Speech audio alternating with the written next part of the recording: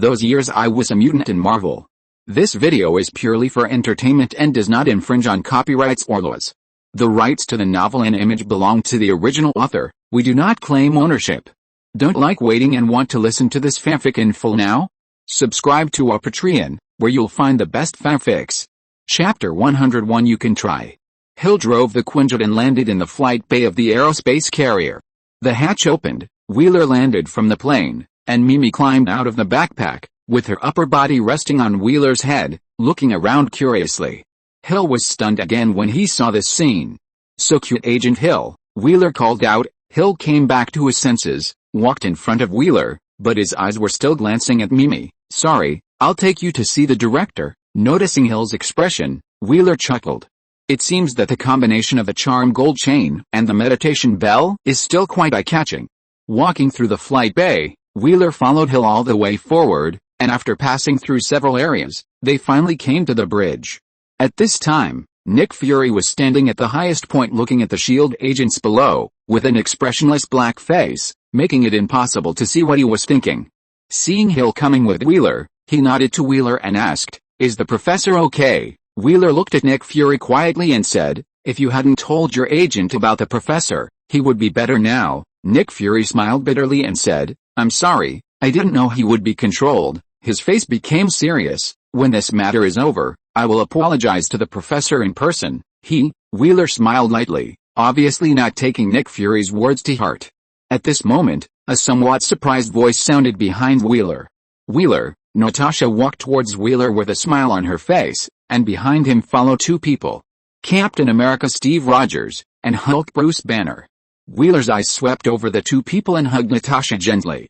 "Wheeler, long time no see. Nice to see you." "Nice?" Wheeler raised his eyebrows and smiled at Natasha. "You're probably thinking." Wheeler imitated Natasha's frowning, sighed softly, and teased in a shrill voice, "Every time I see this guy, I get into trouble. He's really a jinx." Puff. Natasha couldn't help laughing, lowering her voice and saying, "I think Fury is a jinx. Every time he comes to me, it's always bad luck, haha." Wheeler laughed out loud, and Steve and Bruce Banner gave him a thumbs up without giving him face. Nick Fury's eyes jumped. These guys are really a headache. At this time, Wheeler strode towards Steve and said, "Captain, I didn't expect to see you alive again." Steve smiled bitterly and said, "I hope this old antique of mine can still be of some use." Wheeler smiled faintly and said to Banner, "We should have met before." Bruce Banner nodded a little embarrassedly. "I saw you fighting the Abomination last time. It was amazing, but you should have met the Hulk." Wheeler did leave a deep impression on him. Wheeler smiled slightly, and when he heard the system prompt, he felt a little happy. "It's been a long time since I established a new relationship, and today there are three at once." Looking at the four people who were chatting happily, Nick Fury coughed lightly. Cough. Wheeler and the others ignored him. Nick Fury's eye twitched. He walked to the middle of the four people and said loudly to them, "Everyone, after we deal with this matter, we will have plenty of time to talk. How about letting Dr. Banner start working?" Bruce Banner said puzzledly. "Don't you need Hulk?" "No, we need you more now," Nick Fury said in a deep voice. "You are an expert in gamma rays. We would like to ask you to help track down the Cosmic Cube." Bruce Fury was stunned for a moment and said, "I see." After he finished speaking, he pondered for a moment and said, "How many spectrometers can you find? How many do you need?" Nick Fury crossed his arms, looked at Bruce Banner, and expressed his satisfaction that the other party could enter the working state instantly. "The more the better. I need them to track the source of the gamma rays. According to the tracking algorithm I set, this should be able to filter out some targets and help us find the Cosmic Cube." Bruce Banner looked confident, completely different from his timid and reserved performance just now. "Okay, I'll notify all the laboratories," Nick Fury responded and said to Natasha, "Take Dr. Banner to his laboratory." Natasha responded and said to Banner, "Come with me, you will like it there." Bruce Banner nodded calmly, and the two left quickly. "Then you?" Nick Fury looked at Wheeler and Steve. Steve stood straight, as if he was ready to fight at any time. But Wheeler yawned, took Mimi off his head, and said to Nick Fury, "There should be a room for me to rest here. I want to take a nap." As he said that, he glanced at Nick Fury. "I didn't sleep all night because of Loki's attack last night." "Wait a minute," Steve said seriously. "So, you have fought with Loki?" "Well, he controlled some X-Men last night and caused some trouble," Wheeler said lightly. Control the X-Men. Nick Fury's face changed. Wheeler rubbed Mimi's head. Don't worry, the controlled people have been released by the professor, otherwise the professor would not have exhausted his mental power and fallen into coma. Nick Fury breathed a sigh of relief. Steve said in a deep voice, can you tell me what Loki's abilities are? Phantom clone, invisibility, and using magic to become other people, and use his scepter to control people. Wheeler said a series of Loki's abilities, and after hearing that Loki could become other people, Nick Fury and Steve's faces were a little ugly. This kind of enemy is the most difficult to deal with. Wheeler nodded to the two of them, and walked towards his room under Hill's guidance. He was not interested in what happened next. All he had to do now was wait for the final Battle of Manhattan to begin. So Wheeler fell asleep after returning to his room, but Mimi came out of Wheeler's backpack and wandered around the aerospace aircraft carrier with a crisp ring, as if she had come to a new adventure. After an unknown amount of time, Wheeler, who was sleeping soundly, was awakened by a knock on the door.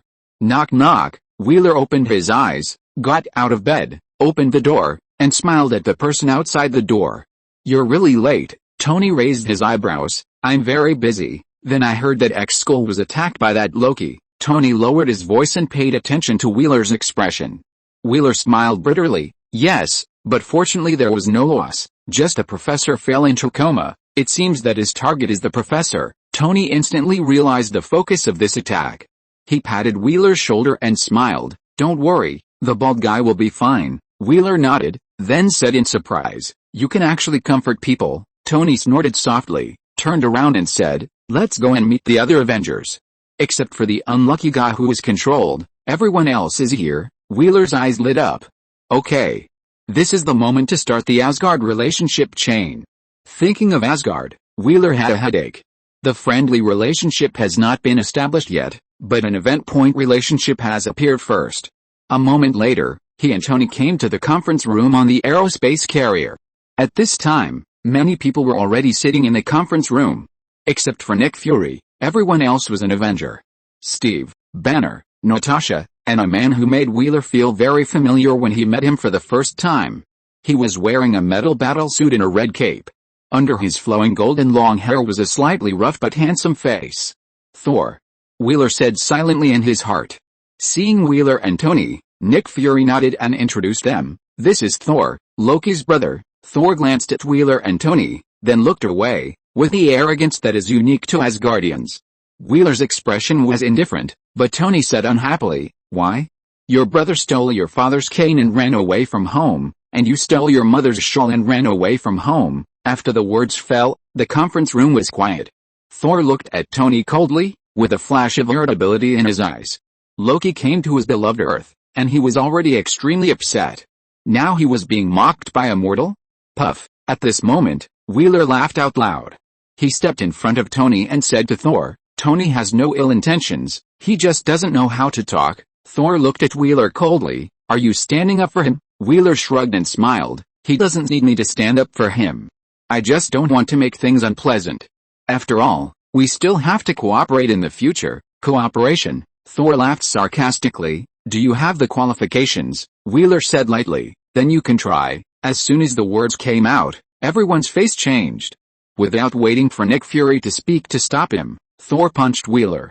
Wheeler's eyes flashed with a blue light, and he raised his hand to take Thor's fist. Huh? Thor was a little surprised. Bang! With a loud bang, the blue energy exploded and blew Thor away. Thor flew backwards, but his palm opened and aimed at Thor's hammer placed aside. The next second, Thor's hammer flew into his hand. Come on, try again, Thor said with an ugly face, and lightning surged from Thor's hammer. Enough, Nick Fury said in a low voice. Thor glanced at Nick Fury and said arrogantly, Are you ordering me? Who do you think you are? Let's fight, Wheeler said expressionlessly, and disappeared from the spot. Thor sneered and chased after him with his hammer. Seeing this scene, everyone was stunned, and Tony ran to put on his battle suit. Nick Fury cursed and left a meeting room and ran out. He knew that these people were too strong-willed to manage, but he didn't expect it to be so difficult. It was to the point where they would fight at the slightest disagreement. But this is also a good opportunity. A good opportunity to observe the fighting power of Wheeler and Thor. Moreover, if Wheeler can suppress Thor, He can also suppress the other party's arrogance, so that the other party will not always look down on others. When they came to the observation deck, Wheeler and Thor were already standing together, and Tony flew outside the space mothership in his battle suit. But he just watched and did not join the battle. Because from the current situation, Wheeler was enough to handle it. At this time, Wheeler's whole body was emitting blue energy flames, and he flew in the air expressionlessly, quietly looking at the furious Thor. In comparison, Wheeler at this time was more like a god. At this time, he had entered the super body full power state of 5 energy compressions. Since obtaining advanced self-healing and advanced energy control, Wheeler has been maintaining the super body state and using it to temper his body. This made his body stronger and stronger, and also made his body more and more compatible with the alien energy, so that Wheeler often had the idea that he could become pure energy. And there is no doubt that this made his super body state stronger and stronger, and even Wheeler began to try 6 compressions. Boom! Lightning and thunder. Lightning fell from the sky, entangled in Thor's hammer, and roared towards Wheeler as Thor swung it. Wheeler's eyes flashed, and in the shocked expressions of everyone, he just went forward. The blue energy flame jumped wildly, and collided violently with the lightning. This blue flame was a new layer of defense formed automatically after Wheeler entered the full power state of the super body, and the alien energy in his body kept flying out of his body. If Wheeler controlled it intentionally, the defense would become stronger. If you want to hurt Wheeler, you have to smash this layer of defense first. Silver lightning scattered, and the blue energy continued to dissipate. Wheeler seemed to be unhindered. After leaving a gorgeous blue track in the night sky, he appeared in front of Thor and punched Thor in the face, knocking him out with one punch. Thor flew dozens of meters away, and before he could stabilize his body, Wheeler caught up with him again and punched him on the chin, knocking him high into the sky. Thor shouted angrily, and just as he stabilized his body, he saw a blue meteor falling towards him. He held Thor's hammer with both hands and clamped it above his head, and a ball of lightning exploded in response. Boom! With a loud bang, the blue meteor split the lightning in half and landed fiercely on Thor's hammer, knocking Thor down from the sky. Thor fell down, and Wheeler flew quietly in the sky, looking at Thor below calmly, just like Thor looked at other people before. Thor wiped the blood from the corner of his mouth, raised Thor's hammer and flew to the opposite side of Wheeler again. The sky was getting darker and darker, and the wind and lightning exuded a terrifying power with the rotating Thor's hammer. Thor shouted angrily and threw Thor's hammer at Wheeler, and the hurricane and lightning followed him. Wheeler smiled faintly, clasped his hands together and made a downward chopping motion, and as he moved, a giant blade more than 10 meters long appeared in his hand. Boom! With a loud bang, the blue giant blade split the wind and cut the lightning, and exploded at the moment of contact with Thor's hammer. The sky suddenly brightened, and Thor's hammer passed through the explosion and still flew towards Wheeler. Thor's mouth curled up slightly. But bang! Wheeler swung his arm, a blue light flashed, and Thor's hammer flew out with Wheeler's punch. Thor. Chapter 102. Who has seen my cat? Whoosh! Blue meteors and Thor's hammer flew towards Thor. Thor opened his palms and waited for the moment to grasp Thor's hammer. As long as he grabbed Thor's hammer, he could smash Wheeler away with one hammer when Wheeler flew in front of him. But Wheeler got to him first. A rotating energy ball appeared at his fingertips and aimed at Thor. At the same time, his other arm swung out fiercely again, knocking Thor's hammer away again. The next second, the blue energy ball flew away, brushing Thor's head. Boom! An explosion appeared behind Thor. The shock wave caused by the explosion rolled up a strong wind, causing Thor's cloak to swing violently. Seeing this scene, everyone in the aerospace carrier opened their mouths in surprise, especially Coulson, who rushed over after hearing the news.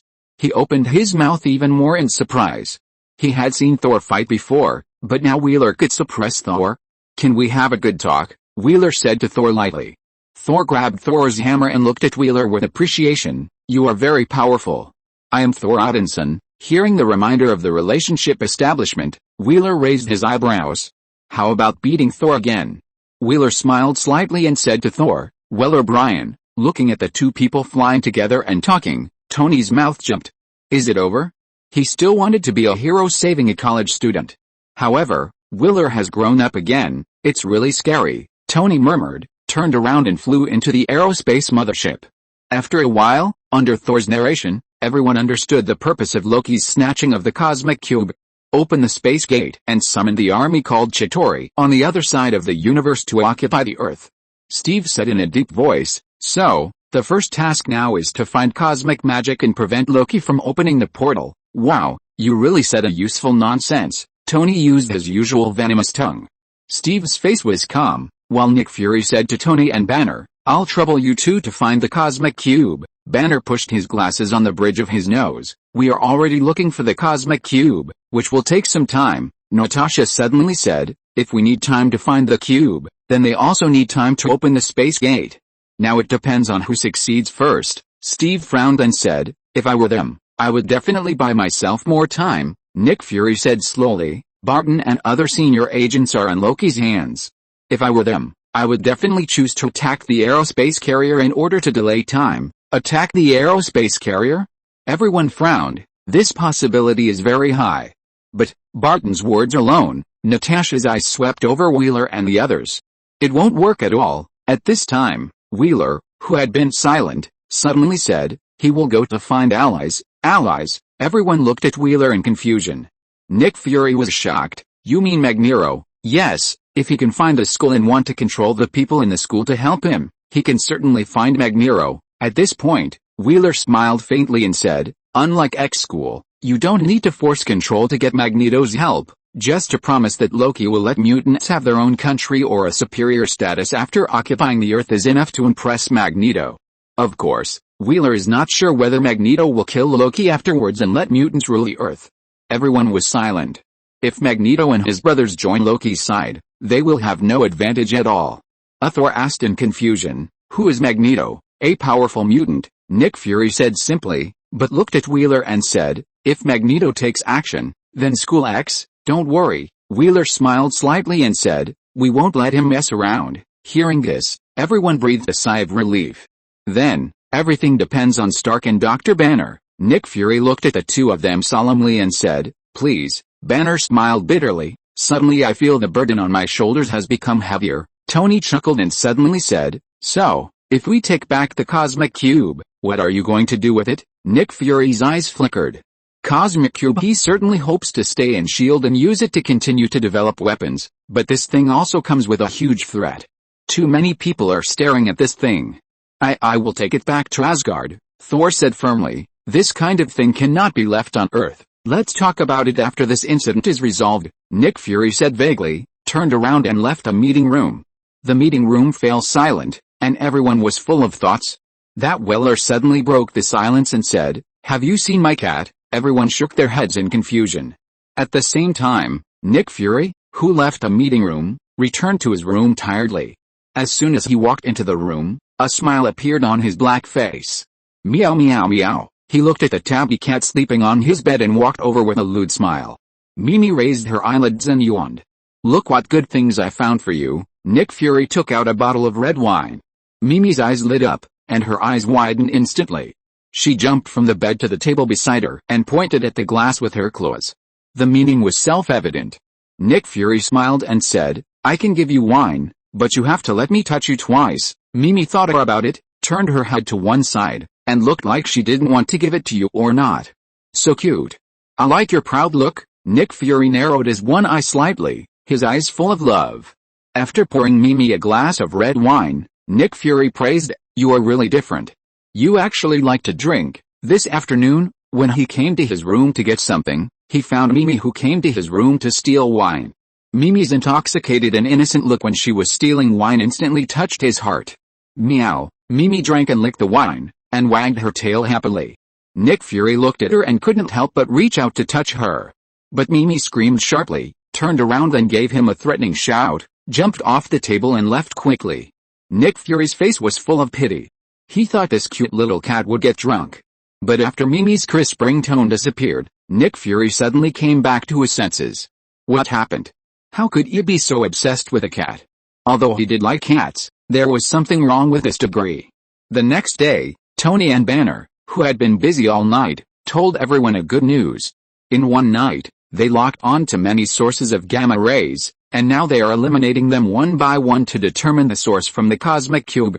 Wheeler walked out of the room, and Mimi was held in his arms, walking slowly in the aerospace carrier. like an old man going out to buy vegetables, in sharp contrast to other busy people. He might be the most leisurely person in the aerospace carrier. Tension, vigilance, fear, these emotions have nothing to do with him, because he already knows the general development of the follow-up. All he has to do is wait. Boom! Suddenly, a violent explosion sounded, and the entire aerospace carrier shook twice, and a shrill alarm sounded. The attack is coming.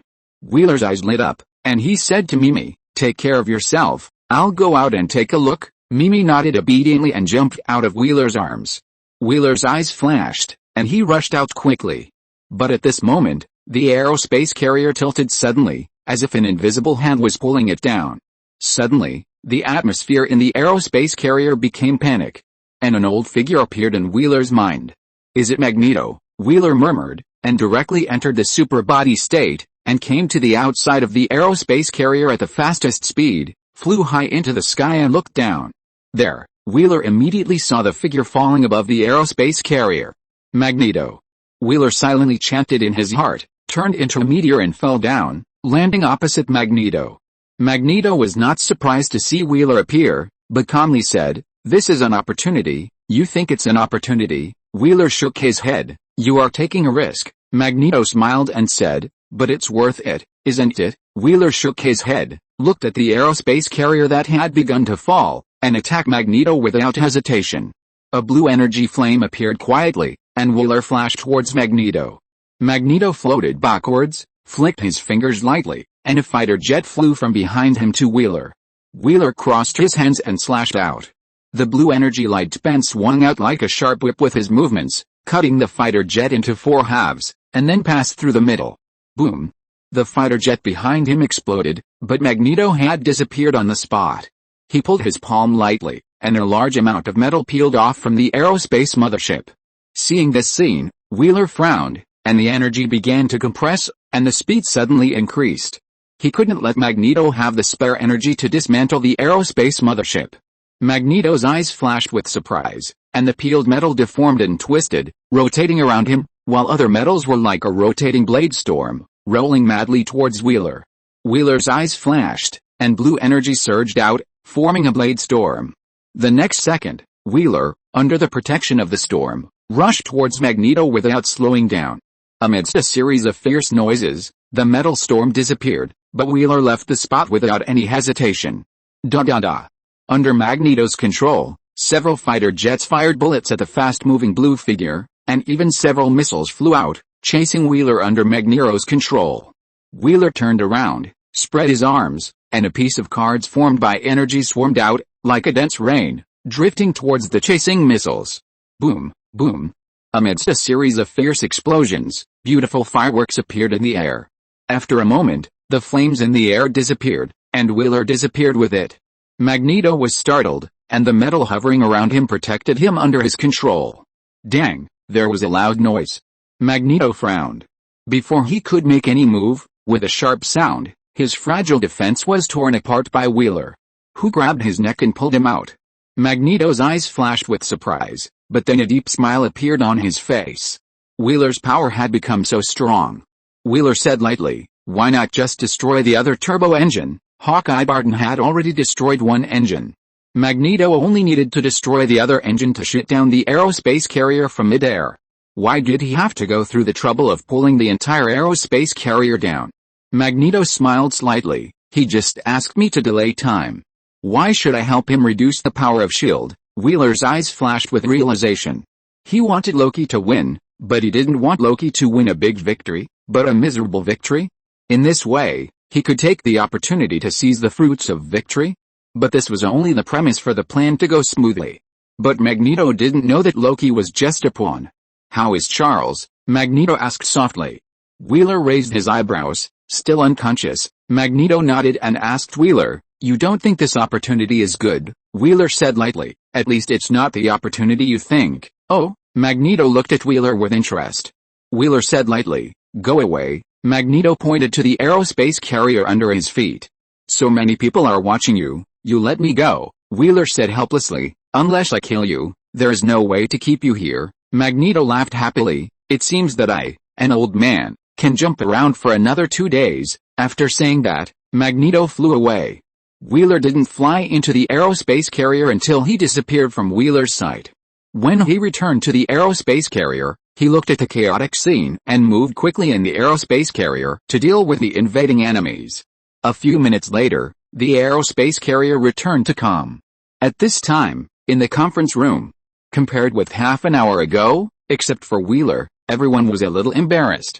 As a senior agent of SYNOPSIS and a member of the Avengers, Barton knows too many secrets of SYNOPSIS. This time, the attack led by him had a great impact on the helicarrier. In particular, Dr. Banner transformed into the Hulk because of the attack, and fought with Thor in a rage, causing considerable damage to the helicarrier. Suddenly, Steve asked in confusion, "Why did you let Magneto go?" Wheeler said calmly, "He can't be locked up here." Nick Fury glanced at Wheeler and said to Steve, "Wheeler is right. Magneto needs a prison built specifically for him." After a pause, he continued, "Barton has been locked up and is now under observation. We need to recuperate," Tony said coldly. Dr. Banner and I will find the Cosmic Cube during the recuperation period. Chapter 103 Melee. New York, Manhattan. A dazzling beam of light shot straight into the sky from Stark Tower, as if it had shattered the sky, creating a dense energy hole and revealing a brilliant starry sky. Wheeler looked at the beam of light in the distance, his eyes calm. Although there were some twists and turns in the process, things still developed in the original direction. Although Tony and Banner had tried their best to find the Cosmic Cube, they were still one step late when they found the signal of the Cosmic Cube and guessed the location of Loki's portal. The space gate was opened. Without any hesitation, the Avengers rushed to the location of the portal, and Tony's face was as dark as Nick Fury's. Why did that bastard choose Stark Tower when there were so many places to choose? His building has only been in use for a short time, and he doesn't want it to be destroyed in the war.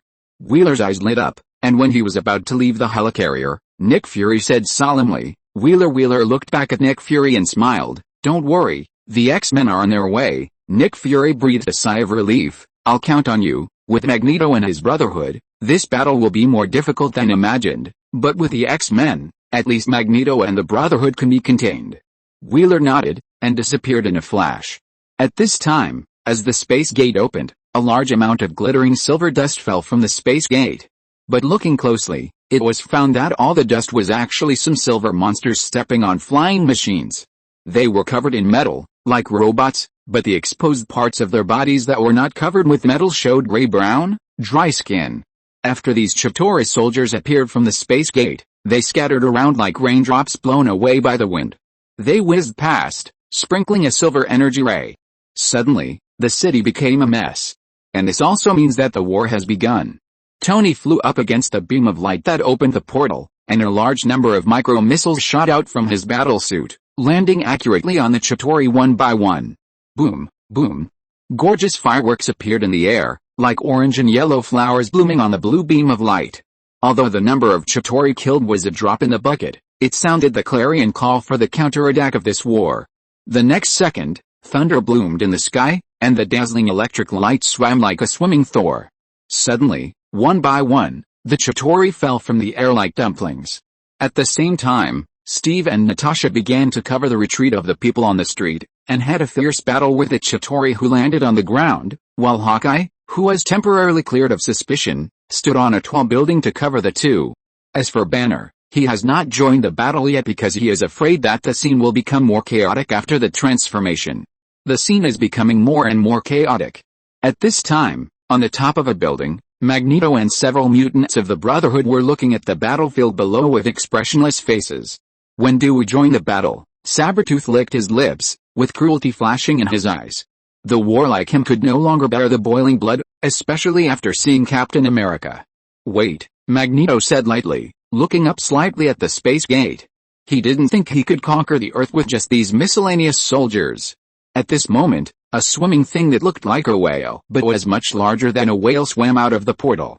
Leviathan, the Chitauri troop transporter. I saw that the Chitauri soldiers were like embedded in the Leviathan. As the Leviathan swam in the air, the soldiers jumped off the Leviathan like fleas. It was like a rain called Chitauri. And the monster was rampaging in the city. Magneto narrowed his eyes and a smile appeared at the corner of his mouth. Finally, there was something to watch. At this moment, a blue meteor streaked across the sky and appeared below the space. Magneto's eyes flickered, and he immediately recognized Wheeler, and was actually looking forward to Wheeler's performance. The next moment, Magneto and the Brotherhood were shocked by the scene before their eyes. Wheeler was seen flying in the air, looking up at the Chitauri who kept falling from the portal, his arms gently stretched out, and a large amount of blue energy emerged from his body, as if a blue sun appeared in the sky. The next moment, countless energy cards emerged from the blue sun, shooting into the sky like blue rays of light. Boom, boom, boom. In an instant, the whole sky burst into brilliant fireworks, and the Chitauri who kept pouring in actually slowed down significantly, with an obvious fault. Damn it. It's the guy from School X. Seeing this, Loki's face was gloomy, and he pressed the communicator and said, Magneto. It's your turn. Hearing Loki's words, Magneto snorted softly, and his body slowly flew up, saying to the people on the rooftop, go, deal with those Avengers. After saying that, a mutant with green eyes and long magenta hair threw an energy javelin into the space in front of him. The next moment, a space portal with a blue edge appeared in front of everyone. Good job, Blink, Sabretooth praised and jumped out of the space portal. At the same time, Mystique changed her body shape and turned into an ordinary citizen, screaming and mixing into the crowd. Toad, Doppelganger, Mark, Red Tank, Hedgehog Man, Shockwave jumped through the portal one after another, and Blink was the last one to pass through the portal. Suddenly, the rooftop returned to peace. Boom, boom. The fireworks show in the sky continued. Looking at the dense blue energy rain in the sky, everyone was shocked, but they were ecstatic in their hearts. Wheeler. Well done, Steve praised, and the shield in his hand bounced off several Chitauri people, and then returned to his hand very unscientifically. You still have time to cheer for others. With a sneer, the nails of the saber-toothed tiger's fingertips quickly stood up and rushed towards Steve. Steve's eyes narrowed and the shield blocked in front of him. Squeak. With a piercing sound, the saber-toothed tiger's claws slashed from the vibranium shield, but Captain America was also repelled and stepped back. At this moment, a big guy rushed towards Steve. Steve cursed inwardly. Boom. With a bang, a shock wave swept around, and Steve was blown away like a cannonball. Red Tank, Sabretooth said dissatisfiedly, go find someone else, he's mine. Red Tank grinned, whoever kills him will own him. Unfortunately, he didn't have the ability to fly, otherwise the mutant in the air would be his target. At this moment, a sharp arrow flew over and landed on Red Tank. Boom, the arrow exploded, but Red Tank's body didn't even move. He looked fiercely in the direction of the arrow. Before he could speak, Toad stretched out his long tongue and licked his lips. Flash, send me there. Flash nodded silently, waved his hand to open a portal, and Toad rushed over immediately. Hawkeye seemed to have noticed it, and immediately put the arrow on the bow when he turned back, but snap. A long tongue flew towards him, wrapped around the arrow, and pulled it over. Toad threw the arrow aside, looked at Patton playfully, kicked his legs hard, and pounced on Patton. Patton retreated quickly, and another sharp arrow was put on the bow. Puff, suddenly, the Toad spat a ball of yellow-green mucus at Patton's face. Patton was startled and quickly dodged his head to the side. But the next second, his legs were tied together by the Toad's long tongue. Hey, the Toad sneered, and with a strong force of his long tongue, he pulled Patton down and threw him out. Patton flew out of the roof of the building, pulled out an arrow from the quiver behind him and shot it at the outer wall of the building. The arrowhead turned into a steel claw and grabbed the edge of the building, hanging him in the air. Patton breathed a sigh of relief and swung himself into the building. Before he could catch his breath, the Toad followed. Patton looked at the Toad with sharp eyes. Now it's the second round. At the same time, noticing the battle below, Tony and Thor also flew over immediately. Noticing the two, Shockwave shouted softly and aimed his hand at the two. The next moment, a powerful shockwave swept towards the two and blasted them away. Damn it, Tony cursed, raised his arm and aimed the missile at the shockwave. But the next moment, a portal opened behind him, and a figure hugged Tony from behind. Tony was startled, grabbed the other person's arm, and was about to throw him out. Boom. The person behind him exploded. Tony rolled in the air and couldn't help cursing. What? That person blew himself up. He looked into the distance and saw that a group of identical people walked out from behind a man as if copied and pasted, and his face darkened. Clone plus bomb, unlimited human bombs? Buzz. At this time, there was another harsh detonation sound in the air, and the invisible shock wave swept over like a wave. Tony hurriedly put his hands in front of his chest and kept backing away. He looked at the battlefield and frowned with a headache. Thor was being attacked by a fast-moving mutant named Mark, Natasha was being entangled by Mystique, and Steve was fighting Sabretooth, with Juggernaut staring at him. Shockwave, Blink, Doppelganger, and a hedgehog man who was not threatening but looked useless. Jarvis, is the deployment of the Iron Legion complete? Tony asked in a low voice.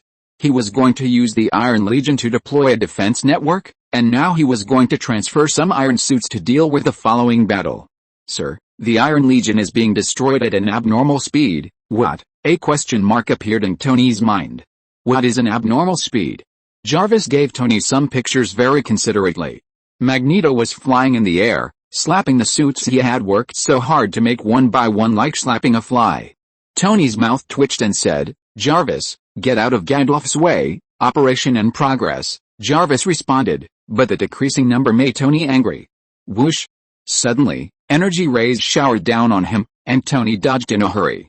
He looked at the Leviathan beast swimming down from the sky, and the Chitauri soldiers that looked like a swarm of bees, and felt his head getting bigger.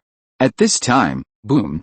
A green giant, like a raging beast, suddenly jumped up from the ground and landed on a Leviathan beast. The next second, a huge fist fell. Boom! With a loud bang, the Leviathan beast let out a painful wail, and the huge body trembled several times, swinging randomly in the air. But Hulk was not done yet. He pressed the Leviathan beast's head and punched it again and again. Metal fragments kept flying up, and the huge body of Leviathan fell to the ground. Seeing this scene, both the mutants of the Brotherhood and the Avengers had their eyelids twitch twice. Except for Red Tank. He shouted excitedly and walked towards Hulk with heavy steps.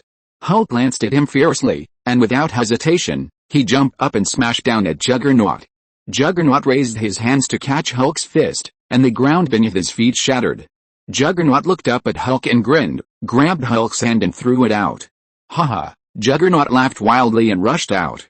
Tony breathed a sigh of relief when he saw this scene. The guy who was the most threatening was taken away by Hulk. But he looked at the sky and couldn't help cursing when he saw Wheeler, who was stopping the Chitauri under the space gate. Because of Magneto's attack, the Chitauri began to pour in again. Damn it, if we don't find a way to stop the space gate, the enemies will continue to appear. So, it's better to let Wheeler free up his hands now. But if I go up, Magneto can crush me with just a thought. Tony's mind was turning quickly while dealing with the Chitauri chasing him. At this moment, boom! A scorching beam of light swept through the air, blasting several Chitauri into pieces, and then landed on a Leviathan, opening a large hole in its body again. Tony looked in the direction where the beam came from, and breathed a sigh of relief. The X-Men arrived. Scott, who was standing on the roof of a building, nodded to Tony, and the scarlet beams continued to shoot out, accurately hitting each enemy. Whoosh! One beam after another fell, and Katie, who was guarding him, immediately used her ability. In an instant, the beam passed through the bodies of the two, and the two quickly moved to the other side. The next second, the laser beam appeared again, like two huge beams of light, sweeping through the Chitauri and blasting them down from mid-air.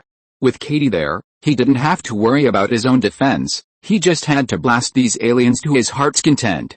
At the same time, the X-Men, X-Factor, and the X-Chosen team also joined the battle.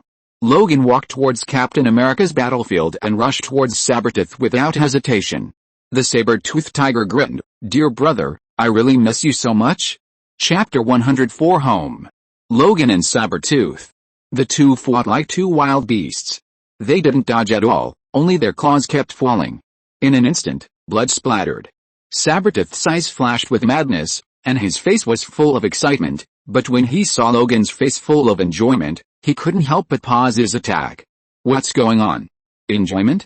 Come on. Logan looked at Sabretooth provocatively, feeling the slowly increasing strength and speed. The smile on the corner of his mouth became more and more obvious. Sabretooth snorted coldly and rushed forward with his claws. Seeing this scene, Steve breathed a sigh of relief. At this time, accompanied by a breeze, Ororo fell from the sky and landed beside Steve. Captain, Ororo nodded to him and said, "Sorry, we are late, just in time." Steve smiled and asked in confusion, "Where are the others?" Ororo raised his head slightly, pointed to the battlefield, and said, "They're here." As soon as he finished speaking, several figures rushed to the battlefield. Angel Warren descended from the sky holding Lee Kyan-hoon, and groups of energy fireworks exploded in the air, shooting down the Chitauri one by one. The scorching flames, controlled by John the fireman, surrounded the clone like a vortex, and the dazzling sound, which could convert sound wave energy into various types of light energy, rushed towards the Flash, constantly chasing the dazzling beams, disturbing the other party to open the portal. At this time, the metallized Colossus Peter quickly ran to the battlefield, slapped the Hedgehog Man aside, making him lose his combat ability, and then rushed towards the Shockwave. Shockwave shouted in a low voice and aimed his hands at Peter. Buzz! The invisible impact hit Peter. Peter blocked his body with his arms and blocked the impact with his strong body. His feet rubbed on the ground, bringing out a series of sparks. But he walked towards the Shockwave step by step with a firm look in his eyes. Shockwave cursed in a low voice, and the power of the Shockwave suddenly increased. Peter blinked, and continued to walk towards Shockwave, and his speed was getting faster and faster. The opponent's ability seemed not as strong as he had imagined. Shockwave's eyes flashed with shock and anger, and he used his ability with all his strength, but Peter still grabbed his throat and fainted from suffocation. At this moment, Mark suddenly appeared beside Peter, and she quickly turned around Peter, and the knife in her hand drew sparks on Peter's body. Suddenly, a lightning bolt fell, covering Peter and Mark. Mark trembled on the spot, while Peter walked out of the lightning as if nothing had happened, nodded to Ororo, and pounced on the Chitauri. But it was Poppy who achieved results faster than them. He was seen stepping on a frozen Leviathan beast and falling from midair in the surprised expressions of everyone. Poppy's palm sprayed frost, creating a frost slide. After catching up with Peter, he smiled and pointed to another Leviathan in the sky. Help me, Peter nodded, grabbed Poppy and threw him away. Seeing this, Ororo smiled and said, "We can't lose to these kids." Then she said to Steve beside her, "Captain, the one holding the hammer must be Thor. Let him cooperate with me." Steve was stunned. Cooperate? Ororo pointed at the space gate, her eyes turned wide, and flew into the sky with the wind. Steve reacted and shouted to Thor, "Thor, cooperate with the people from School X to block the space gate." Thor responded and flew up with a hammer. The sky was covered with dark clouds, and lightning was moving in the clouds. Wherever Ororo looked, lightning kept falling. Seeing this scene, Thor's eyes flashed with surprise, and then he also understood how to cooperate. He raised Thor's hammer, and the lightning bolts he summoned merged with the lightning bolts summoned by Ororo. Suddenly, a silver river formed by lightning flowed upstream. Boom! In an instant, lightning spread across the sky, and the bodies of the Chitauri soldiers kept falling. The Chitauri soldiers who kept pouring in were stunned. Seeing this scene, Loki was furious. His army was blocked again. Just now it was the mutant named Wheeler, and now it was Thor and Storm from the X school. Why do you all want to go against me? Isn't it better to just accept the rule? Loki murmured. The Earth is much stronger than he thought. If he hadn't asked Magneto and his Brotherhood to help him, he would probably have failed now. When he thought of this, Loki couldn't help but feel a little frustrated. At this moment, he saw several buildings disintegrate, and rivers formed by metal flew into the sky. It was Magneto. Loki had some hope. If Magneto defeated Wheeler, there would still be hope of winning this war. Magneto raised his arm slightly, his palm was empty. It was just a simple movement, but he easily demolished a building after another, and the area under his feet became a mess. Cars, street lights, steel bars, anything that had something to do with metal was under his control. Magneto looked at Wheeler with a smile on his face. "The city is my home court," Magneto said lightly, with indescribable confidence. He looked at Wheeler and said, "You are still too young. If you had killed me last time, you would have won the war today." Wheeler looked at Magneto calmly and said lightly, "After this war, mutant heroes will continue to appear. The mutant superheroes of School X will have a very large influence. This may become a turning point for mutants." Magneto was stunned. "So, this is what you want?" Wheeler nodded and said lightly, "This is my choice. This is the starting point for both sides to walk on the road of friendly coexistence. What if you were wrong?" Magneto asked calmly. Wheeler smiled slightly. "I'm still young and can still make corrections." Magneto smiled, clenched his palms fiercely, and the metal that was slowly swimming behind him suddenly stopped, like several metal dragons, staring at Wheeler. "Then let me see what you can use to stop me." Wheeler nodded, and suddenly said, "I want to correct what you just said." "What?" Magneto looked at Wheeler with interest. Wheeler's eyes turned pure blue. He raised a beautiful arc at the corner of his mouth and said to Magneto, "Where I am, that's my home court, infinite domain, open." The blue alien energy is centered on Wheeler, covering the area of hundreds of meters around him. From a distance, it seems that everything in that space is dyed blue. Infinite domain, a skill upgraded from unlimited defense. After opening the infinite domain, this space will be divided by Wheeler's energy, forming an energy space similar to a barrier, preventing everything from entering and leaving. At this time, this space has been completely occupied by alien energy. Magneto looked at this scene in surprise. Is Wheeler's ability already so strong? Wasn't his full strength enough to resist the portal just now? Magneto's mind moved, and the metal floating behind him began to flow wildly. The next moment, Magneto waved his hand, and the metal rivers rushed towards Wheeler. Wheeler's eyes flashed, and endless blue energy instantly penetrated into all the metals. Suddenly, the metal rivers controlled by Magneto stopped in midair. Magneto looked at this scene in shock. Wheeler was actually competing with him for the control of these metals. At this moment, around Magneto's body, energy ropes appeared out of thin air, as if they grew out of the void, and as soon as they appeared, they suddenly bounced towards their prey. Magneto had no time to react, and these ropes were wrapped around Magneto. Magneto's eyes flashed with surprise, and he said, "What is this?" "I said it, it's my home court," Wheeler said lightly, but there was a flash of disappointment in his eyes. The current Magneto is much weaker than the Magneto after the potential was stimulated by Apocalypse. Magneto looked at Wheeler with appreciation. "You are really amazing now." He could feel the danger of these energies. As long as he moved, these ropes would instantly turn into sharp knives and cut him into pieces of minced meat. Wheeler looked at the metals flying into the sky, and with a thought, the metals eroded by the alien energy instantly turned into crystal blue powder.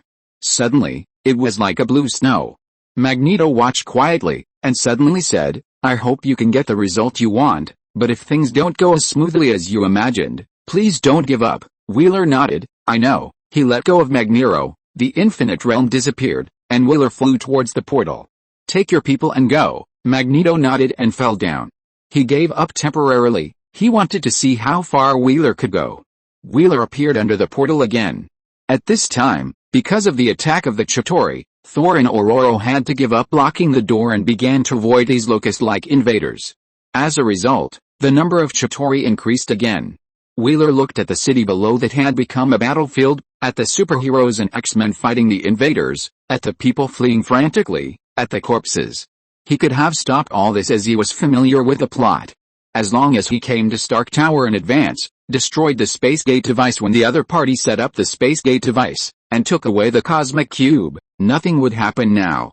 But if he did so, the world crisis invaded by another planet would become an ordinary crisis event, and the X-Men and mutants would get nothing. So, he drove this idea out of his mind without hesitation. Since the current situation has been anticipated, there is no need to be sentimental here. Thinking of this, Wheeler's eyes flickered and he opened the infinite domain again. The blue space reappeared, covering the space below the space gate. Wheeler's eyes flickered, and he opened a hole above the domain. Suddenly, the Chitauri who entered the Earth from the space gate entered Wheeler's domain first. Bang, bang. Whether it was the Chitauri or the Leviathan, all invaders who entered Wheeler's domain were corroded by the alien energy and turned into blue powder. Suddenly, a blue snow fell on Manhattan. Shock, hope, worship. People who saw this scene had all kinds of emotions, and many people even began to pray to Wheeler. Wheeler flew quietly in the air, raised one hand above his head, and blue energy began to condense in his palm. At this moment, Tony's voice sounded in the communicator. "Wheeler." A nuclear bomb flew towards the direction of the space gate. "Those damn bastards," Tony cursed, but did not mention that he was holding a nuclear bomb. "I know," Wheeler responded, and the energy ball in his palm became larger and larger. 1 meter, 2 meters. In just a moment, the energy ball grew to a diameter of more than 10 meters, and even under Wheeler's control, it continued to grow. It was like a blue sun that was growing larger and larger. After opening the infinite domain, Wheeler's speed of condensing energy will be further enhanced. To use an analogy, before the infinite realm was opened, Wheeler was extracting energy, and after the infinite realm was opened, it was the energy of the other dimension that was pouring into this world, and Wheeler was a door connecting the two worlds. At this moment, Wheeler saw a flash of fire flying towards him. Is that a nuclear bomb? Facing the most threatening weapon on Earth, Wheeler is not afraid at all now. Is that Tony? Wheeler noticed the golden red figure under the nuclear bomb, and after a slight surprise, he smiled. He still made such a choice. But the difference is that this time, with him, Tony doesn't have to take the risk to enter. The nuclear bomb is getting closer and closer, and when it is about to hit Wheeler's realm, Wheeler's mind moves and allows the nuclear bomb to enter his realm. The next moment, Tony is pulled down from the realm by the blue energy rope, and the nuclear bomb is like a small insect tied in amber, solidified in midair. Tony heaved a sigh of relief when he saw the blue sun that Wheeler was holding up with one hand, but he couldn't help but scream out, "Fuck. What the hell is that?" Looking at the thing, he unconsciously felt fear in his heart. Wheeler smiled faintly, flicked his finger lightly, and the nuclear bomb turned in another direction, aiming at the space gate above his head. Whoosh! The nuclear bomb flew up, and Wheeler also lifted the blue sun and flew up, throwing it out. The blue sun instantly turned into a meteor, and rushed into the portal under the gaze of everyone in New York. Time seemed to stand still for a moment. A few seconds later, some debris fell from the space gate, but no Chitauri appeared from the space gate. "My building," Tony screamed as he looked at the falling spaceship wreckage. Wheeler snapped his fingers, and instantly all the debris was eroded by energy and turned into blue powder. Tony thanked Wheeler and said, "You are the best garbage crusher in the world, Wheeler." Should he pretend that he couldn't control his ability and blow up Tony's building? An idea came to his mind. Wheeler looked at the space door opening device under the building and said to Tony, "There must be a way to close it, just use the scepter in Loki's hand to close it." Tony nodded, but then said worriedly, "But the problem now is that Loki is gone." Chapter 105 Sun and Rain. "I will never admit defeat this time. I still have a chance to start over. I am Loki Odinson, the son of Odin, the prince of Asgard." Loki roared in his heart, using the magic of transformation to blend into the crowd, and follow the crowd to the shelter with a gloomy face. When he saw Magneto being captured by Wheeler, he knew that the Chitauri had failed in this war. So, he left the battlefield without hesitation. At this moment, a group of people appeared in front of him, blocking his way. It was Wheeler. Loki was startled and used phantom magic directly. After leaving a phantom clone in the original place to confuse Wheeler, the real body slipped away. Wheeler's mind moved, and the infinite field was directly unfolded. In this way, there is no need to worry about Loki running away. Although it caused some panic, it didn't take much time. "Wheeler, his real body is 20 meters ahead of you, and it has changed its image again. Now it is a pregnant black woman." Professor X's voice sounded in Wheeler's mind. After 3 days of coma, Professor X finally woke up. Wheeler nodded, pretending to look for someone, and began to look for him in the crowd. Seeing Wheeler's appearance, Loki breathed a sigh of relief. Although the damn mutant had opened the damn blue field again, as long as he could avoid it during this period of time, he could snap. A hand was placed on his shoulder. He looked back and saw Wheeler smiling at him, and his heart skipped a beat. "Sir, do I know you?" Loki asked in panic. Wheeler smiled at Loki, and blue energy began to spread from all parts of Loki's body. Loki was shocked. He was exposed. Without any hesitation, the moment he showed his true form, he took out the sharp scepter and stabbed Wheeler's chest. Wheeler grabbed the mind scepter, and the blue energy trapped Loki inside like a shell. Gently pulling out a mind scepter, Wheeler smiled faintly at Loki and said, "Professor X asked me to say hello to you, damn it. It's the damn bald guy." Loki cursed in his heart, but he didn't dare to move at all. He could feel the danger of the energy that was enveloping him. With a thought, the infinite realm disappeared, and people fled in panic. Wheeler carried Loki to the Stark Tower. During the flight, Wheeler took out a gift card and tried to stick it on Loki. The next moment, the gift card disappeared, and Wheeler smiled with satisfaction. This thing can really be used on people. However, Wheeler looked at Loki and thought of the increasing number of event points. He really had the urge to kill him directly. But Odin and Asgard had to think of a way to reverse the relationship between him and Loki. Could it be that they had to use the relationship card? Wheeler pondered, looked at the Stark Tower in front of him, and flew towards the portal device. At this time, Tony, Thor and Natasha were waiting there. Wheeler threw Loki to Thor and smiled. "A gift for you." Thor caught Loki and breathed a sigh of relief. Fortunately, Wheeler caught Loki and didn't let this guy escape, otherwise Loki would cause trouble. Thinking of this, Thor nodded to Wheeler and said gratefully, "Weller, thank you for your trouble, relationship points plus 120. Added 120? Wheeler was shocked. Good guy. How much does Thor like this gift? Wheeler complained in his heart and casually inserted the mind staff into the portal device. In an instant, the blue beam of light disappeared. At the moment the beam of light disappeared, the Chitauri who were still wreaking havoc on the Earth seemed to have lost their signal and energy, and just stopped in place and fell silent. In an instant, the war was over. Seeing this scene, everyone had strange expressions. Natasha whispered, "It feels so casual." Without any psychological preparation, Wheeler just inserted it and closed the space door.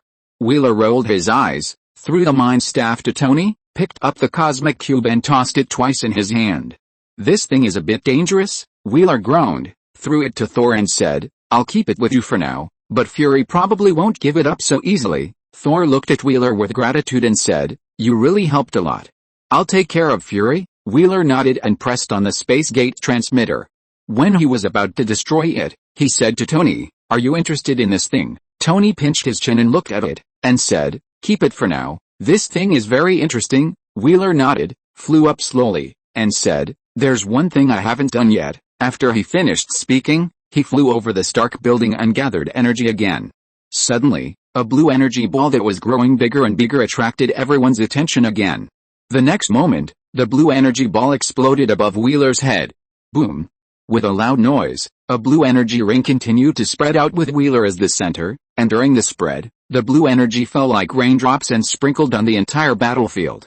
"So beautiful," Natasha murmured while looking at the sky. This was the second time she had seen this rain called miracle, but this time the shock was even greater than the last time.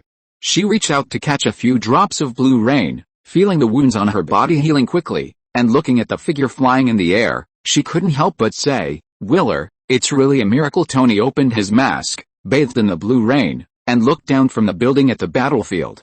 The smoke was everywhere, and the smoke was billowing. This was a doomsday scene. But people stood on the rain cheering, shouting excitedly, and even many people were praying to Wheeler. This miracle rain seemed to dispel their fear, and while healing their wounds, it also soothed their hearts. At this moment, Wheeler seemed to have become their god. This thought suddenly came to Tony's mind. On the battlefield, Logan lit a cigar, took a deep puff, looked up at Wheeler, and raised the corners of his mouth slightly. He had a great time in this battle and gave Sabretooth a severe lesson. As for the others, Logan looked at the others in the X-School and smiled appreciatively at the X-Factor and the X-Chosen team. These kids performed very well in this war. Whether it was cooperation or the use of abilities, he felt amazed. Is this the result of Wheeler's teaching them during this period? It seems that Wheeler is more like a teacher than them. An idea came to Logan's mind. He is really amazing. Scott looked up at Wheeler and put his hand on Logan's shoulder. Logan rarely showed a disgusted expression, but grinned. "Of course, when I first met him, I felt that he was extraordinary." Ororo rolled his eyes at Logan. "Feeling? Don't flatter yourself, haha." Logan and Scott laughed out loud. At this time, Bobby and the others came over. They looked up at Wheeler, and the admiration and respect in their eyes were like burning flames. At this moment, Wheeler was not only their captain, but also their idol, their leader, and their belief. Looking at the expressions of Bobby and the others, Ororo smiled. It's a good thing that Wheeler has emerged from the X-School. Hopefully, this will be a turning point for the improvement of the relationship between mutants and humans. Thinking of this, Ororo looked at the blue rain and couldn't help but sigh. It's really beautiful. The city after the war, the blue miracle rain, the cheering crowd, all of this at this moment formed a shocking picture. Steve looked at the wounds of the people healing quickly and smiled with relief. Bruce Banner was wearing rotten pants and lying tiredly on a ruin. Hulk we can be considered to have participated in this great war. Thinking of this, he put on a smile on his face, and his resistance and fear of Hulk disappeared a lot. On the top of a building, Hawkeye Barton put the bow on his shoulder and walked downstairs silently. After this war, the guilt of revealing a lot of secrets due to being controlled by Loki finally faded a lot. But perhaps, his career as an agent of S.H.I.E.L.D. will end here. At the same time, the group of people in the Security Council who pressed the nuclear bomb launch button also breathed a sigh of relief. They didn't expect that the Avengers and the people from the X-School would actually end the war.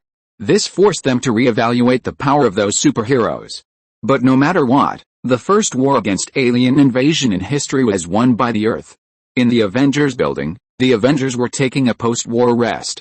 S.H.I.E.L.D., the military, and the government all took action to comfort the affected citizens and began to clean up the battlefield. This is a war, and post-war cleanup is a very important thing.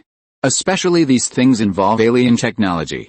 Wheeler was not interested in these things, but when he walked into the Stark building with Mimi on his back, those busy people still looked at him and cast respectful eyes at him. Wheeler smiled at them faintly and walked towards Tony and the others. Seeing Wheeler coming, everyone greeted Wheeler. Wheeler nodded to them and said to Tony, "How is your building?" "Not bad, the damage was very small," Tony smiled. Perhaps because this is where the space gate is opened, and because they are afraid of affecting the space gate, the Stark building is the building that has suffered the least damage among the surrounding buildings. Wheeler looked at Barton, who was silent, and said, "If you are afraid that Loki's mind control will affect you, you can come to the school. Someone in the school can help you." Barton was stunned. He didn't expect Wheeler to take the initiative to greet him. "You know, it was he who told Loki about the X school."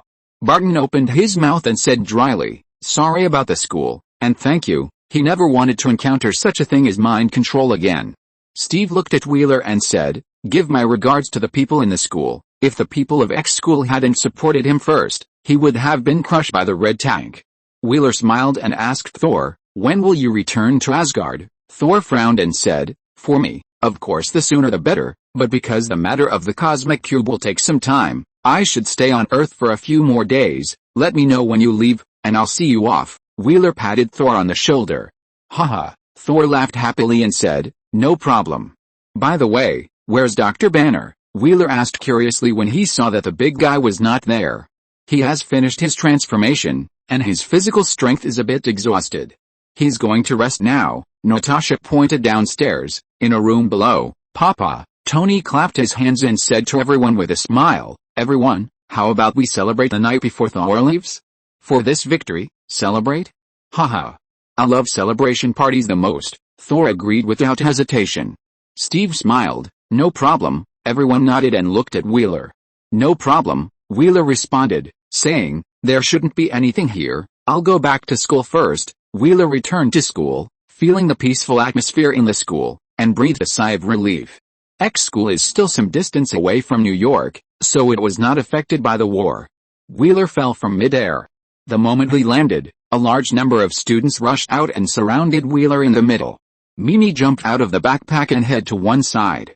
Bang, bang, fireworks rang out one after another, and the whole school instantly became boiling. "Let's welcome our hero Wheeler Bryan." Following Katie's shout, the students cheered. They surrounded Wheeler and laughed at Wheeler. When Wheeler was panicking, they rushed up, cheered and lifted Wheeler, and then threw him up. Wheeler was stunned for a moment, feeling the hot emotions of the crowd, and a smile bloomed on his face. Wheeler. The cheers of the crowd became more and more enthusiastic. Looking at this scene, the teachers standing at the outermost edge of the students smiled happily. They participated in this war, and they could feel the gratitude of those they saved. Perhaps, today will really be a turning point. They all look forward to it. "Take him away," Katie shouted, her face flushed with excitement, and she led the way in front of everyone. And Wheeler was carried by everyone into the school and came to the school auditorium. This place has been decorated as a celebration venue. The X-Men who came back before Wheeler brought back the news of the victory of this war.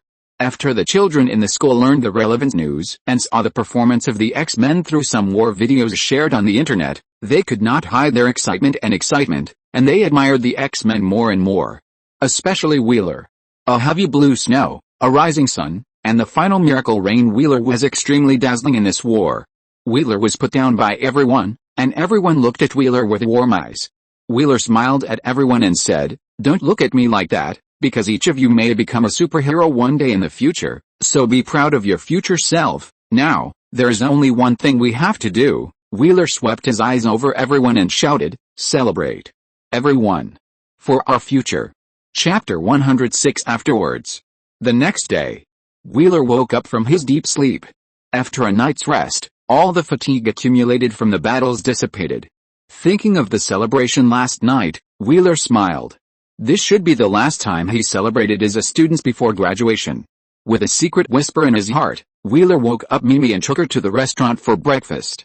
After Mimi went to school for adventure, Wheeler came alone to a forest dozens of kilometers away from the school.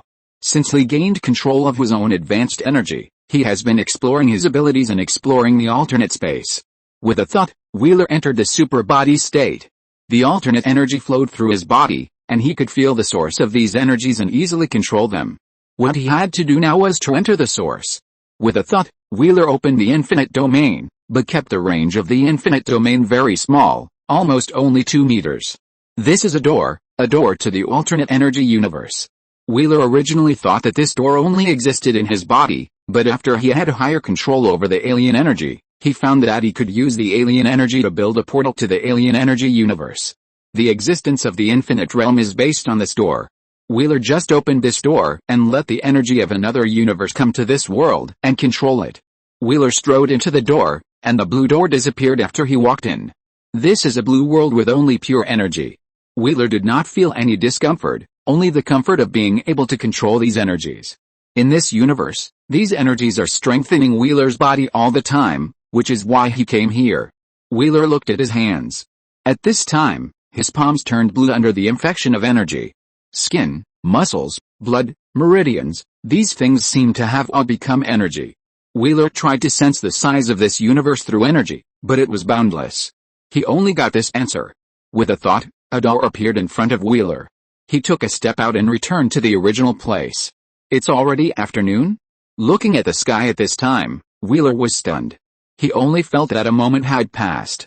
Was it because the flow of time was different, or did he forget the time?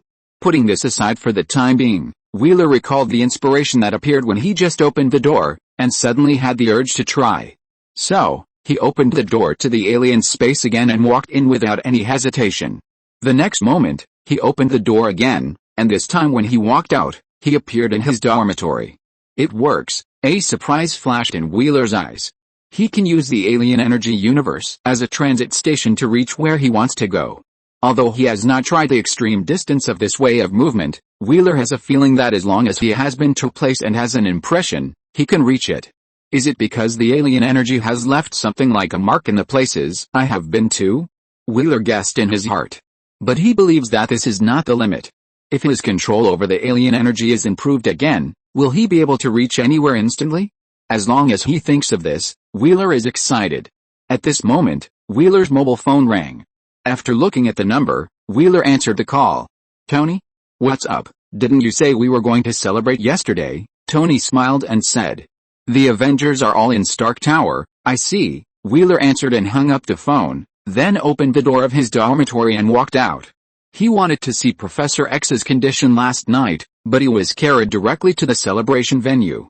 After the celebration last night, Professor X had already rested because of fatigue, and today he was delayed because of testing his new abilities. Wheeler knocked on Professor X's door with some apology. Come in. Hearing Professor X's usual gentle voice, Wheeler pushed the door open and walked in. Professor X was sitting at the desk reading a book, and when he heard the door open, he looked up. Wheeler, he smiled at Wheeler, put down the book in his hand, and said, What do you want to talk to me about? Oh, that. Wheeler touched his head and said, You're awake. I haven't come to see you yet. Professor X was stunned for a moment, and the smile on his face became more kind, and he said, I'm fine. Wheeler nodded. Whirl, you did a good job this time. Professor X's face was full of undisguised admiration. Wheeler coughed lightly and said, Is there any reward? Professor X pondered for a moment, and suddenly said, How about giving you the X school as a reward? Wheeler was stunned for a moment, and seeing that the expression on Professor X's face did not seem to be joking, his heart jumped and he said with a smile, Professor, stop joking. Professor X did not speak, but just looked at Wheeler seriously and said, Do you think I am joking? Wheeler's face was solemn, and he said, Professor, I am not suitable. Ororo and Scott are more suitable than me. Professor X was silent for a moment, smiled at Wheeler and said, I know. Wheeler breathed a sigh of relief. Professor X winked at Wheeler playfully and said, Then start with a teacher. The X kids in the school like you very much? Wheeler smiled and said, No problem. After speaking, Wheeler pointed to the door and said, Then I will leave first. Professor X nodded. Stark Tower, top floor. The members of the Avengers sat together and chatted casually. It was called a celebration party, but it was more like the first gathering of the Avengers. Banner. Thor put his arm around Bruce Banner's shoulders and said with a smile, "You look completely different now than you did after you transformed." He looked at Banner and gestured with his fingers. "Although you are very powerful after your transformation, you are still a little bit worse than me." Dr. Banner smiled shyly. Tony sneered, pointed at his face, and said to Thor, "Does it hurt when Banner hits you in the face?" Thor's eyes twitched, and he looked at Tony speechlessly. "You are still so annoying." Steve nodded in agreement. Natasha laughed softly, picked up the wine glass and took a sip. Seeing that Barton had not spoken, she gently bumped Barton's arm and winked at him. "Have a drink." Barton picked up the wine and clinked it with Natasha. After drinking the wine in one gulp, he sighed softly. Natasha raised her eyebrows and whispered, "Are you still upset about leaving S.H.I.E.L.D.? Nick Fury had already informed them of the news today." Barton hesitated and nodded. "I've gotten used to life there. It's really hard to get used to suddenly becoming an Avenger." Natasha smiled and said, "At least I don't have to face Fury's stinky face anymore, right?" Barton was stunned for a moment, and when he thought of Nick Fury, he couldn't help but chuckle. And suddenly it wasn't so hard to accept. "That's true." At this time, Thor suddenly said, "Why hasn't Wheeler come yet?" If he was still a little dissatisfied with Hulk in terms of strength combat, he was no match for Wheeler. Tony chuckled and said, "You know, that guy is still a college student, dating, thesis, socializing." As soon as he finished speaking, Wheeler walked in. Tony's face straightened and he immediately said, "You came just in time." Everyone looked at Tony with contempt. Wheeler looked at Tony speechlessly. "You didn't think I didn't hear it?" Tony tilted his head to one side and muttered, "We were praising you. Did you hear it?" "Wow, so disgusting." Natasha couldn't help but complain, and everyone nodded in agreement. Tony's attitude towards Wheeler and them was completely different. "Haha." Thor walked towards Wheeler with a hearty smile and stuffed the wine glass into Wheeler's hand. "Don't talk nonsense. I've been waiting for you for a long time." Wheeler smiled and drank the wine in one gulp, sat on the sofa, and asked Thor, "Is the matter of the cosmic cube settled?" Thor nodded and smiled. "I will take Loki back tomorrow." Speaking of Loki, his face condensed, and he said solemnly, "The trouble he caused this time is too big. He will be locked up in the prison of Asgard, and I promise he will never come to Earth to do these things again." Steve nodded. "It's better this way. This war has brought too much impact on ordinary people." Wheeler raised his wine and clinked it with Thor, saying, "I'll come to see you off tomorrow." "When are you leaving?" Thor drank the wine generously and wiped the corner of his mouth. "Tomorrow morning, take the cosmic cube from the headquarters of S.H.I.E.L.D. and leave." "Okay." Wheeler wrote it down solemnly. Loki was still providing him with event points every day, so he had to get this done before leaving. "Banner? What are you going to do?" Tony asked, and before Banner could answer, he took the lead and said, "I have a suggestion. How about staying in the Avengers building?" "Avengers building?" Everyone looked at Tony in confusion. Tony smiled and said, "I decided to change the Stark building into the Avengers building as the base of the Avengers." As he said that, he raised his eyebrows to everyone. "How about it? My idea is great." "Great," Natasha praised. Steve and Barton smiled slightly. Banner pondered for a moment. If it was the Avengers base, it would be good for him to stay here. He can do the research he likes, and even if he accidentally transforms, there will be people to stop him. Wheeler raised his eyebrows and said, "It's a good idea, but this building is a little ugly. It looks a bit like..." "Oh. No." Tony looked at Wheeler painfully. "Don't say it." Everyone was silent for a while, and said in unison, "Boots." "Ha ha ha ha." Everyone laughed out loud, and Tony's face was full of despair. He regretted turning the building into the headquarters of the Avengers. The more they drank, the happier they talked. In the end, Tony actually released all the news reports about them today. Explore the Avengers. The Avengers and the X-Men join forces to repel alien invaders.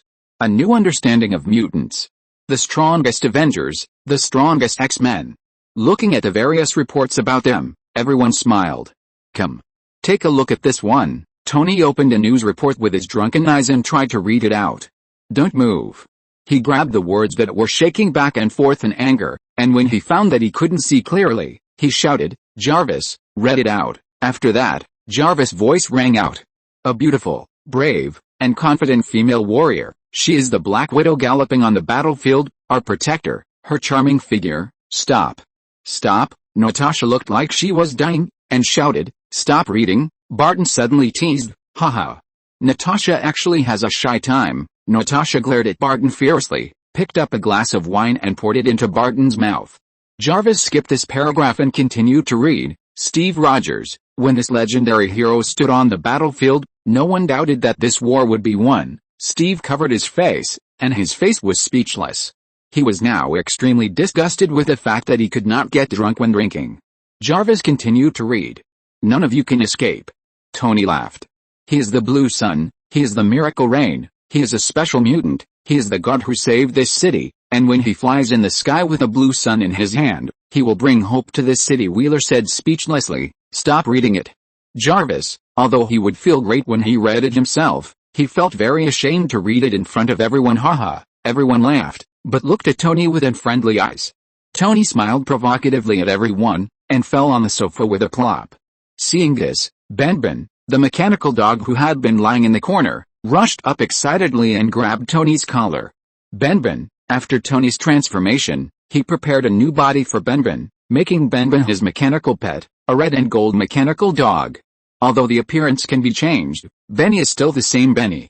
Watching Benny wagging his tail and dragging Tony away with his face down and rubbing against the ground, Banner looked at Tony pitifully. I hope Stark won't remember this scene when he wakes up tomorrow, because he was afraid that Hulk would appear after getting drunk. He just drank a glass of wine. Click. Natasha shook her phone and said proudly, I will help him remember it. Great job, poor Benny. I hope it won't be dismantled. Haha. Everyone laughed out loud, and the atmosphere became more harmonious. An hour later, the first gathering of the Avengers ended with the three of them drunk. Because Thor was leaving the next day, in order to avoid missing the reason to use the relationship card on Loki, Wheeler stayed in Stark Tower.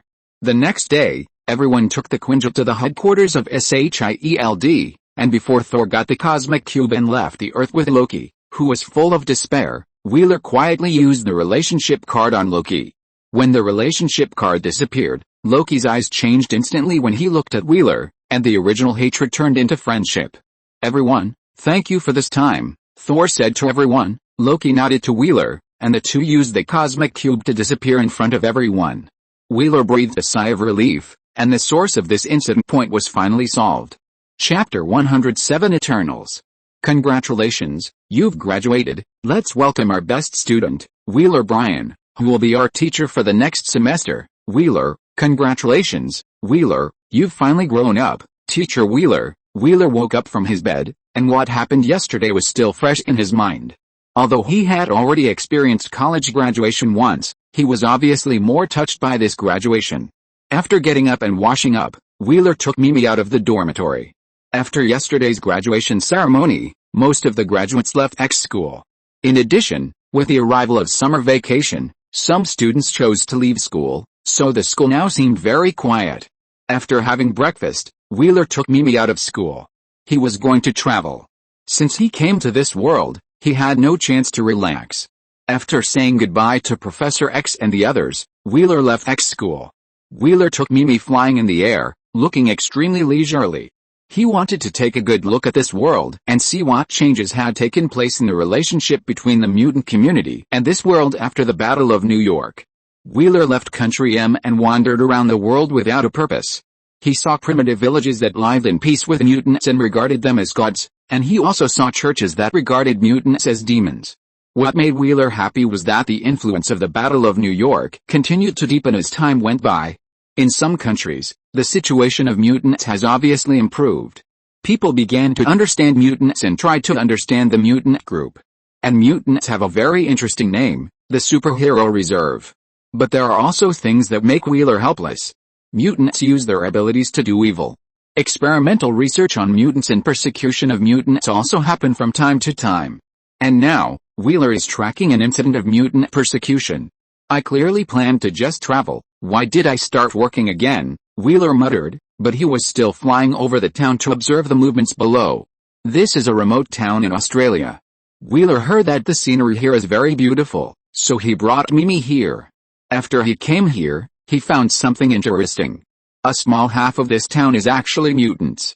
After Wheeler's investigation, he found that this phenomenon was related to the history of this town.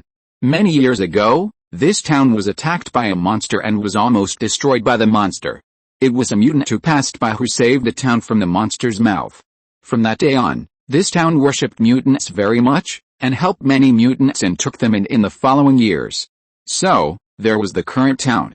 The reason why Wheeler was flying in the air at this time was that the town had been frequently embarrassed recently, and the missing people were all mutants. This situation was not ordinary. Who would target mutants? Wheeler's mind immediately emerged with those experimental institutions that aim to study mutants. It should be today or tomorrow night, Wheeler whispered. Meow, Mimi, who was lying on Wheeler's head, called out to express her agreement. According to Wheeler's investigation during the day, one person disappeared every 2 to 3 days in the past month. This is already a very big event for a town with only a few hundred people. Mimi, let your little brother watch every corner, Wheeler whispered, and Mimi rubbed Wheeler's head. After a moment, Mimi suddenly called out in a low voice. Wheeler was shocked. Take me there, Wheeler whispered to Mimi, and Mimi shared the vision of the ghost cat with Wheeler. In a room with dim lights, a teenager was sleeping, and a monster with a body like a large cat and a head like a dinosaur climbed in from the second-floor window. The monster was dancing with some vine-like tubes, and its body was very smooth, as if it was made of colored metal. What is that? A thought flashed through Wheeler's mind, and he quickly came to the sky above the room. As long as the monster did something to the child, Wheeler would stop it immediately. But Wheeler guessed that the monster should not hurt the child, at least not here. Sure enough, the vine-like thing on the monster spread quickly and tied up the child. The child's eyes suddenly widened, and when he was about to shout, the monster's eyes lit up. The next moment, the child fainted. The vines on the monster contracted, tied the child to its back, jumped out of the window, and ran into the darkness in the distance. Seeing this, the ghost cat landed on the monster. Well done, Wheeler touched Mimi's head. He wanted to wait a little longer to see if there were any more monsters.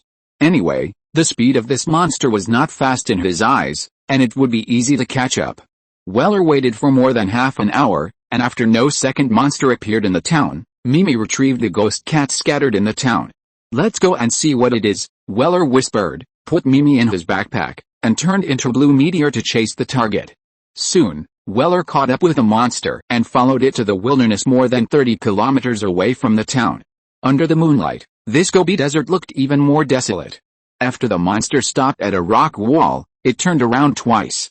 The next second, a door appeared under the rock wall, and the monster walked in with a child. What is that place? Wheeler raised his eyebrows and gently patted the bag on his back. The next moment, Wheeler got a vision of the ghost cat. As a ghost, the ghost cat will not be discovered unless it actively appears. Combined with the vision sharing of Mimi, it is a very suitable pathfinder. This is a very large space. After the monster walked into the door, it walked down a distance in the dark and began to walk straight forward. When the light appeared in front of him, Wheeler's eyes narrowed subconsciously. Another door appeared in front of the monster. After passing through this door, Wheeler saw monsters lying on the ground. Those monsters were big and small, and of different shapes. Some looked like dinosaurs, some looked like moving tree people, some looked like giants with bull heads, and some looked like mice with crocodile mouths. At this time, when the monster carrying the child walked past other monsters, those monsters all made uneasy low roars, as if they were going to eat the child. Just as the monsters were getting more and more uneasy, a humanoid monster with a body similar to that of a human but with 4 arms came out. Be quiet. Idiots, the humanoid monster growled, and the monsters instantly quieted down. He picked up the child, touched the monster's head to show his praise, and said, let's go to the farm and have a good meal. The monster waved its tentacles excitedly and left quickly. The humanoid monster carried the child and disappeared into the darkness. Through the vision of the ghost cat, Wheeler finally knew what was raised in the so-called farm. They were people with a depressed spirit and ragged clothes, and some of them were missing arms and legs. When they saw the monster coming in, they couldn't help but show a deep fear on their faces, and a group of people shrank to the corner of the cave. At this time, another monster like a praying mantis came over. After the two monsters communicated with each other in a low roar for a while, the praying mantis monster walked into the farm and swung its knife-like forelimbs to chop off a person's leg. The man screamed and rolled on the ground, but the tentacles on the mantis's forehead flashed green light. The next moment, the man's leg stopped bleeding, and the mantis monster came out with a leg and threw it to the dinosaur head monster. What kind of place is this? What kind of things are these? Are the Zerg coming again? Are the monsters invading? Wheeler frowned and muttered in his heart. But one thing is certain, that these are not good things. Wheeler looked at the door of the underground base in the distance, and the infinite domain opened up for a moment. After detecting the environment behind the door, a blue door appeared. Wheeler walked past it and appeared in the underground base. The sudden darkness did not make Wheeler feel uncomfortable. But after he walked forward for a distance, he seemed to sense something, his eyes narrowed slightly, and he took a step back. Swish! A hand that grabbed his neck grabbed nothing. Huh? The owner of the hand was a little surprised and walked out of the darkness. A sturdy figure and a ferocious face. Looking at the man who appeared, Wheeler whispered, "What the hell is that?" The man looked at Wheeler coldly, and suddenly took a step forward and punched Wheeler with full power. Wheeler easily avoided it. Bang! The fist landed on the wall of the passage. In an instant, gravel flew, and a huge pit full of cracks appeared on the wall.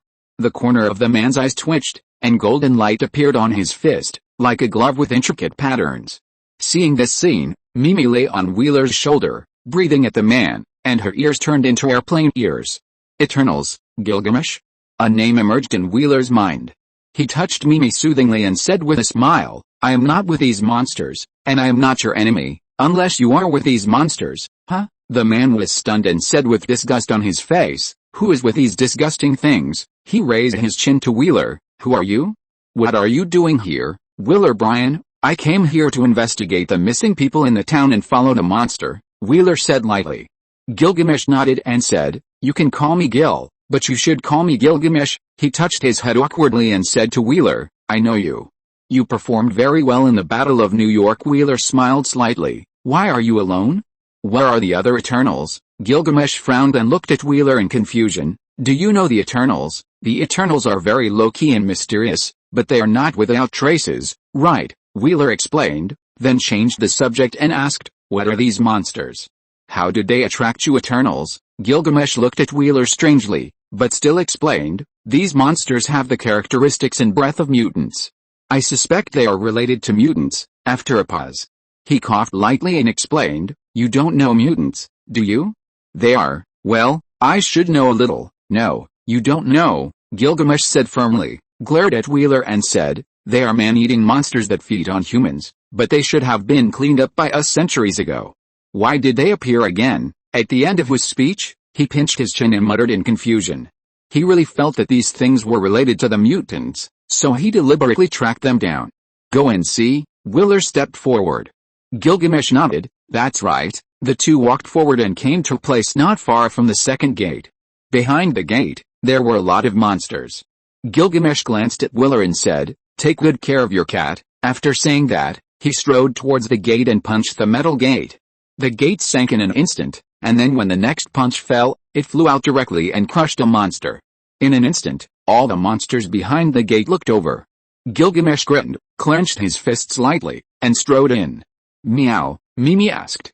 Wheeler shook his head. "Let's take a look first, but he should be able to deal with these things." Mimi nodded her little head, and several ghost cats emerged from it and explored deep into the cave. Gilgamesh walked into the monster pile, and the monsters rushed forward. Pah! There was a loud bang. A monster was slapped away, and it hit other monsters like a cannonball, and hit another monster hard against the wall. "Hey hey!" Gilgamesh made a small sound, and the golden energy was all over his palm, emitting a faint light. As he kept waving his palm, he left a series of gorgeous traces in the air. Pa pa pa!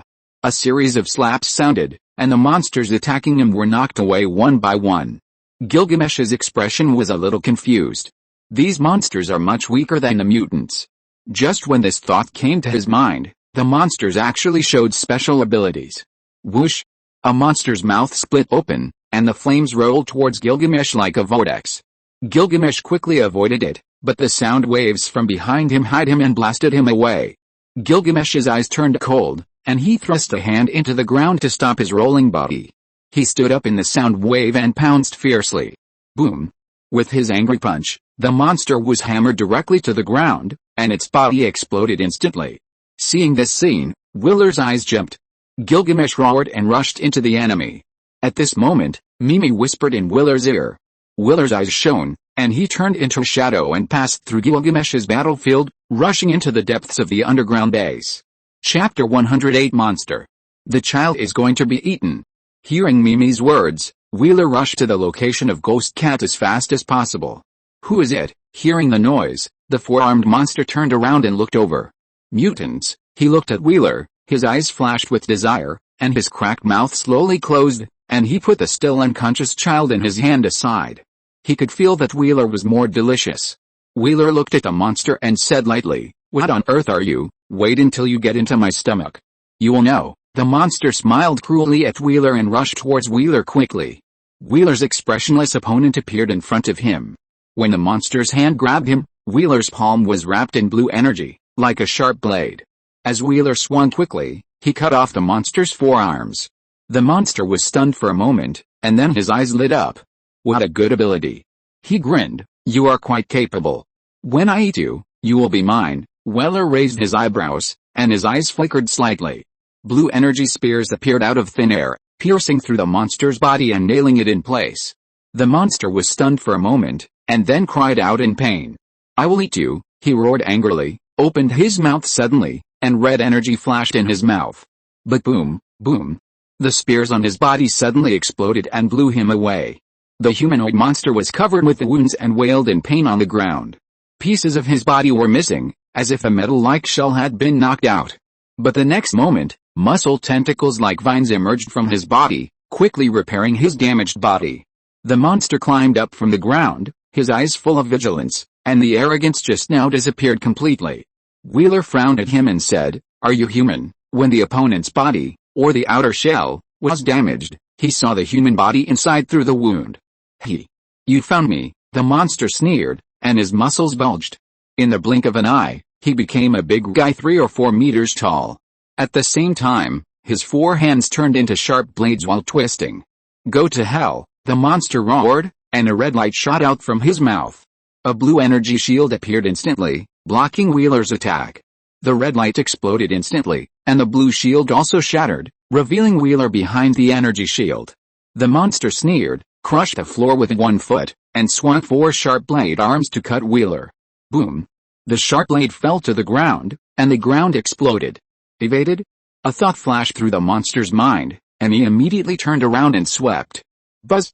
The air vibrated, and several invisible arc air blades flew towards Wheeler. Wheeler punched out, and the air blade shattered instantly, while the monster rushed in front of Wheeler and swung out the blade-like arm again. Die! The air shook again. Wheeler dodged and landed a punch on the monster's belly. Boom! The monster flew out in pain, but before he landed, Wheeler caught up and swung out the fist flashing blue light again with an expressionless face. The monster hurriedly blocked the blade arm in front of his chest. Bang! There was another loud noise, and the monster's blade instantly turned into pieces, and its body bent into a shrimp, hitting the wall like a cannonball and embedded in the rock wall. Puff! The monster spit out blood, and before he could react, a large amount of blue energy wrapped him up, making him like a worm in amber, and Wheeler pulled him out. Wheeler looked at the monster he controlled curiously, and with a light flick of his finger, the blue energy cracked from it, and the shell of the monster also cracked with it. No, no, the man cried out in pain, looking at Wheeler pleadingly. Obviously, he didn't want Wheeler to take off his shell. Kill me. Don't take it off, the man begged loudly. Wheeler paused, and at the moment when hope appeared in the man's eyes, he smiled faintly and tore off the shell in an instant. The man shrank back in fear, completely different from the violent appearance just now. Wheeler glanced at the body. He saw that the body was like a living thing, twisting on the ground, and the body tissues like vines kept waving, which made people feel creepy. The man looked at his body eagerly and said to Wheeler, As long as you give this thing back to me, I will listen to you in the future. Wheeler's disgust on his face was not concealed at all. He moved his fingers lightly, and the blue energy instantly dyed the body blue. No, the man cried out in pain and hurriedly said, Don't destroy it. Don't. Wheeler's expression moved, and he picked up the man. Who are you? What are those monsters? Wheeler asked in a deep voice. The man hesitated. Wheeler's eyes turned cold, and half of his body instantly turned into powder and dissipated. Seeing this scene, the man immediately said, I made them based on the corpse of a monster. Monster corpse? Where is it? Wheeler asked coldly. The man pointed to a wall in the room and said timidly, Behind it. Wheeler walked over with the man and smashed the wall with a punch, revealing the laboratory behind. Wheeler's eyes swept over some corpses with cold eyes and fell on the corpse of the monster soaked in green liquid. The monster looked like a huge bird, but its whole body was covered with fish scales, and its pointed and slender mouth was full of sharp teeth. "Is this a mutant?" At this time, a surprised voice sounded behind Wheeler. Gilgamesh walked to the corpse of the monster, looked at it carefully, and nodded.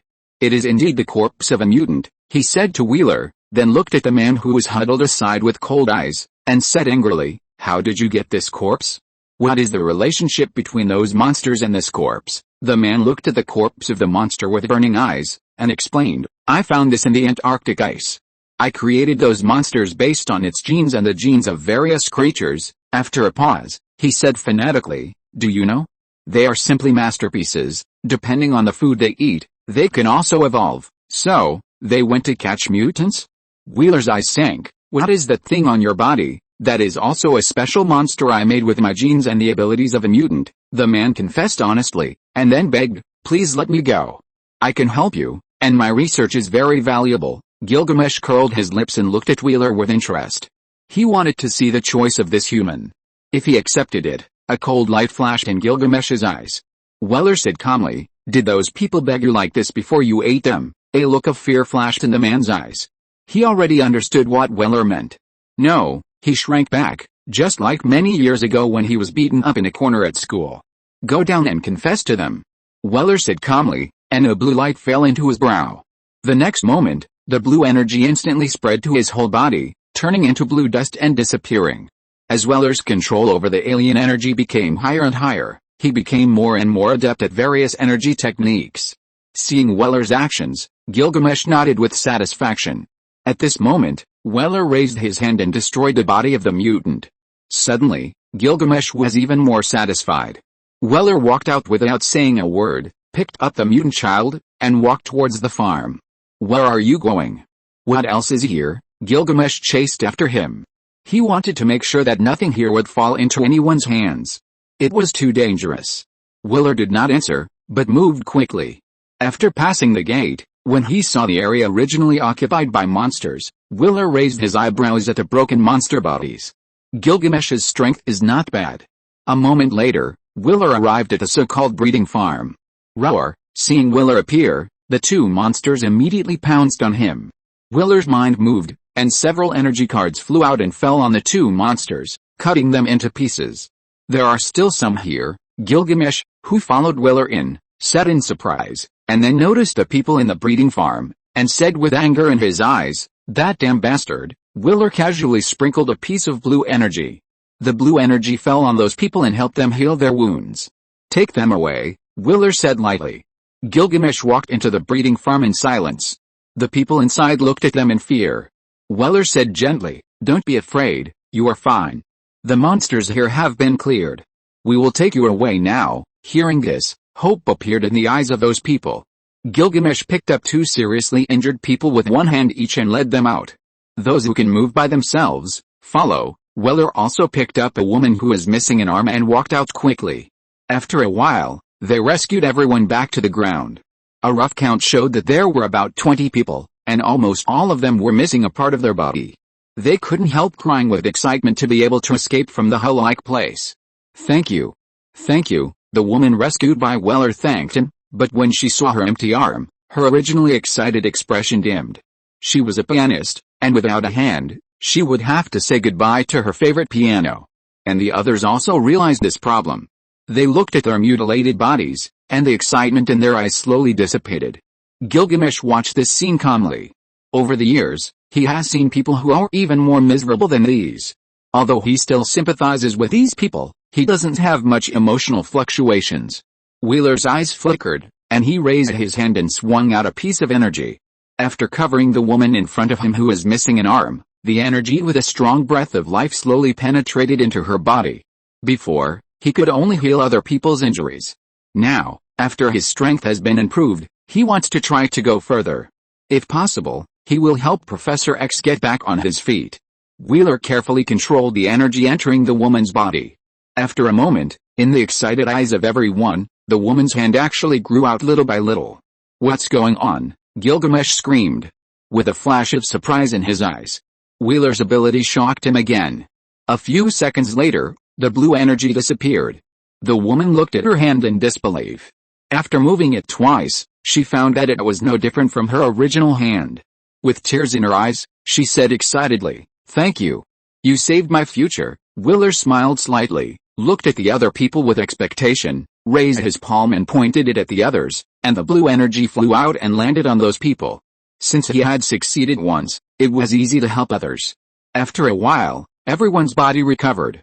Everyone thanked him one after another, and Willer said lightly, "You go home quickly, go home." Everyone's expression moved, and they said goodbye to Willer and quickly disappeared into the night. Gilgamesh praised Willer, "You are very good, strong power and love." Willer raised his eyebrows and said, "Many people say so." As he said that, Willer condensed a ball of energy on his palm and gently threw it to the location of the underground base. Boom! In the violent sound, the ground fell down and the dust was stirred up. "Well done." Gilgamesh looked at Willer. "Are you interested in having a drink? My own brew is pretty good." He hadn't seen such an interesting person for a long time. "Tina must like it." Tina, a member of the Eternals, was troubled by the eternal devil disease and separated from her companions to live alone several centuries ago. Gilgamesh also chose to protect Tina and left the others. Willer was stunned for a moment and pointed to the moon in the sky. "At this time? Are you sure?" "Huh." Gilgamesh grinned. "It doesn't matter. What time is there for drinking?" Willer raised his eyebrows and said in a simple and shocking way, "Then lead the way, follow." Gilgamesh waved to Willer, took Willer to his car parked not far away, and took Willer to the depths of the Gobi Desert. "How much do you know about our Eternals?" On the way, Gilgamesh asked curiously. "Not much." Willer smiled and said, "How about you tell me about yourselves?" Gilgamesh smiled innocently and said, "No problem. The Eternals came to Earth from Olympia thousands of years ago to help humans resist the invasion of mutants. After they wiped out the last batch of mutants several centuries ago, they lived separately because of their different beliefs and other reasons, waiting for their gods to call them away from Earth." "Their gods, the Celestials?" Willer narrowed his eyes and smiled. "Your gods?" Gilgamesh saw that Willer's eyes were full of inquiry, and said helplessly, "Don't ask, I can't tell you." Willer shrugged and stopped asking. Gilgamesh continued to tell their story. If you're listening to this novel on a channel other than Fanfic World, it means they downloaded and uploaded it without effort. We cordially invite you to visit our channel, Mundo Fanfic Novelis. There you'll find the original version of this story and you can explore many other novels of various genres. We're waiting for you to immerse yourself in a world of incredible novels. Chapter 109 Clone. Tina is beautiful. Tina is kind. Tina is handsome in battle. Tina. After Gilgamesh briefly explained their situation, he kept talking about Tina for the next 3 sentences. Willer said playfully, "You have been with Tina for so many years, have you ever?" Gilgamesh blushed and muttered softly, "What are you talking about? She is my goddess." "Huh?" Willer looked at Gilgamesh with strange eyes. Gilgamesh coughed dryly. "We will be there soon." Willer laughed teasingly and turned his head away. After a while, the two came to a small house standing alone next door. At this time, a blonde woman was sitting at a table not far from the house. Under the bright moonlight, the silver moonlight covered the woman like a layer of gauze, making her look both sacred and mysterious. After noticing the movement behind her, the woman raised her head and looked at Gilgamesh with a charming smile. Suddenly, Gilgamesh's heart slowed down. Willer stretched out his hand and waved it in front of Gilgamesh's eyes. "Huh?" Gilgamesh came back to his senses. Willer smiled and said, "Don't look at it. Your saliva is flowing out." Gilgamesh subconsciously touched his mouth and froze. "Haha." Willer laughed, opened the car door and walked out. Gilgamesh waved his fist at Willer, got out of the car and walked quickly towards Tina. "Tina." He walked over with a smile and introduced, "This is Willer, you should know him, the one who appeared in the news some time ago." As he spoke, he lowered his voice, "He knows about the Eternals." Tina was stunned for a moment, nodded, and said to Willer, "Hello, I'm Tina." Willer smiled faintly and shook hands with Tina. "How did you meet?" Tina asked curiously. "I'll tell you later, I'll go get the wine first." Gilgamesh rushed into the cabin. Tina smiled and shook her head. "He admires you very much. Apart from buying daily necessities, they haven't communicated with other people for a long time." Willer smiled and said, "I am also very happy to meet you." Eternals. They are related to Weller's backup plan. Although Willer doesn't want to see the day when the backup plan is launched, if there is no other choice, He will use the Eternals. But he didn't expect to meet them when he came out to travel this time. Come. Try the wine I brewed. Gilgamesh came over with a barrel of wine, poured a large glass for Weller without saying anything, and stuffed it into Weller's arms. Drink. Gilgamesh excitedly poured himself a glass, sighed leisurely, noticed that Tina was looking at him with a smile, and said a little embarrassedly, I really troubled you, waiting for me in the middle of the night. Tina said helplessly, you are always so polite. Gilgamesh smiled innocently, poured himself another glass of wine, and began to tell what happened just now. After a while, after listening to Gilgamesh's story, Tina nodded and said calmly, that guy really deserves to die. The long life has allowed them to see too many things, so they will be very calm when encountering most things. Weller took a sip of the wine glass, but Mimi jumped off Weller, pulled Weller's hand, and looked at Weller's wine glass eagerly. Weller smiled and touched Mimi's head, and put the wine glass in front of Mimi. Mimi cried happily. She buried her head in the wine glass and drank it in big gulps. This cat drinks. Gilgamesh looked at Mimi in surprise, and Tina was also curious. Mimi made a purring sound, and Weller said to Gilgamesh, it praises your wine, haha. Gilgamesh laughed happily and said, drink as much as you want. I have a lot of wine. Tina watched this scene with a smile, poured another glass of wine for Weller and handed it over. Wheeler took the wine glass and was about to thank her when he found that the wine glass seemed to be welded to Tina's hand. Huh? Wheeler looked at Tina with some doubts, but found that Tina's eyes began to lose focus, and then as if covered with a layer of white mist, the whole eyes turned white. Wheeler's eyes shrank, and he let go of the wine glass without hesitation, and blue energy flashed in his palm. The next second, as Tina let go of the wine glass, a golden sword made of energy pierced Wheeler's heart. The blue energy bloomed, and the blue energy sword easily blocked Tina's sword, and instantly turned into a thin rope, following the opponent's sword, and wrapped around Tina like a poisonous snake. The sword in Tina's hand dissipated instantly, and as her body turned, a two-handed giant axe was instantly formed, and it chopped down fiercely at Wheeler. Wheeler's mind moved, and the blue energy shield blocked the giant axe, and his figure flashed and flashed back. Gilgamesh looked at this scene and said with an unpleasant face, Tina's eternal demon disease has come on, Wheeler. Don't hurt her, he shouted and rushed forward, trying to stop Tina. But Tina bypassed him like a sliding moonlight, holding a shield in one hand and a long sword in the other hand and rushing towards Wheeler. Damn it, Gilgamesh cursed in a low voice. When Tina's eternal demon disease comes on, she will continue to attack her target until she is knocked down or wakes up. At this time, Wheeler appeared beside Gilgamesh like a ghost that suddenly appeared. Don't worry, I won't hurt her, Wheeler whispered, watching the changing weapons in Tina's hands with interest, and was eager to try. The opponent's fighting style is somewhat similar to his close combat style. The next moment, Wheeler flashed and fought with Tina. Sword, knife, axe, hammer. The weapons in Wheeler and Tina's hands kept changing, and the gold and blue representing the two kept colliding with each other, dazzling the people watching. Bang! Tina dodged the hammer that Weller dropped. The next second, the hammer in Weller's hand turned into a thick shield, blocking Tina's axe.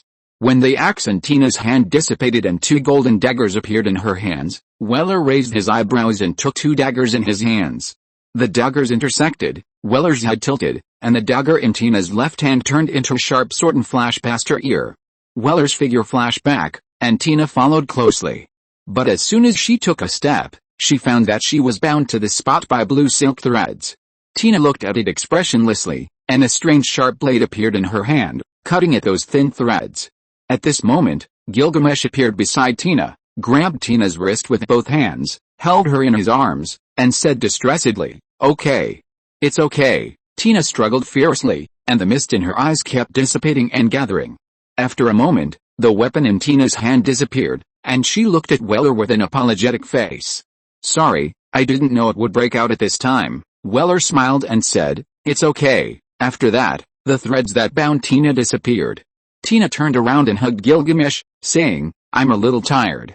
I'm going to rest first. Gilgamesh nodded, and after watching Tina walk into the hut not far away, he forced a smile to Weller. Tina's eternal demon disease hasn't broken out for a long time. Weller nodded, walked to the small table, picked up Mimi, and said to Gilgamesh, let's stop here today. Your wine is delicious. He walked to Gilgamesh, smiled and patted his shoulder. Don't hold on. If you are worried, go and accompany her. With that, Weller slowly flew up. See you again if there is a chance. It's better not to see each other, because when we meet again, it means that he has chosen another path.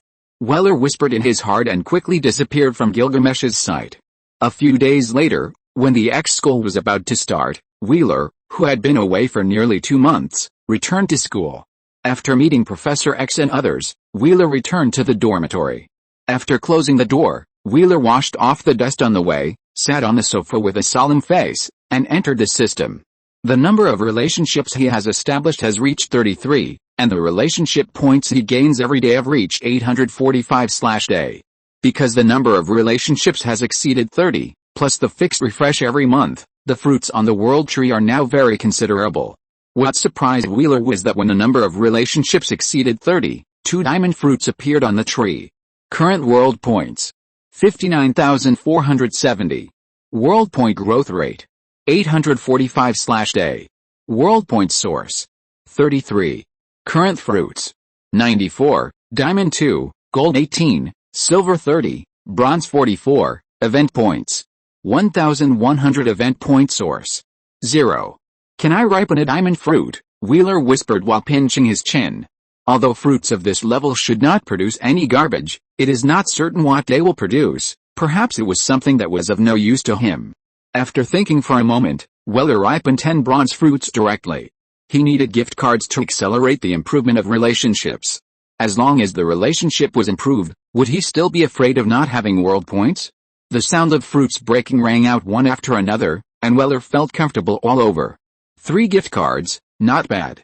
Weller nodded with satisfaction and did 2 consecutive 10 draws. This time, 7 gift cards were opened.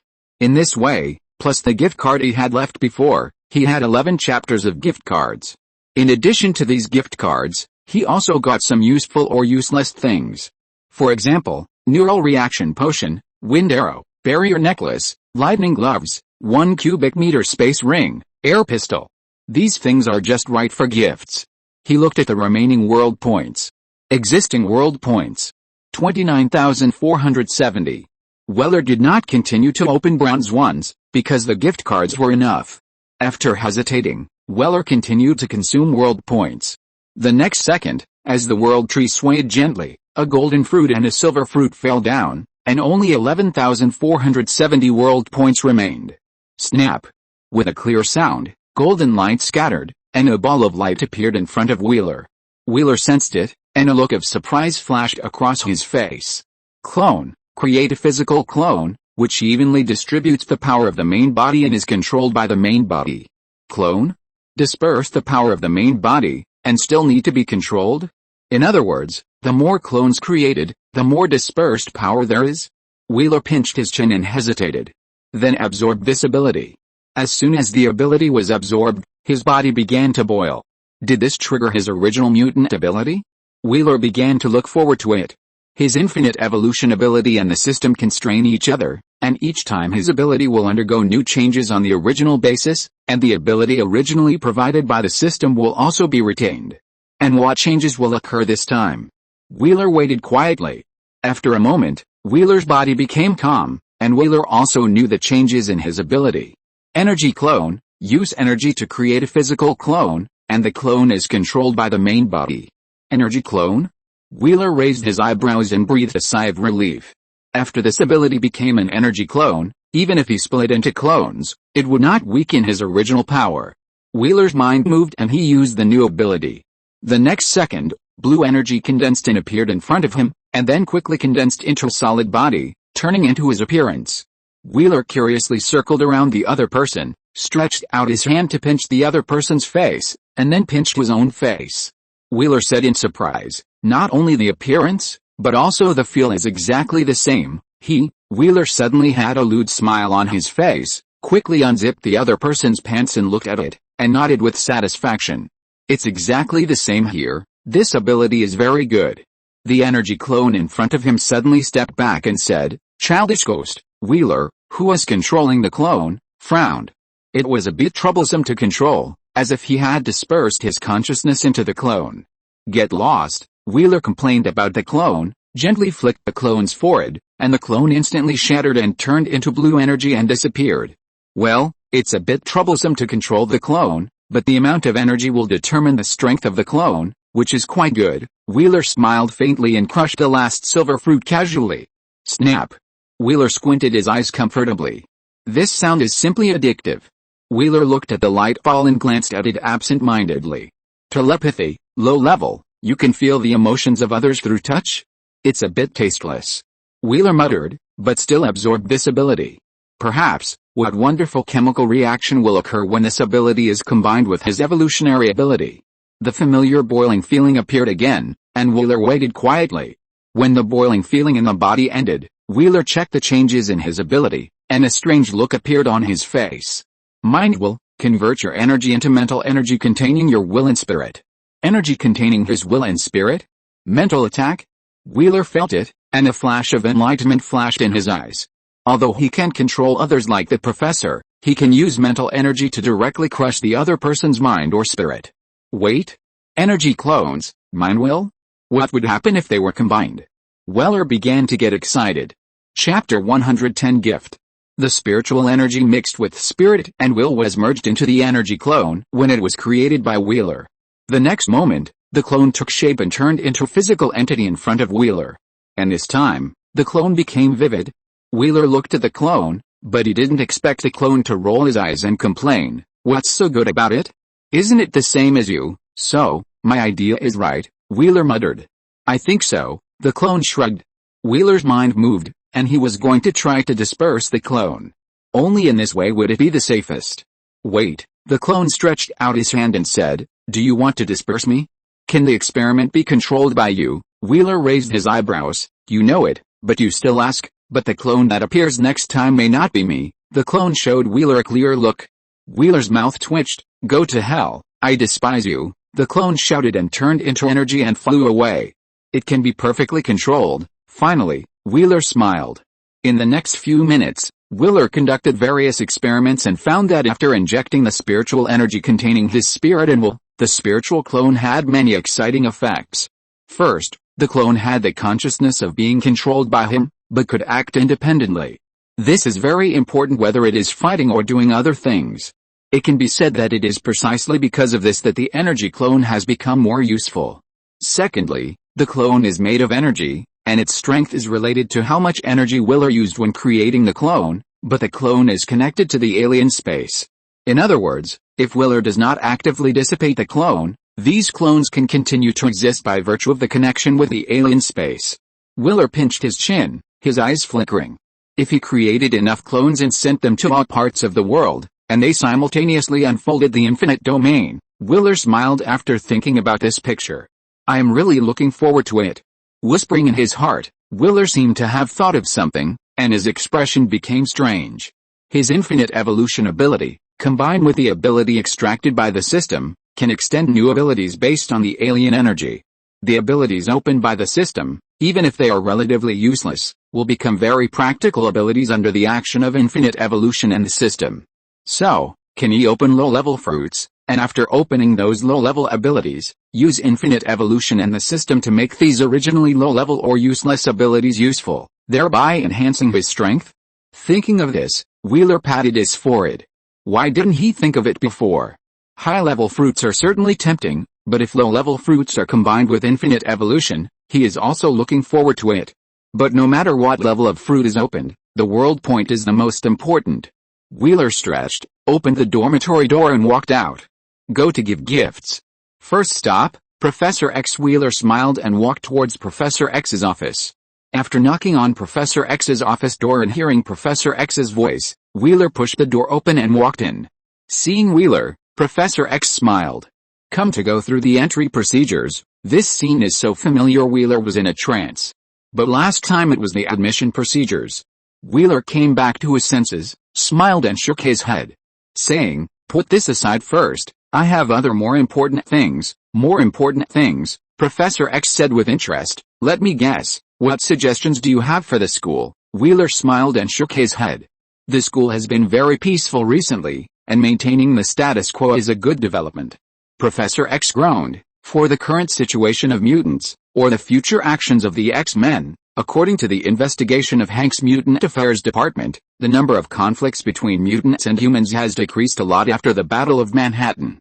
Many mutants have followed the footsteps of the X-Men and become street heroes.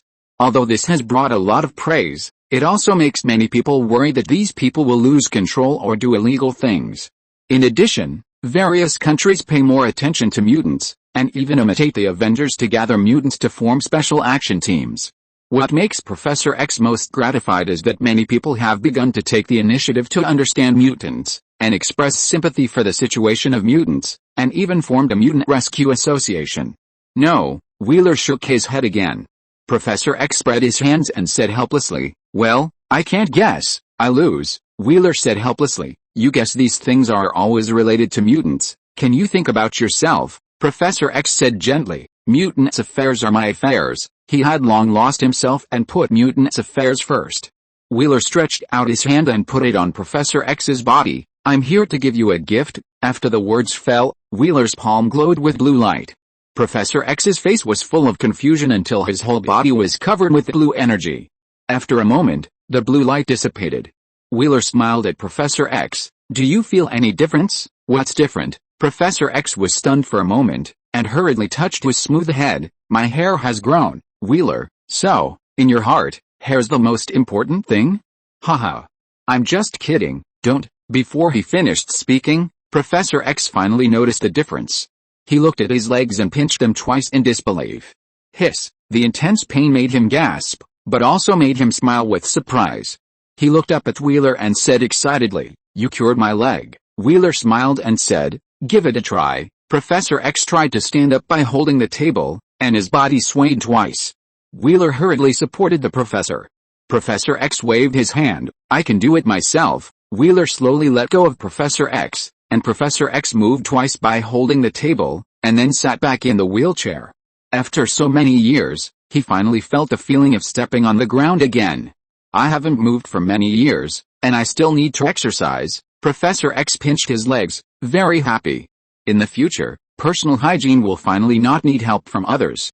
"Thank you, Wheeler." Professor X thanked Wheeler solemnly. Wheeler looked at the professor's bald head, took out a wig with his backhand, and coughed lightly. "Although I can't restore your hair, this thing is very suitable for you." Deformed wig, a wig that can change the hairstyle at will. Good air permeability. As long as you don't take it off after wearing it, the wig will never be blown away. Exactly the same as the real one. Wheeler told Professor X about the effect of the deformed wig.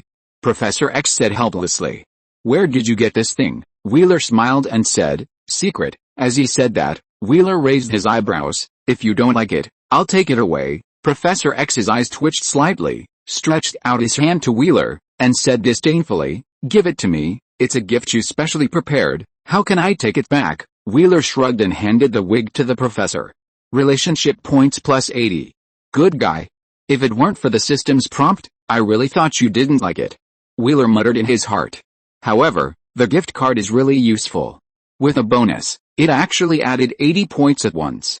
Plus the relationship points gained from just curing Professor X's leg. The relationship between the two is now a life and death friendship. Wheeler glanced and cheered in his heart. The strategy is complete. It's time to find the next target. Hurry up. I'm going to start exercising my legs. Professor X drove Wheeler away with disdain. Wheeler said in surprise, "Professor, you really know how to cross the river and burn the bridge. Close the door when you go out," Professor X said cheerfully, without any regret. Wheeler turned and left. At the moment the door closed, Professor X smiled and picked up the wig on the table and put it on his head. After shaking his head vigorously, Professor X found that the wig seemed to be welded to his head, and nodded happily, and took out a small mirror from the drawer of the desk to look at it. "This hairstyle doesn't look good," he muttered, thinking back to Wheeler's words, and began to create his own hairstyle. As he thought about the appearance of his own hairstyle in his mind, the wig on his head kept changing. Sometimes his hair was long and flowing, sometimes it was a killer style, and sometimes it was a hedgehog hairstyle. He even made his hair colorful. For a while, he was having a lot of fun. But at this time, the door of his office was pushed open by Wheeler at lightning speed. Professor X froze. Click.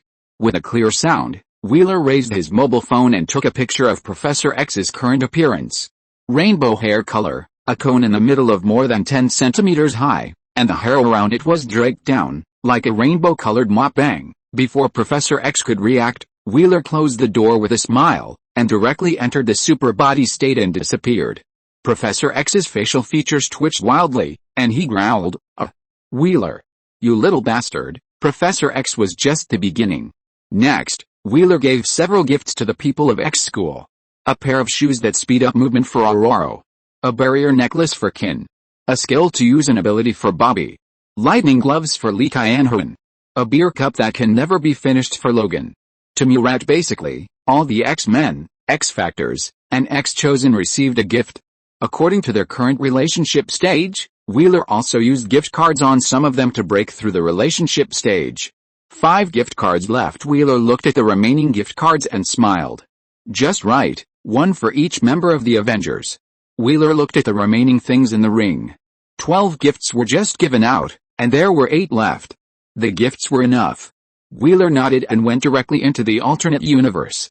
When he appeared again, he was already near the Avengers building. He hadn't told anyone that he could use the alternate energy universe as a transit and perform space jumps. He didn't even know how strong he was now, because he hadn't encountered a battle that would make him go all out. Wheeler flashed and appeared in the air, flying towards the Avengers building. Whoosh! Wheeler landed on the top floor of the building, looking at Tony and Pepper hugging each other and kissing passionately, and coughed softly. Pepper was startled and pushed Tony away, looking at Wheeler with some embarrassment. Tony looked at Wheeler unhappily. How did you just barge in like that? Wheeler pointed to the landing platform on the top floor and said, Isn't this for people to land? That's for fighter planes and me to land, Tony said speechlessly, muttering, If I had known, I wouldn't have built this unlucky thing. Pepper twisted Tony's arm with a smile. Tony gritted his teeth and took a breath of cold air. Pepper rolled her eyes at Tony, trying not to laugh. She said to Wheeler, I'll get you some coffee. I want double the sugar, Tony shouted, then turned to Wheeler and said, Why did you come here all of a sudden? Is there something wrong? Wheeler walked up to Tony and said, Where are Natasha and the others? Natasha, Steve has gone out on a mission, Barton is resting and should be hanging out outside now, and Banner is in the lab. Tony quickly told everyone about their situation and asked curiously, What's going on? I brought some gifts for you, Wheeler said lightly and sat under the parasol on the roof. Gifts? Tony looked at Wheeler with a strange look in his eyes. You don't really have anything to do you? Wheeler said helplessly. I look like I have something to do. Tony nodded seriously.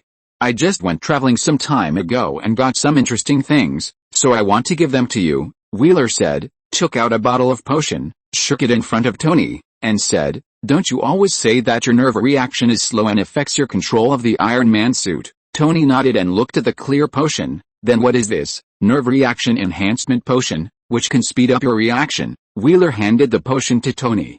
Tony shook the clear potion and doubted, This thing is the same as water. Does it really have the effect you said? You will know if you try it. Wheeler looked at Tony helplessly. Tony drank it without hesitation and waited for a few seconds.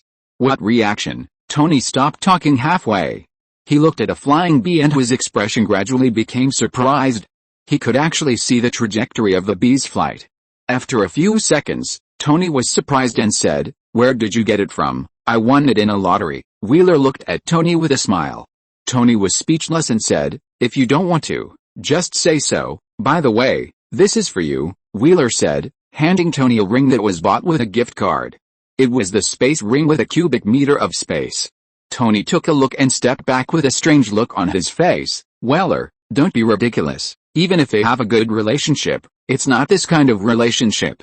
Wheeler glanced at Tony and said unhappily, You are willing, but I am not. This is a magic ring with a cubic meter of space. Chapter 111 Turbulence. Space ring, do you want it? Wheeler tossed the ring in his hand twice. Give it to me. Tony took 2 quick steps, couldn't wait to pick up the ring and put it on his hand, showing a happy expression. Pepper looked at this scene with a cup of coffee, and her expression was stunned. Taking the ring from Wheeler's hand, showing a happy smile. You? She looked at the 2 people at a loss, turned around and said, Excuse me. A series of question marks appeared on Wheeler and Tony's faces. Excuse me? What the hell is this? The next second, the 2 reacted, staring at each other, and the 2 distanced themselves with disgust. You think too much? Wheeler held his forehead, and the corners of his mouth twitched wildly. Pepper. Listen to me. Tony walked over nervously, but found that Pepper's shoulders were shaking slightly. Did she cry? Tony's heart skipped a beat. Ha, ha ha ha. Pepper finally couldn't help laughing out loud. She held the coffee in one hand and wiped the tears of laughter with the other hand. Tony's face darkened, and he whispered in Pepper's ear, "Wait for me tonight." Pepper blushed, glared at Tony, and handed the coffee to Wheeler, saying, "What is that ring?" "An interesting magic prop," Wheeler explained with a smile, and said to Tony, "How is it?" Tony said happily, "Great, although the space is small, this thing is very useful. He can put a lot of things in it, and he is very interested in it, and even wants to study it." Tony sat down next to Wheeler excitedly and said, "You just said you want to give gifts to others? What is it?" "Secret." Wheeler smiled slightly, took out a gun and handed it to Pepper. "He still has a lot of things to smoke, so it doesn't matter if he gives one to Pepper." Pepper looked at the gun in her hand that looked like a child's toy, and pointed it at Tony with a smile.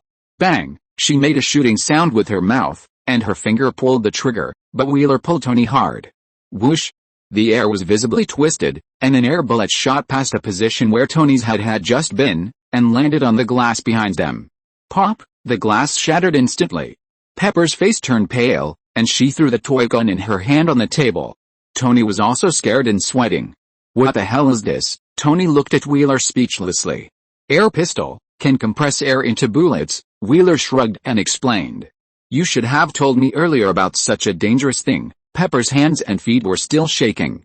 Wheeler said helplessly, "I didn't remember to tell you yet." "Who knew you would do it to Tony?" Pepper's eyes reddened. "I'm sorry, I'm fine." "Am I?" Tony grinned, holding Pepper in his arms and said, "No need to say sorry." As he said that, he glanced at Wheeler. "Blame him if you want to blame someone." Wheeler's mouth twitched.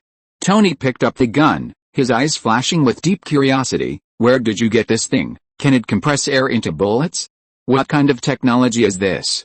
"Lottery," Wheeler said unhappily, and stood up and said, "I'm going to find Banner." "What are you going to give him?" Tony asked curiously.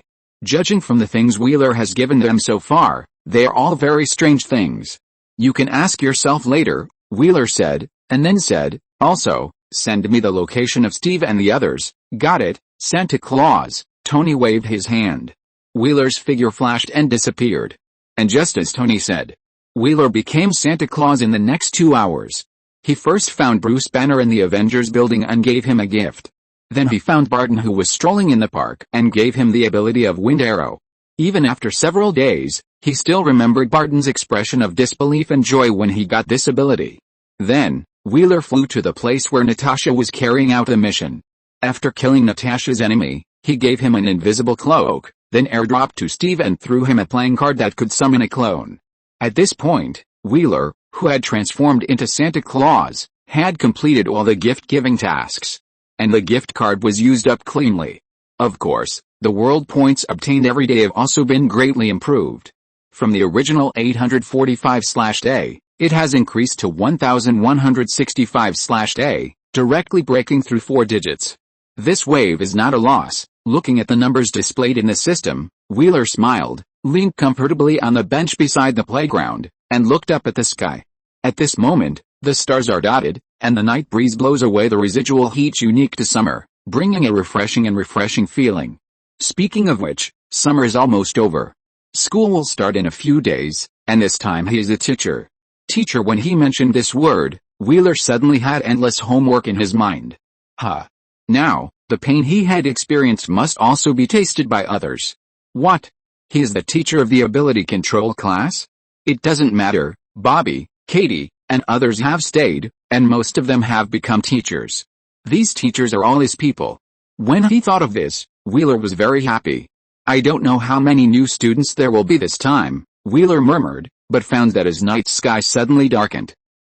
Wheeler sat up straight, looked at Katie and the other 2 who appeared in front of him, and smiled. "Hey, you are losing weight." Suddenly, 3 pairs of invisible swords pierced Wheeler. Lee Kyan-hoon said speechlessly, "See, this is why Wheeler is so popular, but no one pursues her." Katie nodded in agreement. "He is really too poisonous?" Mary hesitated and said, "But I remember that many people gave gifts, and Katie also brought back a lot of food to the dormitory to share with us." "Really?" Katie chose temporary amnesia. Lee Kyan-hoon looked at Mary speechlessly and whispered, "Don't ruin your own life, sister." Mary chuckled. "You are too leisurely. Don't you even prepare a lesson plan?" Katie looked at Wheeler with envy. They were more tired than going to school during this period. Wheeler smiled and said, "It's impossible to prepare a lesson plan for the ability control class." "That's right," Katie responded. At this time, the children were sweating on the playground, or taking a leisurely walk in the school, or gathering in groups of 3 or 5 to study their abilities. All this seemed to be a peaceful time. "It's great," Katie sighed. "What's good?" Lee Kyan-hoon pinched Katie's face and teased in Katie's embarrassed and angry eyes. "You have to prepare quickly. Don't be mistaken for a student, Teacher Katie." Katie grabbed Lee Kyan-hoon angrily. Lee Kyan-hoon smiled and ran away. Looking at the two people playing, Mary's eyes flashed with envy. She also wanted to play with her friends and have close contact with her boyfriend, but her abilities were like thorns on her body, piercing her friends and causing her endless pain. "Are you still worried about your abilities?" Wheeler saw through Mary's mind at a glance.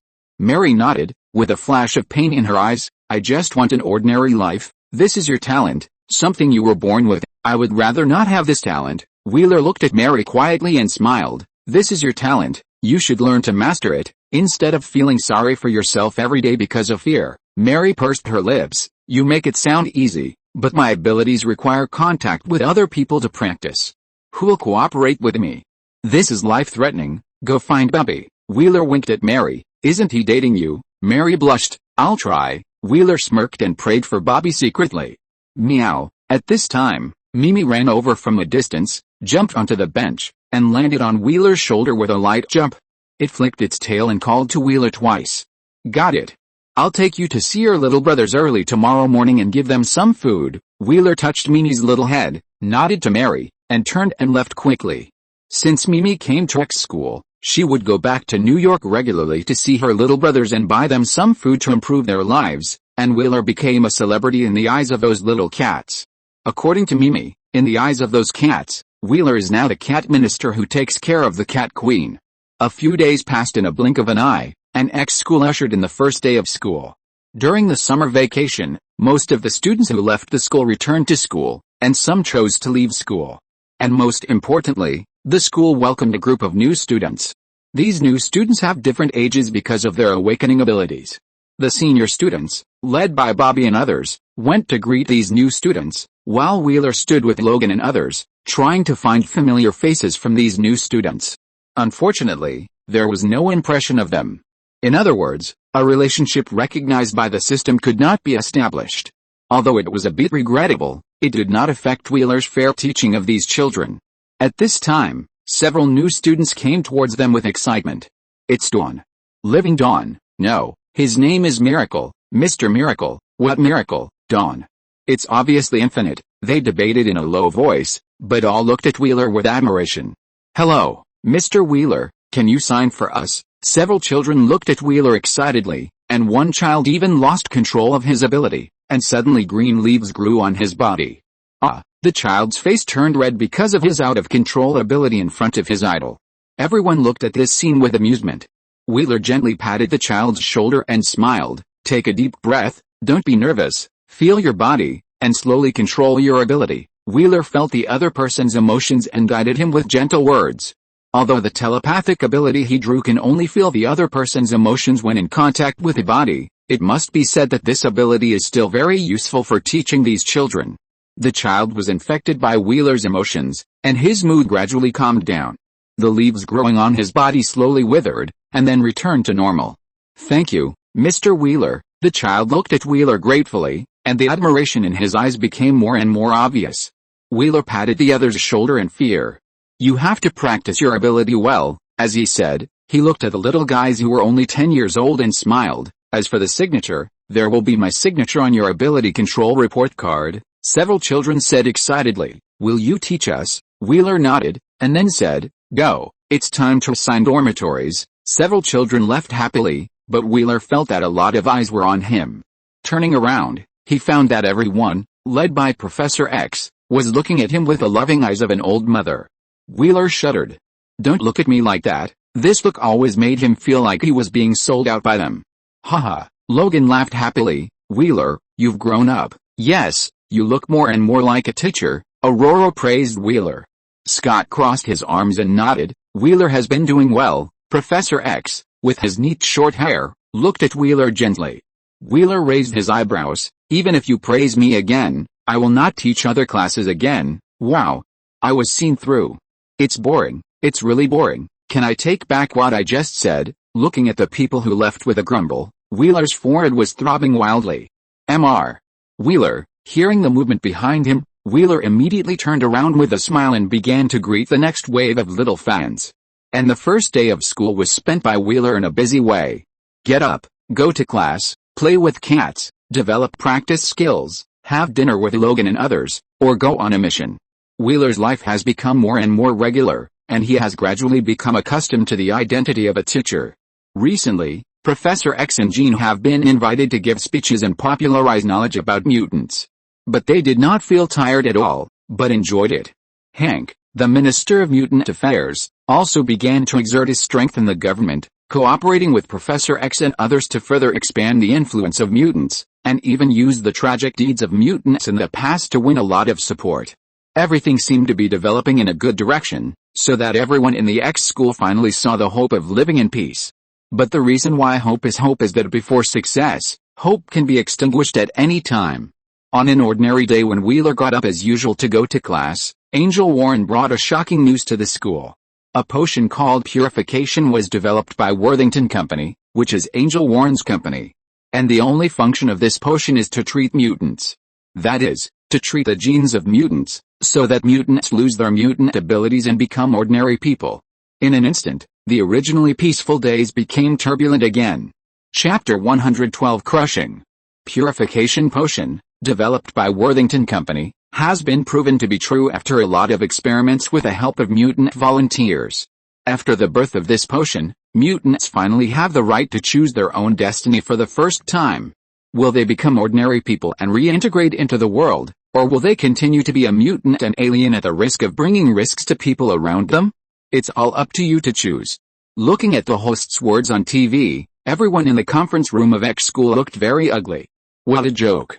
Purification potion? Treatment? Who are they going to treat? Ororo was furious. Is this defining the mutation of mutants as a disease? Are all mutants patients? Everyone's face was not good. Scott said coldly, is this another conspiracy of theirs? Why do you need to ask such a stupid question? Logan habitually complained about Scott. Jean asked thoughtfully, is that thing real? Professor X nodded. According to the news from Warren, that thing does eliminate the ability of mutants, but how is that possible? Bobby couldn't believe it, even though the facts were in front of him. This is my talent, no one can take it away, John said coldly. The members of Team X nodded in agreement. Where is Warren? Wheeler suddenly asked. Professor X said worriedly, he was tricked back home by his father with an excuse. Since he sent us the news of the purification potion in advance, he has been out of contact, Lee Kyan-hoon said anxiously. Will he be forced to inject this thing? This possibility is not ruled out, Professor X said solemnly. Lee Kyan-hoon said without hesitation, I will go to save him. Now, the two of them are in a relationship. Don't be impulsive. Katie grabbed Lee Kyan-hoon's hand. Lee Kyan-hoon said anxiously, but if he is injected with this thing, he can't fly, and he will lose his ability. Not all mutants want to become ordinary people, at least the people here don't want to. You can't go alone, Wheeler said to Lee Kyan-hoon, smiling, I'll go with you later. Hearing this, Lee Kyan-hoon nodded with red eyes. This thing appears now, and it will cause trouble again, Murat said worriedly. Thanks to the efforts of Wheeler and them, the relationship between mutants and the world has finally eased and started to change for the better. The appearance of the purification potion at this time seems to give mutants an extra choice, but it has caused a wave of disturbances in the situation that has been slowly stabilized. Choices represent differences. When each mutant makes a different choice, chaos will occur. If it is deliberately guided, this will become a crisis for mutants. Even worse, if many mutants accept the purification potion and become ordinary people, what will the remaining mutants become? Aliens who are unwilling to give up their superpowers. And how will people react when facing these aliens? Compulsory injection of purification potions? Or will both sides return to their previous situation, or become more hostile to mutants? After all, these mutants can choose to become humans, but they choose to be dangerous mutants. and choices have a price. Professor X looked grim, but he let out a long breath and said helplessly, everyone has the right to choose, but mutation is a gift, not a disease. His attitude towards the purification potion was still rational, but his old friend would not be so calm. After all, in some ways, this purification potion can destroy the entire mutant race. This is not just a potion, but a weapon. Thinking of this, he looked at Wheeler and said, what do you think? As Professor X spoke, everyone's eyes fell on Wheeler. Unknowingly, Wheeler's position in the X school has become more and more important. Wheeler groaned and said, we need more detailed information about this potion. For example, where did this potion come from? Is the effect of this potion really permanent? Or is all this just a conspiracy? Wheeler asked a series of questions with a calm expression. And he, who knew the plot, already knew the answer. Of course, he was very calm. Professor X nodded approvingly. You are right. Wheeler looked at the anxious Lee Kyan-hoon and said, Professor, Kyan-hoon and I will go to find Warren and investigate this matter. Professor X nodded. Go. After a pause, he looked at the others and said, as for the others, stay in school first and comfort those children. Even if the children in the school have no intention of injecting the purification agent, their parents may not. Everyone nodded, and Wheeler took the anxious Lee Kyan-hoon away quickly. Wheeler took Lee Kyan-hoon out of the school and flew all the way to New York. As soon as he arrived in New York, Professor X's voice sounded in Wheeler's mind. Warren is in the Worthington building. I know, Wheeler responded in his mind and flew to the Worthington building with Lee Kyan-hoon. The Worthington building is located in Manhattan, New York. Worthington's industry involves several fields, but it is second to none in the field of biotechnology and pharmaceuticals. Soon, Wheeler and the others arrived above the Worthington building. At this time, the Worthington building was surrounded by a large number of news media and reporters. There were even many mutants holding signs and slogans to protest, shouting loudly, mutations are not diseases. Obviously, the purification potion was quickly gaining a huge impact. Don't worry, we'll see Warren soon. Seeing that Lee Kyan-hoon was full of worry, Wheeler comforted her. Lee Kyan-hoon nodded and said, should we break in? She didn't believe that the people of Worthington Company would let them see Warren easily. Wheeler laughed softly. No need. With his current ability, if he could still be discovered after entering here, he would be a failure. With a thought, blue energy quietly appeared and merged into the building below. Now, as long as Wheeler had a thought, the building below would be destroyed instantly. Of course, what Wheeler had to do was not to destroy the building, but to sense the layout inside the building and find Warren's traces. After a moment, Wheeler smiled. Found it, let's go. After saying this to Lee Kyan-hoon, Wheeler disappeared like a phantom, and entered the Worthington building without alerting anyone. Even with one person, Wheeler moved like a ghost, and no one could find him. Soon, Wheeler came to the place where Warren was imprisoned, in the laboratory on the second floor underground of the building. It was called a laboratory, but it was more like a prison-like room. Most of these rooms had people in them. Are they mutants? Lee Kyan-hoon asked in a low voice. Wheeler looked at the information posted on the doors of the rooms. If I'm not mistaken, many of these people have been injected with purification agents and are now under observation. Where is Warren? He won't be injected, right? Lee Kyan-hoon asked worriedly. She knew how much Warren loved flying and how much he loved the blue sky. We'll know soon, Wheeler said lightly, and moved quickly with Lee Kyan-hoon from the blind spot of the monitor. Mimi should have been brought here, and her ghost cat could easily find Warren and release him. A thought flashed through Wheeler's mind involuntarily, and his forward steps suddenly stopped. What's wrong? Lee Kyan-hoon asked in confusion. Wheeler said lightly, we have been discovered. How is it possible? Lee Kyan-hoon whispered. Wheeler opened his palms, and a trace of blue energy that was invisible to the naked eye floated in the air like a thread. If the other party is a mutant, it is possible, Wheeler said lightly, and shouted to the empty place in front of him, come out. Isn't it the ability to be invisible? Even if the other party is invisible, the energy floating in the air can clearly reflect the other party's position. As the voice fell, the air not far from the two twisted, and several figures appeared in front of Wheeler. It's worthy of being called an infinite superhero, the leading man praised and clapped his hands and walked towards Wheeler. As the other party walked, the man's palms burned with flames. At the same time, the team members behind him also surrounded Wheeler and the other party. The man's eyes were burning with fire, and he smiled at Wheeler and said, if you get caught here today, it will be big news. Now, Wheeler has a huge reputation, whether it is mutants or humans. If they can catch Wheeler, they will be famous. Thinking of this, the fire in the man's eyes burned more vigorously. Lee Kyan-hoon looked at the few people as if they were looking at fools, and Wheeler said lightly, "What do you think about the purification potion, huh?" Hearing Wheeler's question, the few people were stunned. "Catch you first and then see," the man shouted coldly, swung his palm, and the burning flames suddenly rose, flying towards Wheeler like splashing magma. Wheeler's eyes flickered, and blue energy appeared quietly. When he blocked the opponent's attack, energy threads appeared in the air. "What the hell is this?" The man looked at the blue threads that had wrapped around his body at some point, and was shocked, and hurriedly grabbed them with his burning palm. But the next moment, he found that his arm was also entangled by those threads. Not only him, but all his team members were bound in place by blue threads. Seeing this scene, the man's eyes flashed with fear. "When is this? Lie. Quick," the man shouted and looked at one of his team members. "That team member has the ability to turn people into ghosts." Wheeler waved his hand lightly, and several cards flew towards several people, knocking them unconscious. The next second, all the energy threads disappeared, and Wheeler quickly walked towards the room where Warren was imprisoned. Since he has been discovered, there is no need to hide. At this moment, a large number of white weapons sprayed out from all directions of the laboratory. "Is this poison gas?" Lee Kyan-hoon asked in confusion. "I'm afraid it's more deadly than these things," Wheeler frowned. "These should be the mist made by the purification agent." "What?" Lee Kyan-hoon screamed, and his face turned pale in an instant. "If these things are inhaled into the body, won't it lose the ability? However, these mists need to be inhaled to be effective." "Don't worry," Wheeler said lightly. And blue energy appeared instantly with him as the center, forming a safe space for the two of them. Lee Kyan-hoon breathed a sigh of relief, and then angrily said, "They said it was medicine, but they used it to make weapons against mutants." Wheeler said lightly, "Let's go." The two quickened their pace and appeared in front of Warren's room.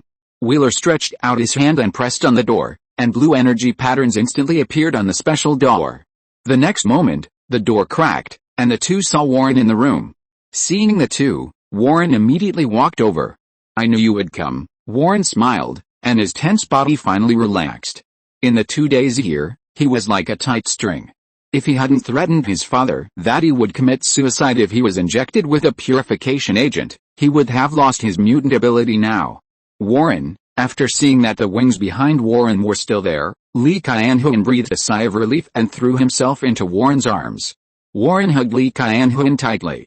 Seeing that Wheeler was looking at them teasingly, his handsome face instantly turned red. Looking at the mist rolling outside Wheeler's energy space, he explained, "These purifying mists cannot eliminate mutant abilities, but in these mists, mutant abilities will be suppressed. It was because of these mists that he was caught and imprisoned here." Wheeler nodded and said, "How much do you know about these purifying potions?" "I know very little." Warren shook his head. "Then go investigate." Wheeler turned and walked out. Since he has come here and has been discovered, he might as well investigate it. Otherwise, if he alarmed the other party this time, it would be difficult to find relevant information next time. Warren nodded, kissed Lee Kyan-hoon, and led the way in front of Wheeler. "Come with me.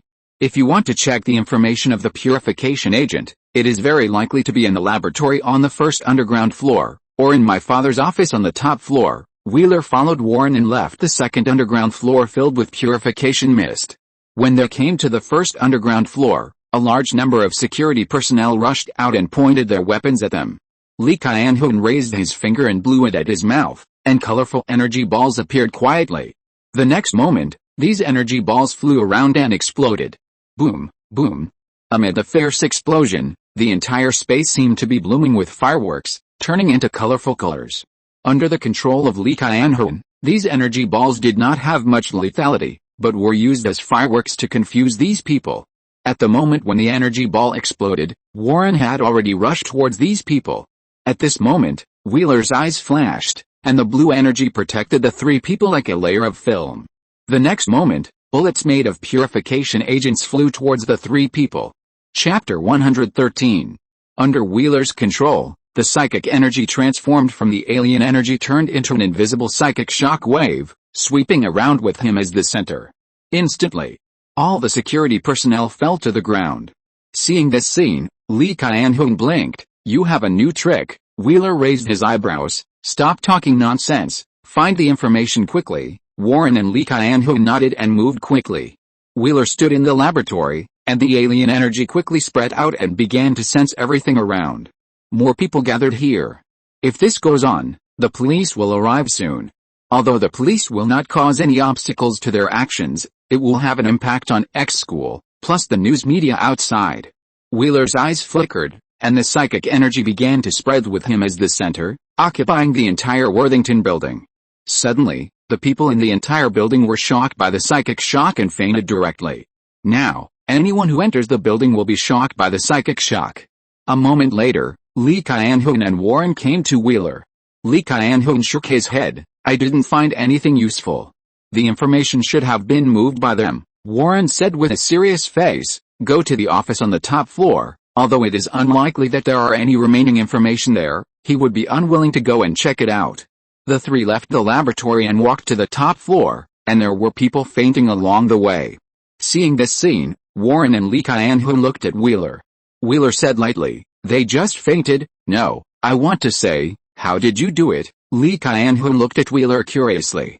Wheeler shrugged, go to bed early and get up early to exercise, talk about things but not love. Warren blushed, but Lee Kyan-hoon made a ho sound and complained in Chinese, you can't eat grapes, sour grapes. Hurry up and check the information, the police are here, Wheeler said lightly, and the two people's faces immediately became serious. After a while, the three left the Worthington building. As for the surveillance, Wheeler destroyed them as soon as he stood in the battle, and did not take pictures of them. Before leaving, Warren also went to the monitoring room to delete the video. After they left, all the unconscious people in the Worthington building slowly woke up. Police, company employees, security personnel, they looked at each other, all at a loss. The security personnel of Worthington were pale and terrified. How brave were they to point their weapons at Will O'Brien just now? They only remembered that they just attacked the other party according to orders, and then fainted directly. It seems that even weapons made with purification potions are not a threat to these powerful mutants. Number 001, using purification potions for 25 days, the physical condition is stable, and there is no sign of awakening of abilities. Number 002, using purification potions for 24 days, the physical condition is stable, and there is no sign of awakening of abilities. Number 003, looking at the experimental records taken out of the laboratory, the faces of everyone in the X school were very solemn. Sorry, Professor, this is the only thing we can find that may be useful. Warren's face was full of apologies, and he could even say that he was a little ashamed. It's not your fault, Professor X said gently, and said to Wheeler and the other two, you've worked hard.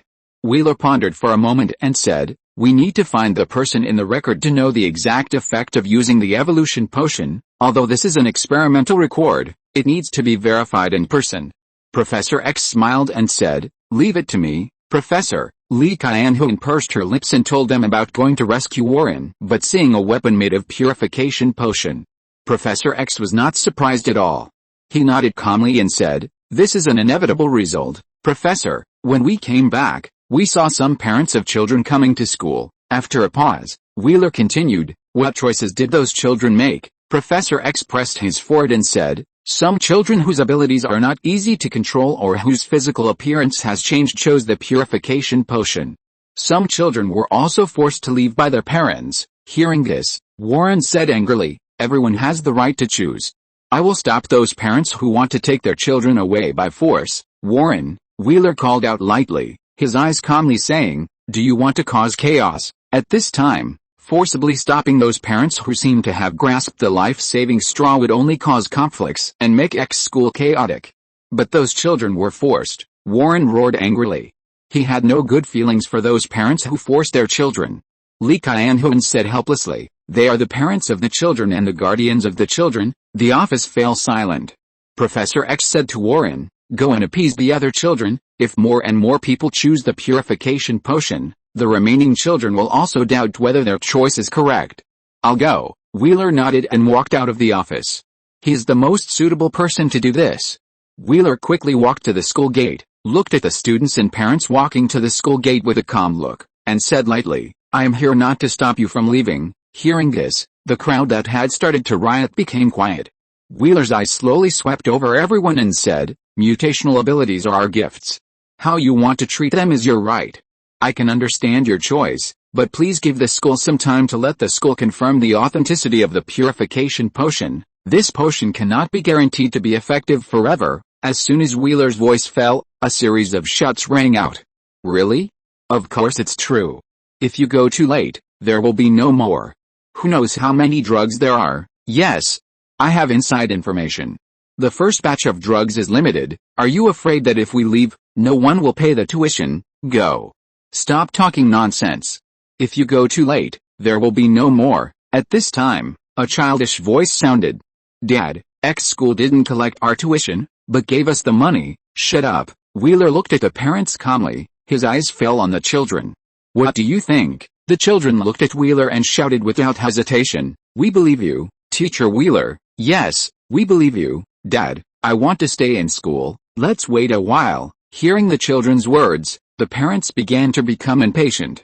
What are you waiting for? The drugs will run out. That's it, baby. Be obedient. You are just sick. You will get better after taking the medicine. Suddenly, the school became chaotic. At this time, Wheeler said calmly, according to our investigation, the so-called purification potion is still an experiment, and the first mutant to use the potion has only been there for 20 days and is still under observation. Do you want to let your children become guinea pigs and take the risk of using the so-called purification potion? Hearing this, the faces of the students who chose to give up their talents and wanted to leave school, as well as the parents of those children, became hesitant. Who knows whether what you said is true or false? That's right. What if you deliberately lied to us? After the words fell, before Wheeler could speak, all the children took the initiative to defend Wheeler. Impossible. He is Wheeler Bryan. He is an Avenger, a mutant superhero. He will never lie to us. You can't question him. We must listen to Teacher Wheeler and stay in school for the time being. That's right. For a moment, all the children became resolute. Seeing this scene, Wheeler was stunned, and a look of relief flashed in his eyes. These little guys still have conscience. At this time, the little naughty in the crowd slowly calmed down. When the purification potion appeared, she was the most excited, which was her hope for a normal life. But now, she decided to wait a little longer. So, she turned and walked towards the classroom silently. Following Mary's footsteps, one by one the children turned back to school, and those children who were forced to leave the school by their parents also broke free from their parents and strode back to school. Seeing this scene, the teachers in the school breathed a sigh of relief and cast admiring eyes on Wheeler. Professor X stood in the office, his eyes swept over the children who returned to school, and fell on Wheeler, his eyes full of relief. Wheeler has become the pillar of the school. No, to be precise, Wheeler has a very large influence on the entire mutant community and the whole world. However, the purification potion. If this thing becomes a weapon to destroy mutants, then Professor X's eyes flashed with a sharp look. As time went by, the X school temporarily calmed down, while the outside became chaotic. Some mutants were watching, some were protesting, some were glad to receive the injection, and some were sneering at the so-called purification potion. But free purification potion injection points quietly appeared in the M country one by one, and the injection began. Obviously, the M government had already started preparations. At the same time, the X school also began to take action.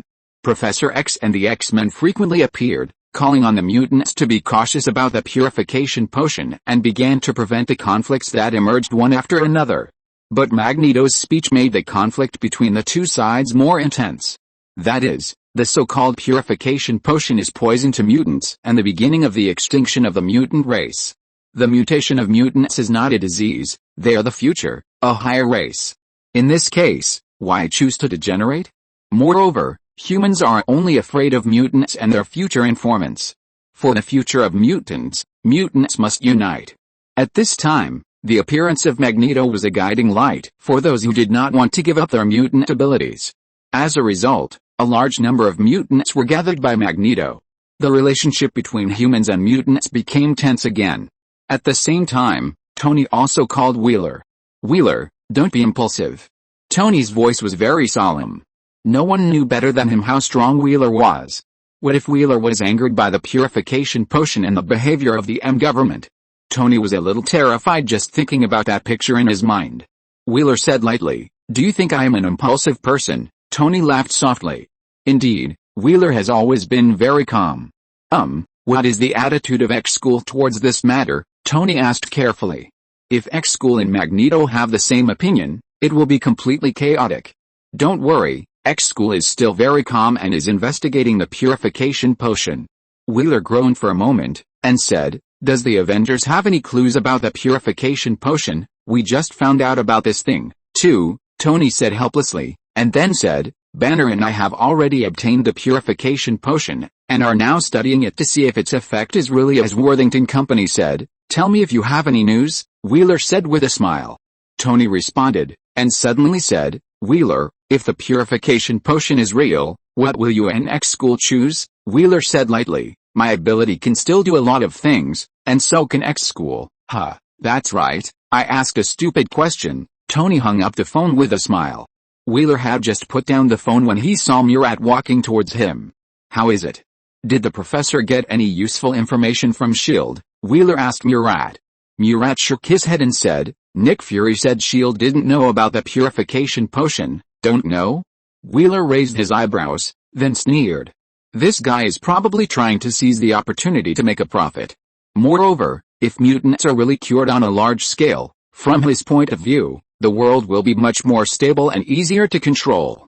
Murat looked at the distance with confused eyes, and murmured, Wheeler, if we all choose to inject evolutionary potions, will we not be discriminated against? The world will accommodate us, and we will be treated fairly. Who knows about this kind of thing? Wheeler shook his head, and then asked, then do you think your mutation is a disease? Murat immediately said, of course not, since it is not a disease, why should it be cured? Wheeler asked back, and then said, this world is very dangerous, more dangerous than we thought. This is our talent and the power to protect us. Murat nodded. Wheeler patted Murat on the shoulder and said, injecting purification potions in exchange for so-called fair treatment is not a fair thing in itself. Murat was stunned for a moment, then grinned, you're right, this was not the fairness he wanted.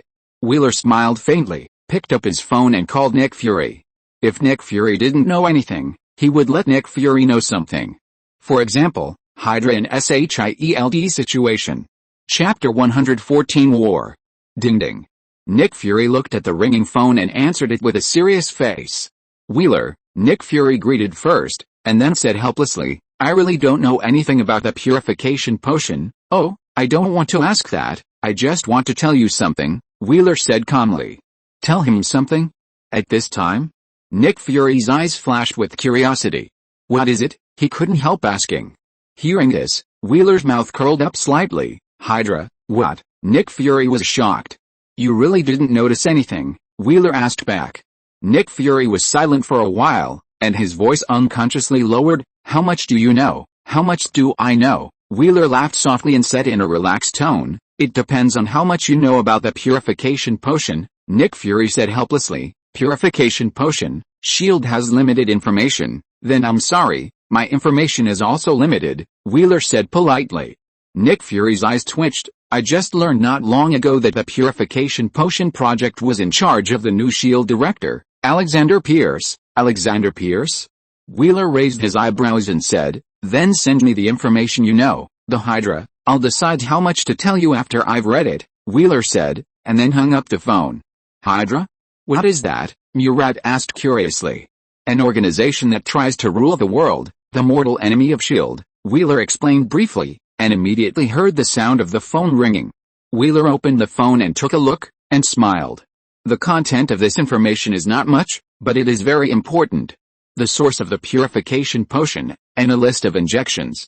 The injection time of the people on this injection list is much earlier than the time of the list that Wheeler and his team got in the Worthington building. And the first person to be injected has been half a year ago. If Wheeler remembered correctly, the effect of the purification potion could not last that long. Therefore, as long as these people are found, the chaos caused by the purification potion will be solved. Thinking of this, Wheeler sent the information to Professor X, then picked up the phone and called Nick Fury again. The phone just rang, and Nick Fury immediately picked up. Obviously, he had been waiting for Wheeler's call. Wheeler, Nick Fury's tone was very solemn. I have sent you what I know, very helpful, Wheeler said with a smile. The matter of Hydra. Nick Fury actually felt a little nervous. Wheeler laughed softly and said, for Hydra, Is there a better place to hide than S.H.I.E.L.D.? Nick Fury's eyes sank. Are you kidding? If it is really like what Wheeler said, then S.H.I.E.L.D. is probably the lair of Hydra. Believe it or not, Wheeler said indifferently. Nick Fury smiled bitterly. I can't believe it. The place he has been fighting for has actually been infiltrated by Hydra. This is a very scary thing. You know, S.H.I.E.L.D. has a lot of secrets and weapons. If all these things fall into the hands of Hydra, it will be a disaster for the whole world. After a few seconds of silence, Nick Fury asked, how far has Hydra infiltrated? No hope. Wait for death, Wheeler said simply, and then said, friendly reminder, the last director of S.H.I.E.L.D. seems to be a Hydra man. The last director of S.H.I.E.L.D.? Alexander Pierce? Nick Fury's palm trembled, and he took a deep breath. Thank you. After speaking, he hung up the phone. It's not that he didn't question the authenticity of Wheeler's words before, but Wheeler had no reason to joke with him with such a seemingly absurd result. If he hadn't been suspicious of some things in S.H.I.E.L.D. and had only noticed something during the investigation, he would definitely not believe Wheeler. But now, even the last director of S.H.I.E.L.D. is a Hydra man? Nick Fury pressed his eyebrows and felt a deep sense of powerlessness. If, by cooperating with Professor X, can we find out all the Hydras in S.H.I.E.L.D., Nick Fury muttered in a low voice, and this thought unconsciously emerged in his mind. But if it is as serious as Wheeler said, if all the Hydras are found out, then S.H.I.E.L.D. will have no need to exist. To be more precise, this organization has lost his trust. For a moment, Nick Fury was a little irritated. Now because of the purification potion, there is already chaos, and conflicts may break out at any time. Wait, Nick Fury muttered with a strange expression, Whirl is telling me about Hydra now. Is it because he doesn't like S.H.I.E.L.D., or is he looking for trouble with the M government and other countries? Fuck, he cursed in a low voice. It's really possible. This guy, I don't know when he knew about Hydra, and he's only telling it now. Nick Fury smiled bitterly and shook his head, and his fear of X-School increased a little more. It seems that X-School has mastered a lot of things at this time. His mobile phone rang. Nick Fury glanced at the number and his face froze. After picking up the phone and listening to the mission report from the other party, Nick Fury looked calm, but in fact, his heart was already beeping. Magneto has taken action. After hanging up the phone, Nick Fury slammed the table hard and began to set up. Hydra, purification potion fuck, X-School. After Professor X received the list sent by Wheeler, he immediately began to investigate. But before the people on the list were found, Professor X found a large number of mutants gathered together. When he found this, the name of his old friend immediately emerged in his mind. When he used his ability to track these people for investigation, he confirmed his guess. Sure enough, these people were organized by Magneto. What does Eric want to do by organizing so many people? Professor X murmured. If he was Eric in order to protect the mutants, I will lead these people to destroy the source. Professor X immediately guessed Eric's thoughts. And the source of the purification potion. He remembered the information that Wheeler had just sent him, and whispered, Devil's Island. If he guessed correctly, Magneto's target was Devil's Island. Devil's Island is not only a factory for making purification potions, but also the source of purification potions. Thinking of this, Professor X immediately left the brainwave room, summoned the X-Men, and walked towards the office. At the same time, Magneto was leading the members of the Brotherhood and the assembled mutant army to Devil's Island.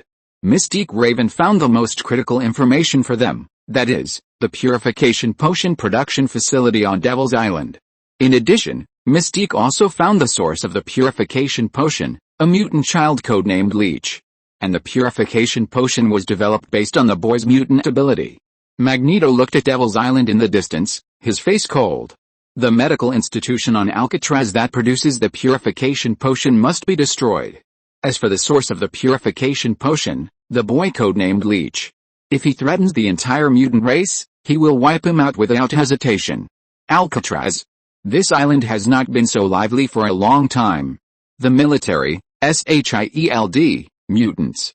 As the purification potion incident escalates, this island that produces the purification potion has become the focus of several forces. Wheeler and the X-Men are flying to Alcatraz in a Blackbird fighter. Everyone's face looks very solemn. This will be a large-scale conflict between humans and mutants, no, to be precise, a war.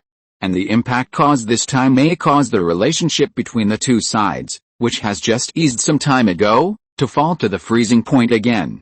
Damn it. All our efforts are in vain, John cursed. He is now enjoying the way those humans look at him more and more. Admiration, hope. Bobby patted the other person's shoulder and said helplessly, "There's nothing we can do about it, Professor. Is the source of the purification potion really a child?" At this time, Scott asked in a deep voice.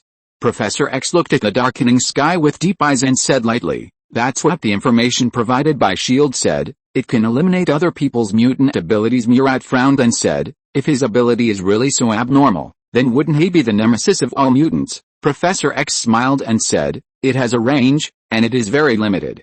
It's not as exaggerated as you think. It has a range." Everyone breathed a sigh of relief. If this is the case, there are more ways to deal with the opponent. "We're here," Ororo, who was driving the fighter plane, said to everyone and drove the fighter plane down. Everyone's face became solemn. They not only have to stop the mutants led by Magneto, but also have to deal with the attack of the military. "Be careful, don't get hit by the weapons made of purification potion," Professor X said to everyone solemnly.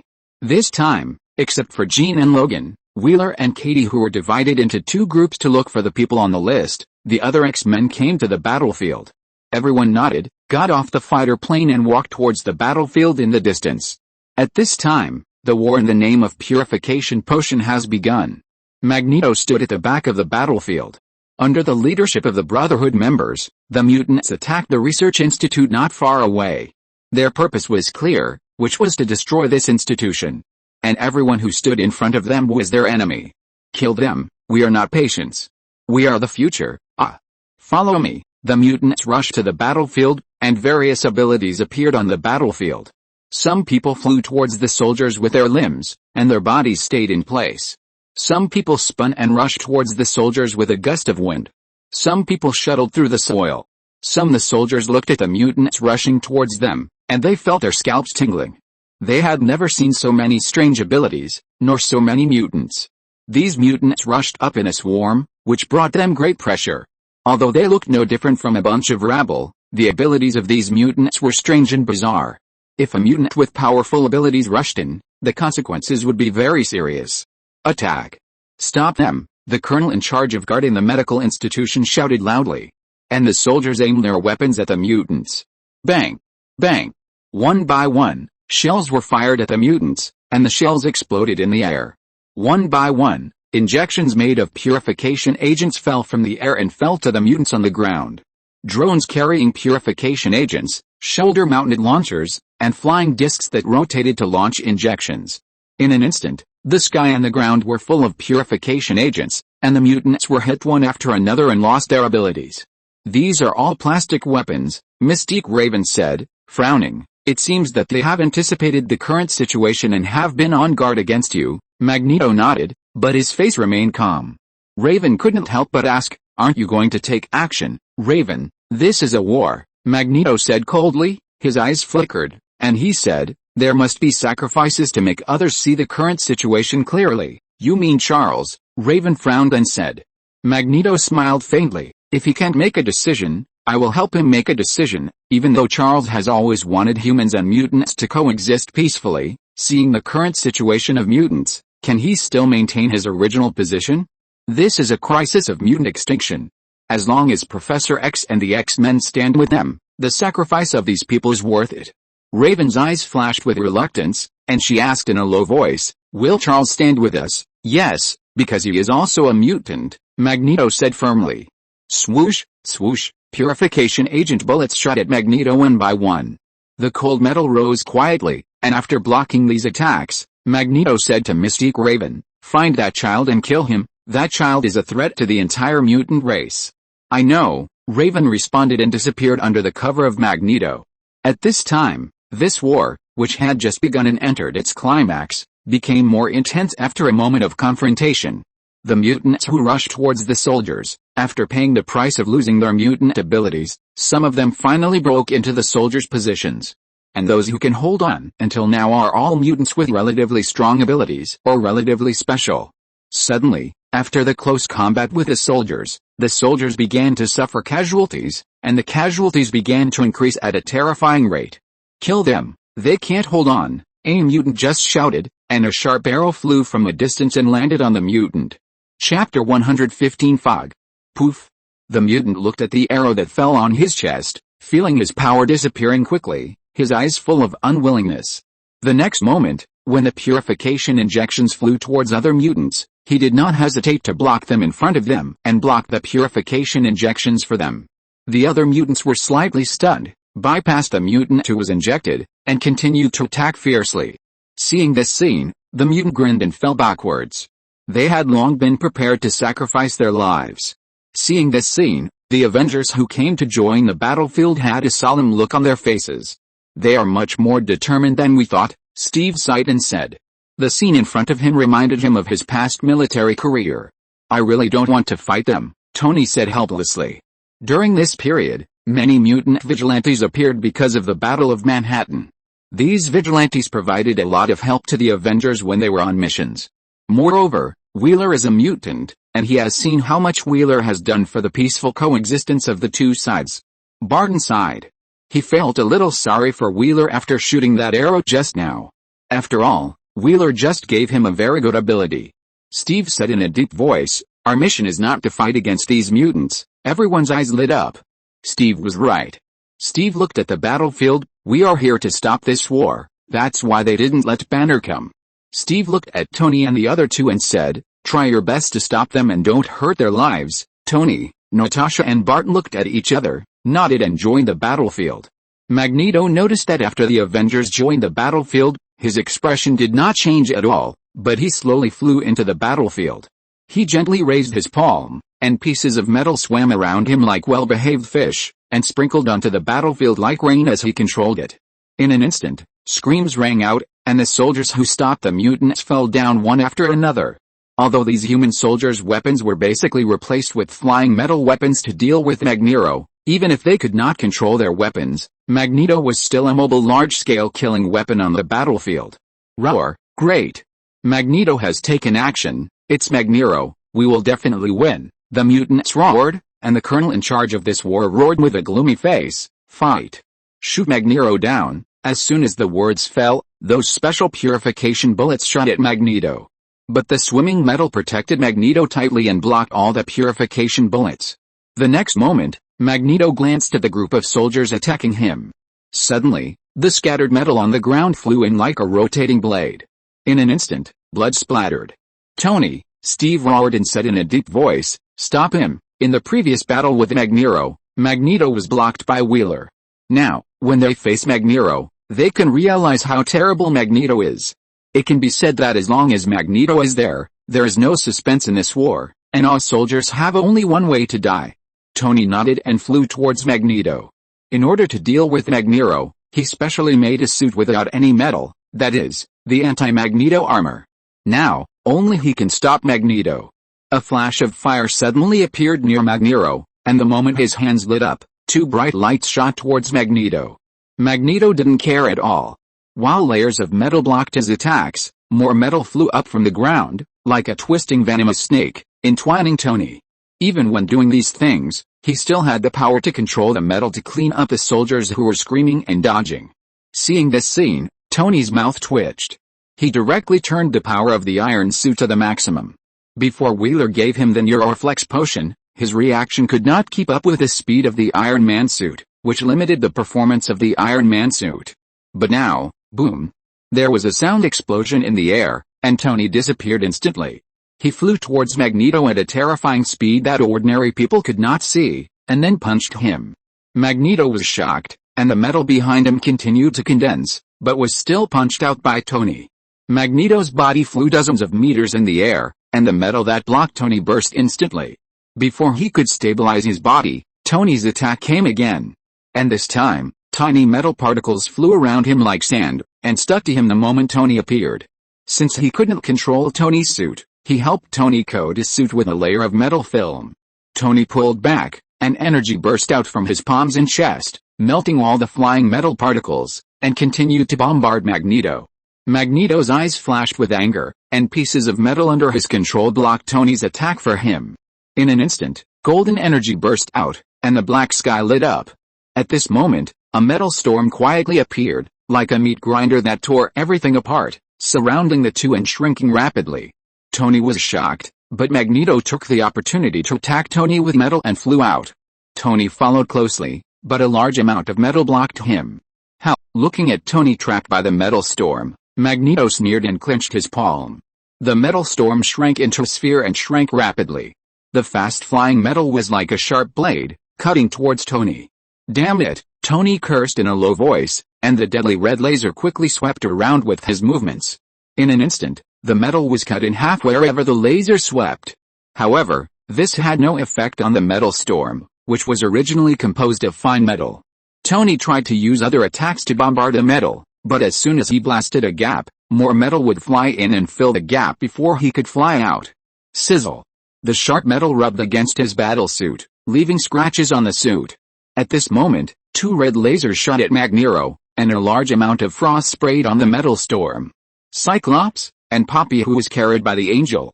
Magneto looked at the two calmly, and abandoned Tony without hesitation, looking down from a high position, and his eyes met with Professor X's. Charles stood up, and he still had hair? Magneto was stunned. What's going on?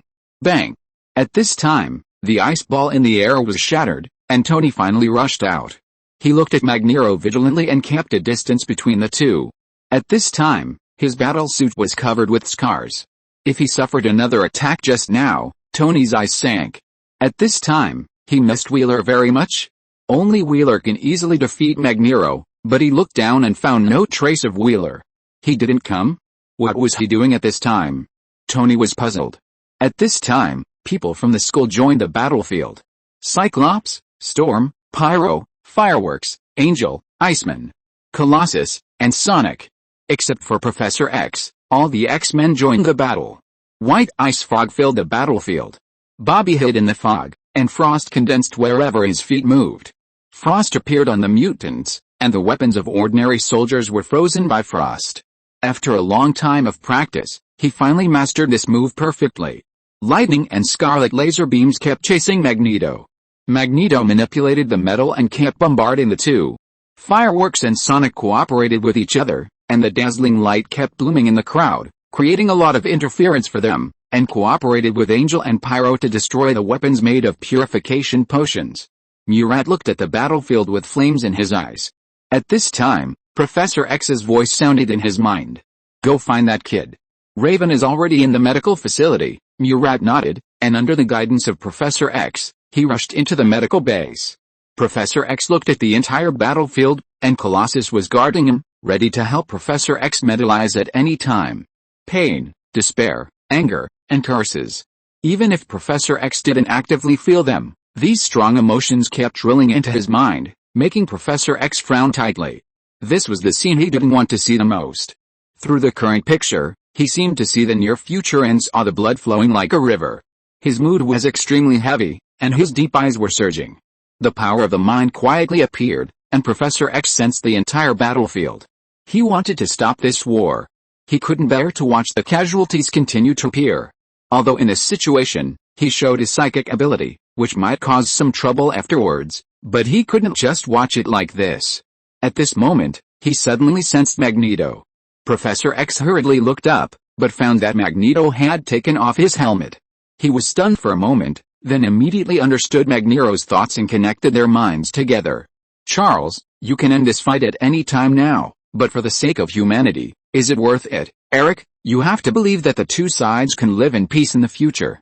You have also seen the changes in both sides after the Battle of Manhattan. Yes, I saw it, and I even doubted my own actions. Magneto admitted his thoughts without hesitation, and then continued, but the facts have proved that I shouldn't have had any extravagant expectations. They created purification potions and made these things into weapons in order to completely eliminate us. Professor X was silent, and said helplessly, we have found evidence that the so-called purification potion cannot eliminate abilities at all, but can only suppress them for a short time.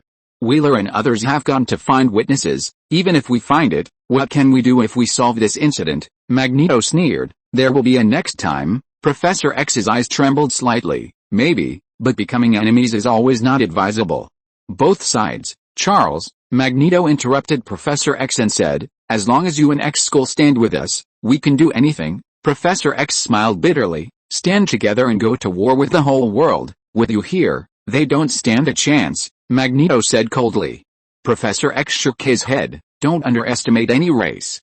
Mutants are the future, and humans are the soil for mutants, Magneto said faintly. I like a saying from China. Those who are not of my race must have different hearts. Since you still choose this, then just watch and see if humans are really worthy of your protection. After the words fell, Professor X immediately sensed Magneto's thoughts, and then his face changed. A large amount of metal flew up, and then fell down like arrows. With this attack, 80% of the people on the entire battlefield will be cleared.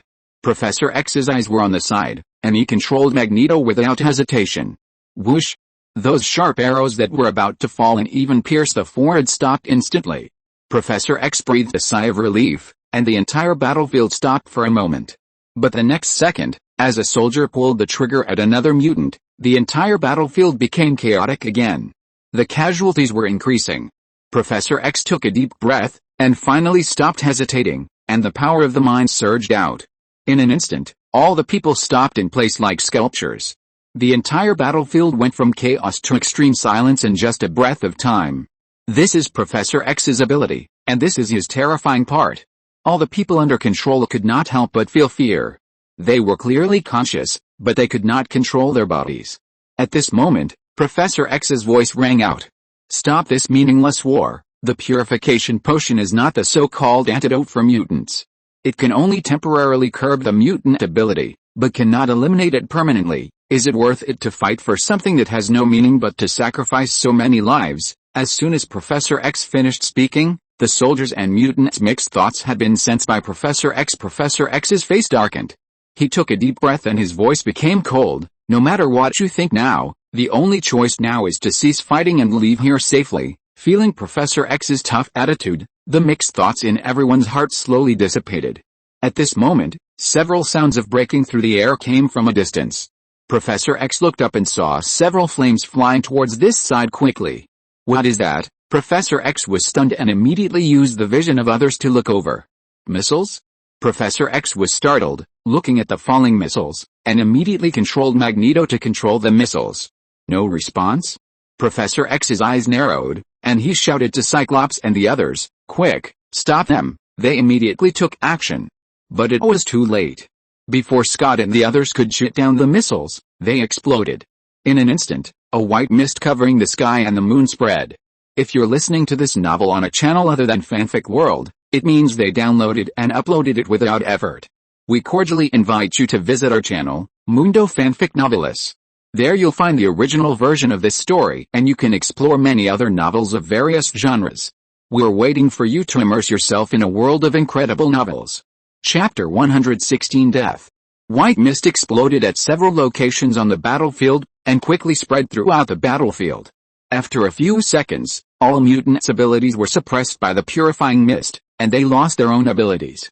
Professor X was shocked. Is this mist a purifying potion? Just as this thought came to his mind, all the people he controlled had regained their freedom.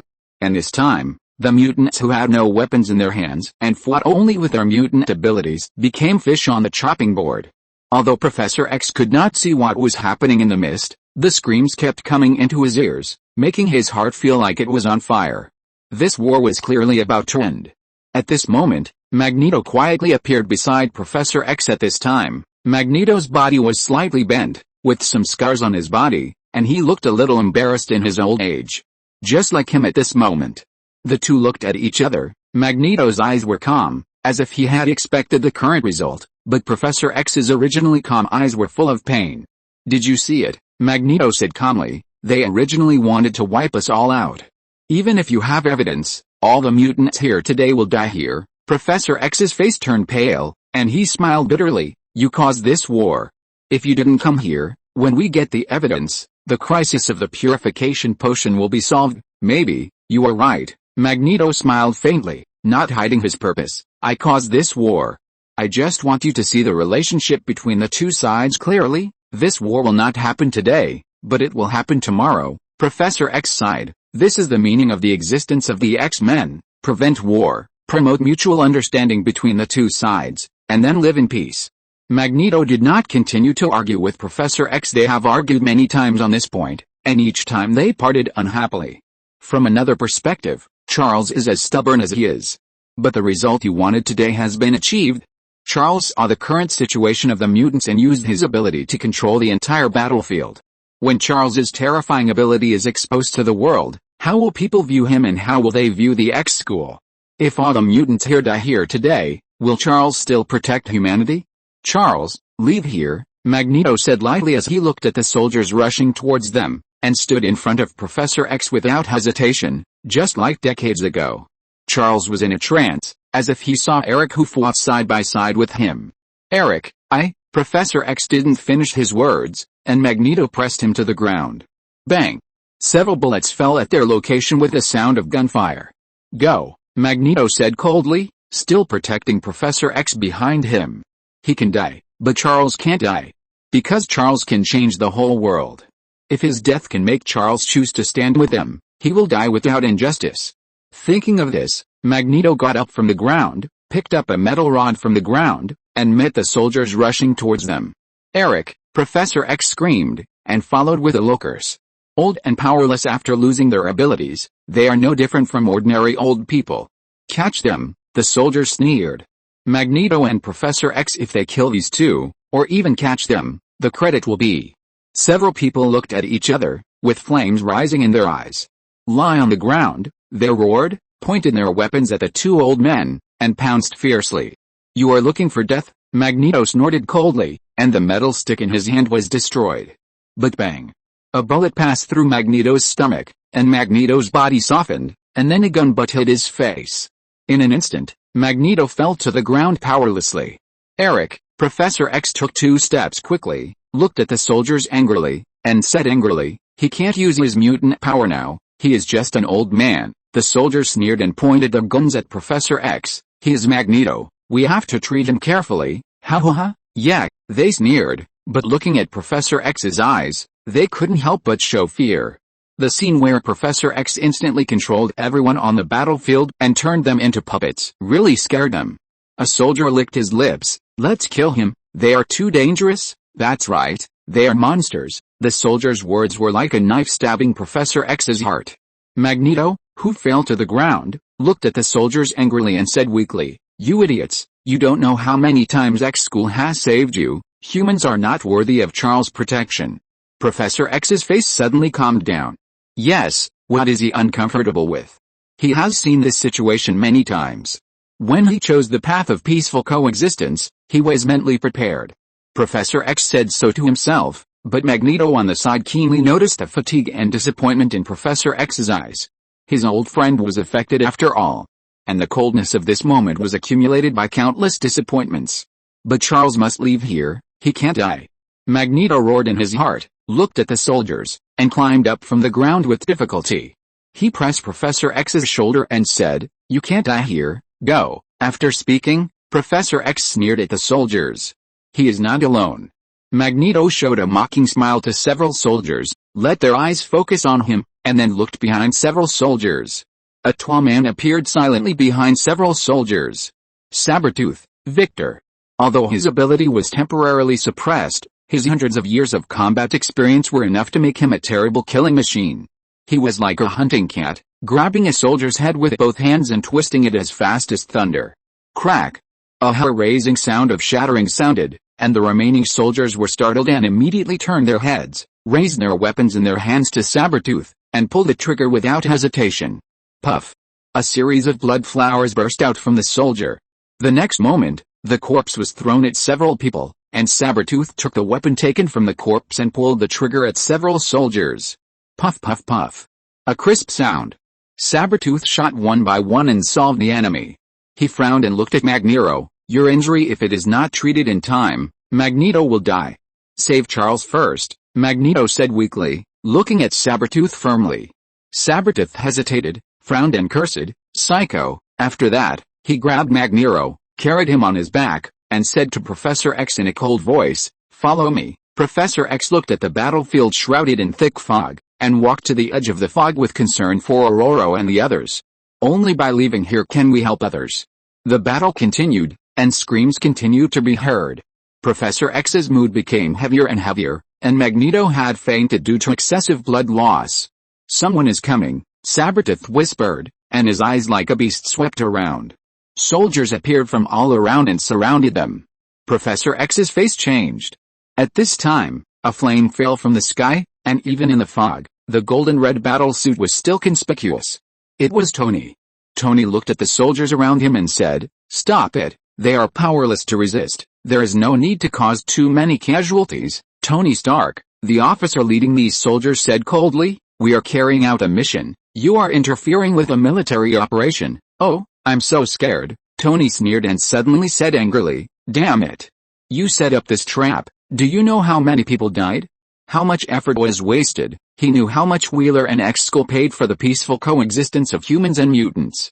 Moreover, after this period of time, it has been proved that it is possible for the two to get along in a friendly manner, and there is hope.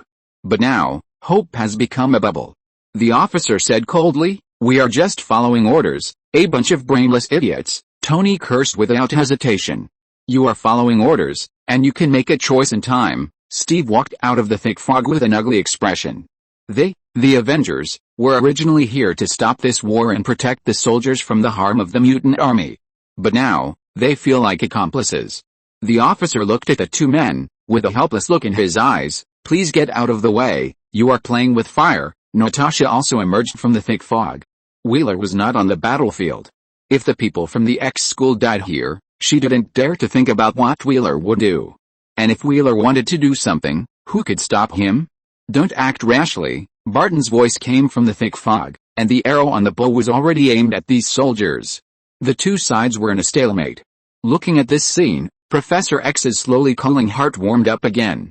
It was precisely because of the existence of such people that he could persist in the road of peaceful coexistence between the two sides for so many years.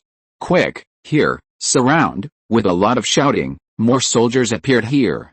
Suddenly, Tony and his friends' faces became solemn. "Attack," the colonel in charge of this battle roared, and the soldiers' weapons were aimed at Professor X and his friends, and they pulled the trigger without hesitation. Tony's eyes narrowed. He didn't expect these people to actually dare to shoot. Bullets rained down on Professor X and his friends from all directions. The moment the gunshot sounded, Tony flashed and rushed towards Professor X. "Can't stop it. Too many bullets." A thought came to Tony's mind. But a blue light suddenly appeared, covering Professor X and the others, blocking the bullets. Looking at the familiar light, everyone's faces flashed with surprise, and Professor X was relieved. "Wheeler is here." Whoosh! A blue figure fell from the sky. Blue energy flames were jumping on his body, and the invisible pressure instantly rushed around, making everyone feel a sense of oppression that they couldn't breathe. Wheeler glanced around with cold eyes, nodded to Tony and the others, and casually threw a ball of energy full of life breath at Magneto. In an instant, Magneto's breath became stable. Professor X breathed a sigh of relief and said to Wheeler excitedly, "Go and save others." At this time, Professor X was like an ordinary old man. After encountering something, he saw his own children, which made Wheeler feel aggrieved. From Professor X, Wheeler patted Professor X's shoulder, and the infinite domain instantly unfolded, covering the entire battlefield. The next moment, blue energy quickly permeated all the purifying mist. Pop! After a crisp snap of fingers, all the purifying mist disappeared with a slight explosion. Seeing this scene, everyone was shocked. The purifying mist that was full of threats to the mutants was actually solved so easily by Wheeler?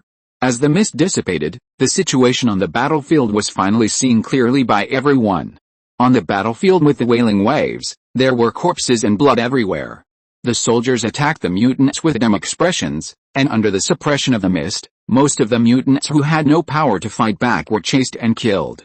At this time, the mutants found that the mist dissipated, and they regained their abilities, so they roared and killed the soldiers. The wronged souls were wailing, and the curse before dying. All the negative emotions were felt by Professor X again. He looked at all this with a painful expression. At this moment, he seemed to sense something. His face suddenly changed, and he shouted to Wheeler in his mind, "Quick! John and Jin Huan are injured." As he said that, Professor X sent the images he sensed to Wheeler's mind. Wheeler's face turned cold, and he immediately disappeared. Almost in an instant, Wheeler appeared in front of John the fireman and Li Jin Huan. At this time, the fireman was lying on the ground, his face was pale, his eyes had lost focus, his body was full of bullet holes, and blood was constantly flowing from him. Li Jin Huan, who was protected behind him, was looking forward with horror. In front of them, The weapons in the hands of several soldiers were still smoking. Wheeler's eyes were cold, and the energy full of life breath fell on the two people, quickly healing their wounds. Wheeler waved to the soldiers.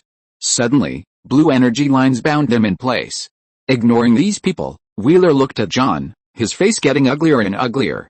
Although his wounds had healed quickly, John's eyes were still unfocused and his chest was still motionless. Lee Kyan-hoon looked at Wheeler with red eyes. "It's all because of me, John. Wheeler saved me. When they lost their abilities and were scattered on the battlefield under the purifying mist, it was John who protected her." Professor X's voice rang in Wheeler's mind. "John asked me to ask you if he can join the X Factor team." Chapter 117 Shouldn't. "Do you want to join us? Idol. You are my god. How about setting up a reserve team for X Factor? Wheeler, from today on, I am also a superhero." Several scenes kept flashing through Wheeler's mind, and Wheeler's eyes became more and more gloomy. He turned his head to look at Lee Kyan-hoon and whispered, "Did John take the initiative to attack these soldiers?" "No," Lee Kyan-hoon said with a sad look. "From the beginning of the battle to now, we have been stopping this war, stopping other people, and basically stopping mutants and protecting these soldiers. So John died at the hands of the people he protected." Wheeler's voice became softer and softer, as if it was going to disappear with the wind. He looked around the entire battlefield, and a trace of confusion flashed in his eyes. During this period of time, hasn't the relationship between humans and mutants begun to develop in a good direction? Why did it become like this again? What is the purpose of his efforts during this period? Just a conspiracy of some people will bring the relationship between the two sides back to the starting point, and they will pay a price for it. What is the point of them doing this? There will be this time, there will be the next time, and there will be the next time. It's not that mutants and humans can coexist peacefully, but some people don't want to see the two coexist peacefully. And just because of the conspiracy of these people, they will not only pay hard work, but also blood and life. John should not die here.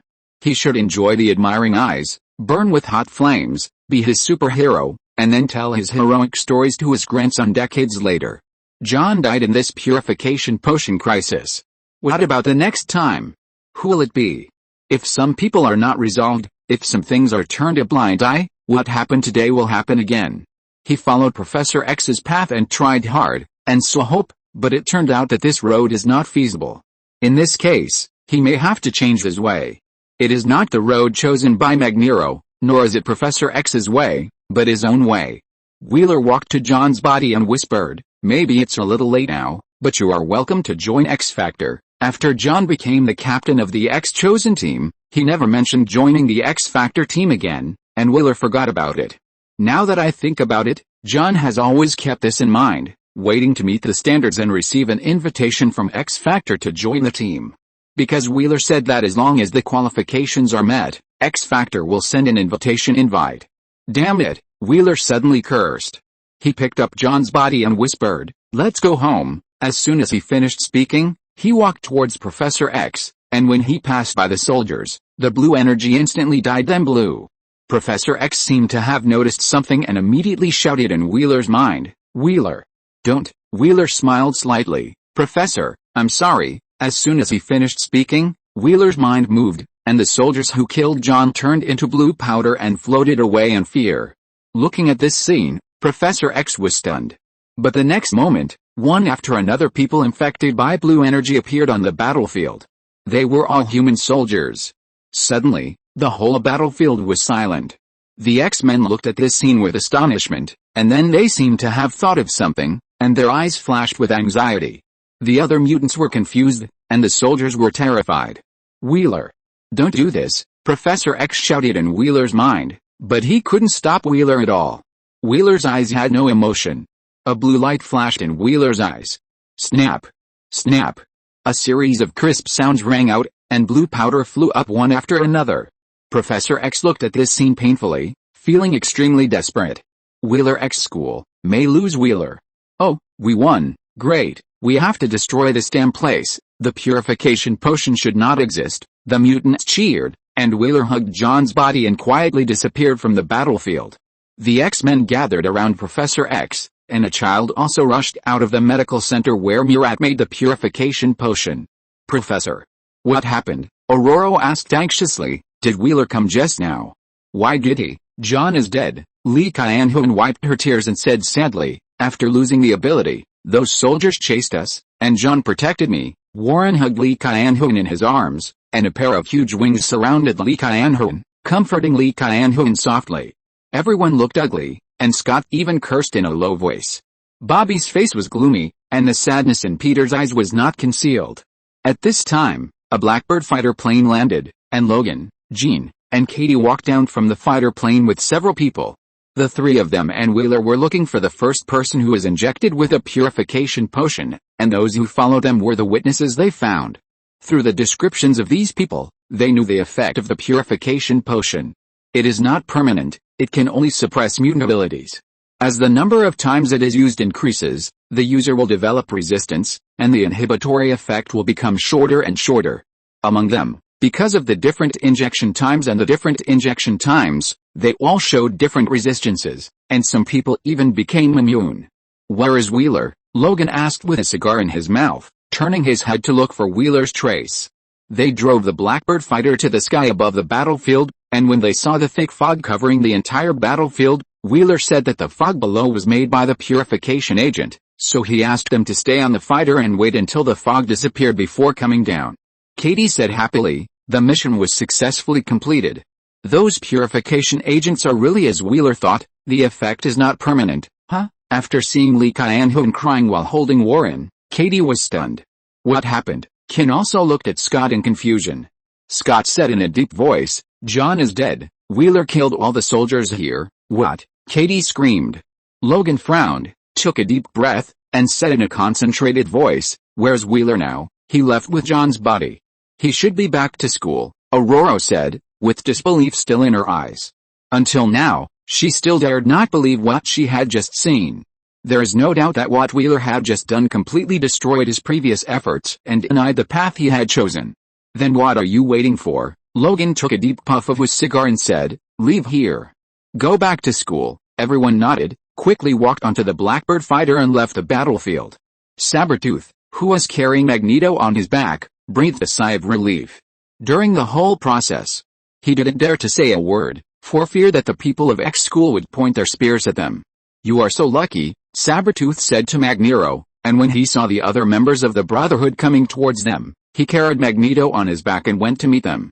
Watching the mutants leave, the faces of the four Avengers present became very solemn. Wheeler, what does he want to do? Natasha murmured. It took only 2 minutes from the time Wheeler showed up to the time he left, but something happened in those 2 minutes that was enough to change the world. Yes, change the world. They had no doubt that Wheeler had the ability to change the world. No matter what he wants to do, he killed so many soldiers. This matter will not end easily, Steve sighed, with a deep worry in his eyes. Barton was silent, but he had an ominous premonition. Tony couldn't help but cursed, what a group of short-sighted idiots. It was them who forced Wheeler to the opposite side. If Wheeler wanted to do something, they would not have time to cry. Everything had been moving in a better direction, but it was all ruined by those people. Those people, the military, the government, the developers of the purification potion, and those idiots who hid behind the scenes and thought they could control everything. Fuck. Fuck, Tony kept cursing, soaring into the sky and disappeared. A few days later, X school. The matter of the purification potion, with the disclosure of a series of evidence, this storm disappeared quietly. Since this thing is not permanently effective as the government and the media said, the mutants will naturally not inject it. Many smart people have also guessed the government's intention through the purification potion. The purification potion appeared suddenly and disappeared even more suddenly, as if it was just to provoke the superhero Wheeler Bryan. Yes. Compared with the purification potion, the superhero Wheeler Bryan's killing of a large number of soldiers shocked the whole world. You have to know that this is the most eye-catching superhero in the Manhattan War. He is called Blue Sun, Infinity, Mr. Miracle, Dawn, etc., and has various names. Suddenly, this matter swept the whole world like a storm. And with a complete disclosure of the whole thing, there are different evaluations of what Wheeler did. Some people say that mutants are mutants and are not trustworthy at all. Some people say that Wheeler lost his mind because of the death of his friend. Some people say that Wheeler lost his faith in humans because he found that the purification potion was a conspiracy. There are also people who say that various statements are flying all over the sky, and only Wheeler himself knows what he really thinks. But no matter what the statement is, X school has been under great pressure in the past few days. Various news media gathered at the school, trying to get some news about Wheeler from the teachers and students of X school, or to interview Wheeler directly. Military personnel also appeared in the school, demanding that the school hand over Wheeler and hold Wheeler and X school responsible for the deaths of those soldiers. The government was also constantly putting pressure on Beast Tank, hoping that the school would cooperate with their actions. Even some vigilantes with strange abilities were roaming around the school, trying to catch Wheeler. In addition, a large number of ordinary people also gathered outside the school, holding various banners to protest. For a time, the life and study of X school, as well as the teachers and students of the school, were seriously disrupted, which brought them great pressure. And the reason for all this was that Wheeler was from X school. Ororo and Logan stood on a balcony of the school. Looking at the people gathered around the school, both of them looked very unhappy. This situation has lasted for 3 or 4 days. Some children were picked up by their parents, while some children in the lower grades were a little scared. The atmosphere of the whole school was in tension and fear. Even if they had been comforting them, the situation would not improve much. Ororo was a little irritated, and had the urge to use his power to drive all these people away. Logan smoked a cigar with a cold face, and felt very aggrieved. Professor X asked them to stay in school and ignore the people outside. He was responsible for dealing with these people. During this period, Professor X had aged a lot. Obviously, he had suffered a great blow because of this incident and the matter of Wheeler. Where is Wheeler? Is he okay? Ororo couldn't help asking. Logan shook his head dully. I don't know. After he put down John's body that day, he went back to the dormitory and never came out again. Ororo nodded and suddenly said, what do you think he was thinking? Logan exhaled thick smoke. When he killed those soldiers, he had already made a choice. You should understand this. No, I don't believe it. Even though Ororo could guess part of Wheeler's thoughts, she still didn't dare to believe it. In her eyes, Wheeler was always the Wheeler who smiled brightly and said to her, I am a good boy. During this time at the school, Wheeler also proved this sentence with his behavior. He helped his classmates control their abilities, solved crises with them, and helped mutants in need with every mission. Logan said leisurely, he wants to change the current situation of mutants, so he works so hard after coming to school, but as of now, what happened yesterday seems to have changed his mind. Ororo's eyes dimmed, thinking of John's death. What will he do? Will he leave the school? Ororo asked worriedly. Logan hesitated. According to the current situation, Wheeler will do this in order not to cause trouble for the school. Ororo's eyes flashed with pain, and whispered, what about you? Will you leave the school too? Logan hesitated and said slowly, I don't know. If Wheeler needs his help, he will leave the school without hesitation.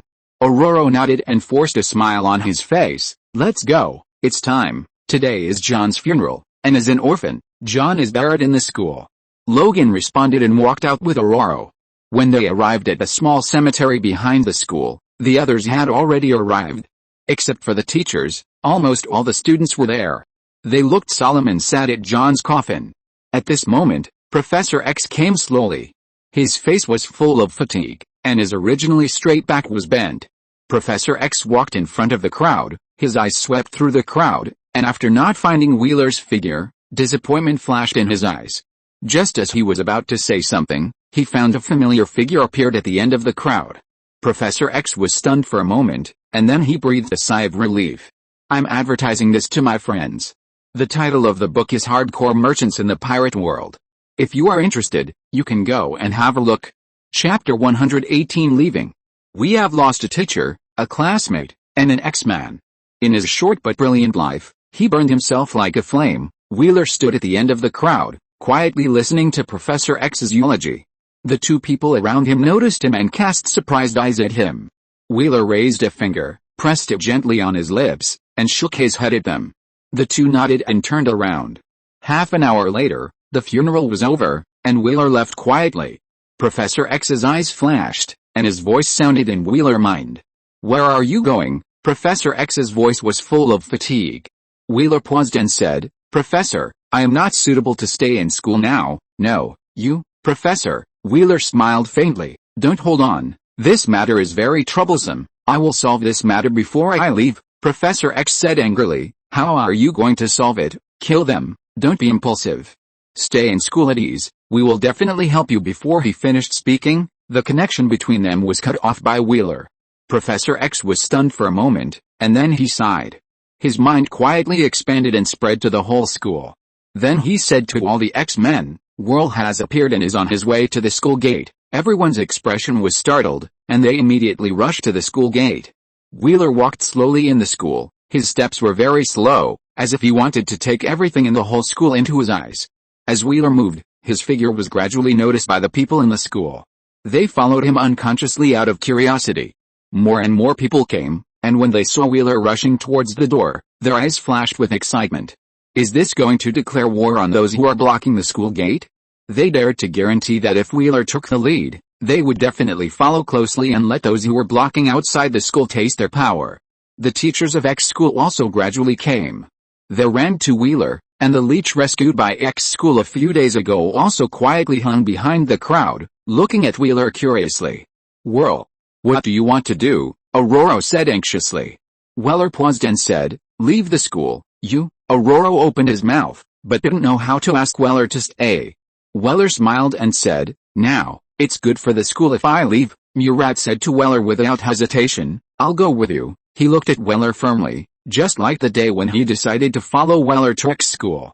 Wheeler looked at Murat. You should stay in school, damn it. You brought me here. You made me see hope. Murat lowered his voice and said angrily, you want to throw me here? No way. A helpless look flashed in Wheeler's eyes. Captain, I'll go with you too, Katie said firmly to Wheeler. Bobby and Peter nodded, and Li Qianhuan and Zuan on the side also stood beside Wheeler, stating their positions. Warren smiled bitterly and said, I don't know if I am still qualified to stand with you now, but I know that I will dedicate my life for the school and for you. Wheeler looked at the few people and said helplessly, the school needs you more. A look of hesitation flashed in the eyes of the few people. Wheeler smiled and said, don't worry, if I need your help, I will contact you. Wheeler continued to move forward. But just as he took a step, Logan appeared in front of Wheeler. Wheeler raised his eyebrows. What do you want to say? Logan grinned. No matter what you do, I will support you. Wheeler's eyes flashed with a smile, and he shook the hand that Logan stretched out, turned his shoulders slightly, and continued to move forward with a smile. Scott and Jean appeared. Scott sighed, while Jean looked at Wheeler worriedly. Wheeler nodded to them, walked around the two, and saw Professor X standing at the school gate. Without waiting for Professor X to speak, Wheeler hugged the old man. Professor, thank you for your care during this time. Professor X grabbed Wheeler's hand, his eyes full of requests. Wheeler. Don't give up hope on this world and all mankind. Wheeler nodded and smiled. Don't worry, I won't. I just want to do what I have to do. Professor X stared into Wheeler's eyes, and after confirming that Wheeler was not like he thought and would follow Magneto's path, he slowly loosened his clenched palms. Wheeler, you must remember what you said. Professor X solemnly said the last word, and then stepped aside. Wheeler nodded, and nodded to Albert, who was trembling with fear but had been guarding the school gate, and said, open it. Albert's rabbit ears moved twice, and he quietly breathed a sigh of relief. He looked at Wheeler worriedly and opened the door. The moment the door opened, the news media, military leaders, government representatives, and those demonstrators who came to denounce X school and Wheeler who were guarding outside the door pressed forward. Wheeler's eyes condensed, and he controlled his mental energy to sweep forward. Suddenly, those people were shocked and retreated with fear on their faces. When Wheeler took a step forward, those people would take a step back. It was not until Wheeler walked out of the school gate and stopped that the spiritual energy that frightened these people disappeared, and then these people stopped. They looked at Wheeler in horror, but Wheeler smiled and said to the crowd slowly, I will only answer 3 questions. If you have any questions, you can ask them now. After that, the originally quiet crowd became noisy again. Wheeler casually pointed to a military person. What do you want to ask? Why did you kill those soldiers? Do you know how much harm this will bring to their families? The military person roared at Wheeler.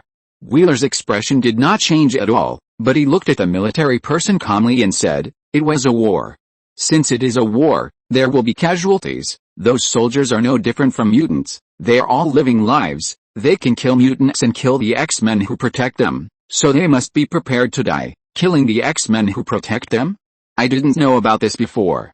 The people in the news media recorded this information with shining eyes. The military shouted, "This is just your one-sided statement. Who knows whether what you said is true or not?" Wheeler said calmly, "Even if it is true, you can believe it if you want to. I don't have time to waste time on you." He swept his eyes across the crowd. "Next question." Everyone raised their hands. Wheeler pointed at the government representative. The government representative, a middle-aged man in a suit, coughed lightly, and said with a twinkling look in his eyes, "I want to know whether the matter of Alcatraz was instructed by X school? And what is the position of X school? What is the purpose of X school going to Alcatraz? Is it to kill those soldiers?" Wheeler raised his eyebrows slightly. "Sly guy. This is not a question." The man smiled and waited for Wheeler's answer. Wheeler said slowly, "School X has always taken actions from the standpoint of peaceful coexistence between the two sides.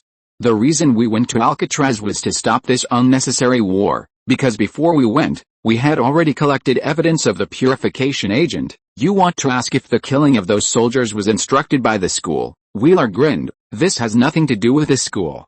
And they tried to stop me, but hey, I'm better than them all." Hearing this, everyone accurately read a message. That is, Wheeler is better than the people of School X. The man hurriedly said, "You mean, you? I have answered your question." "Next question," Wheeler said lightly, looked at the crowd again, and selected a young reporter. The reporter looked at Wheeler nervously and stammered, "What are your plans for the future? Will you still be a superhero who protects us?" Hearing this question, the scene instantly became quiet. Wheeler's eyes were calm, and he suddenly smiled. "There are many superheroes, they are all protecting this world, and even there are many superheroes among mutants, who are also protecting you in this world. The reason why I became your superhero is that I want both sides to coexist peacefully and hope that both sides can understand each other, so I became your superhero. But the death of John the fireman made me understand one thing: it doesn't mean that you will be appreciated and understood just by helping and protecting others. All the things I did were in vain, and many people don't seem to need a superhero like me." In the case, Wheeler shrugged and said lightly, "I won't be a superhero anymore." As soon as he finished speaking, the whole scene was in an uproar, and the reporter who asked a question even had tears in his eyes. He was Wheeler's fan. Wheeler smiled lightly. "I have answered 3 questions. I know that many people are here to arrest me. I will stand here and will not leave, so let the irrelevant people leave here first." As soon as he finished speaking, the crowd became chaotic. As figures walked out of the crowd, others retreated one after another. Wheeler waited at his leisure, while those who came to deal with Wheeler looked at Wheeler nervously and surrounded him. Seeing this scene, the people of School X looked at this scene angrily, and even many people squeezed out of the school gate to kill all these people. Wheeler's face turned cold, and he turned around and said coldly, "Go back. Does it have anything to do with you?" As soon as the people of School X finished speaking, blue energy quietly appeared and turned into an energy barrier to block the school gate. Turning to look at those who came to catch him, Wheeler smiled slightly. "Are you ready?" They looked at each other. Facing such a Wheeler, they didn't know how to start. Shrugging his shoulders, Wheeler smiled lightly. "If you just look at it like this, I'll leave." As soon as the words fell, Wheeler stepped forward. "Catch him!" Finally, a man shouted, holding a dagger, and disappeared like a phantom. Their mission is to catch or kill Wheeler Bryan. The next moment, Wheeler's eyes instantly turned blue, and the blue energy danced on his body, like a burning flame. Wheeler stretched out his hands suddenly, turned around and grabbed the air behind him. Snap! With a slight sound, he accurately grabbed the neck of the man just now. It was as if the man took the initiative to hand his neck to Wheeler. The man looked at Wheeler in horror, but roared, "What are you waiting for? Don't forget our mission." After that, the others showed their abilities and rushed towards Wheeler. Wheeler looked calm, just looking at the man whose throat he pinched. The next moment, Wheeler used the energy that had been compressed several times to enter the full power state of the superbody. Letting go of the man whose neck he pinched, Wheeler's figure flashed and disappeared from the spot. It seemed that blue energy lines appeared in the air and passed through those people. The next second, when the blue energy lines gathered at the position where Wheeler just was, Wheeler's hand was still pinching the man's neck, as if he had not moved. But those who rushed towards him were all entangled by the blue energy. How is it possible? The man was terrified. His ability is to move quickly, and his speed can reach 199 meters per second, but he can't see Wheeler's speed clearly. "It seems that you are all ready, so say goodbye to this world," Wheeler said calmly, slowly exerting force with his palm, and the man struggled violently. At this moment, Professor X's voice rang out. Wheeler. Stop. Wheeler paused and looked back. He saw that the children of X's school were all looking at him. Admiration, fear, expectation, worship, fear. The emotions in those eyes made Wheeler silent. He threw the man aside casually, waved his palm gently, dissipated the energy of those people, and said to them, I don't care which part you come from, and no matter which organization you are, I will record you on the government and the military. After a pause, Wheeler smiled and said, remember, if a teacher and a child are hurt, I will destroy a military base or city government. Don't doubt it, I can do it, it's easy for me. Wheeler's voice was light, but it was like a sharp blade engraved into their hearts. The next second, a blue energy ball appeared on Wheeler's palm. The energy ball instantly grew to a diameter of 1 meter, and then Wheeler threw it into the distant forest. Boom! With a loud bang, the ground shook, and the shock wave rolled up a strong wind, mixed with dust in the sky and rushed around like waves. Seeing this scene, everyone looked terrified, and when the dust dispersed, a large pit with a diameter of more than 10 meters appeared on the ground. The man who first attacked Wheeler, the captain of the team sent by the government this time, looked at everything that happened in front of him, and while his mouth was bitter, he cursed the people who sent them here in his heart. Can they deal with this kind of monster? Don't know how much weight it has, right? At this time, Wheeler's voice woke everyone up. Please remember what I said. After the words fell, Wheeler slowly flew up and disappeared under the gaze of everyone. Sorry, my cousin's engagement was delayed, and I'm late. Chapter 119 Neurosis. M Country, outskirts of Los Angeles. Boom. With a fierce explosion, the base in front of him completely turned into a sea of fire. This is an experimental base, belonging to the experimental project number 006. In the past few months since leaving school, Wheeler has been wandering around the world. While quietly accumulating strength, he is also looking for those people and organizations that have been provoking disputes between mutants and humans. Anyone who tries to provoke conflicts between the two sides will be hit by Wheeler. The base in front of him belongs to the project number 006. When he was in school, there were already clues about the project number 006, but because S.H.I.E.L.D. had intentions for this project, it deliberately concealed the relevant information about 006. Wheeler and the school were busy with other things and did not want to conflict with S.H.I.E.L.D., so they temporarily ignored the project number 006. But now that Wheeler has left school and has become a dangerous person announced by the official, Wheeler naturally doesn't care about this. Of course, S.H.I.E.L.D. has no time to care about this project now, because the current S.H.I.E.L.D. has fallen apart. Since Wheeler told Nick Fury about Hydra, Nick Fury began to investigate S.H.I.E.L.D. and tried to eliminate the Hydra in S.H.I.E.L.D. But as he investigated, he found that the situation was more serious than Wheeler said. Because there were a large number of Hydras that could not be found at all, because even they themselves did not know their Hydra identities. If S.H.I.E.L.D. is compared to a person, then S.H.I.E.L.D. is incurable. So Nick Fury secretly began to transfer S.H.I.E.L.D.'s resources, and then planned to abandon S.H.I.E.L.D. completely. Unfortunately, his plan was discovered, so a spy war started in S.H.I.E.L.D., causing chaos in the entire M country and even the world. This happened 2 months ago. And a week ago, the disappeared Nick Fury suddenly contacted Wheeler and gave him some intelligence. Of course, Nick Fury was not just to make friends with Wheeler, but because some of the events in these intelligence involved mutants and were related to Hydra, and Nick Fury wanted to use Wheeler to clean up these Hydras. After that, Nick Fury disappeared again. Nick Fury? This guy? When Wheeler thought of that black face, helplessness flashed in his eyes. If only those guys who have been provoking mutants and humans had such a long-term vision as Nick Fury. In the past few days, Wheeler has cleared 2 bases. And in the past few months, the number of mutants helped by Wheeler is countless. Not far away, a man wearing a black and red battlesuit, carrying 2 samurai swords, and hanging a pistol between his legs, was jumping towards Wheeler. He was one of the people Wheeler rescued when he was dealing with a base of Project 006 a month ago. He is a mutant created by the experiment of Project 006 and has super recovery ability. However, because he suffered a lot of torture in the experiment, he was originally a talkative and somewhat neurotic man, and now he looks more like a psychopath. And he also gave himself a code name, Deadpool. He jumped towards Wheeler, winked at Wheeler, and said coquettishly, "Master, I found something interesting." Ignoring Deadpool's neurotic performance, Wheeler raised his eyebrows and said, What is it? What reward do I have? Deadpool looked at Wheeler with a smile, and suddenly approached Wheeler, twisting his body against Wheeler like a snake.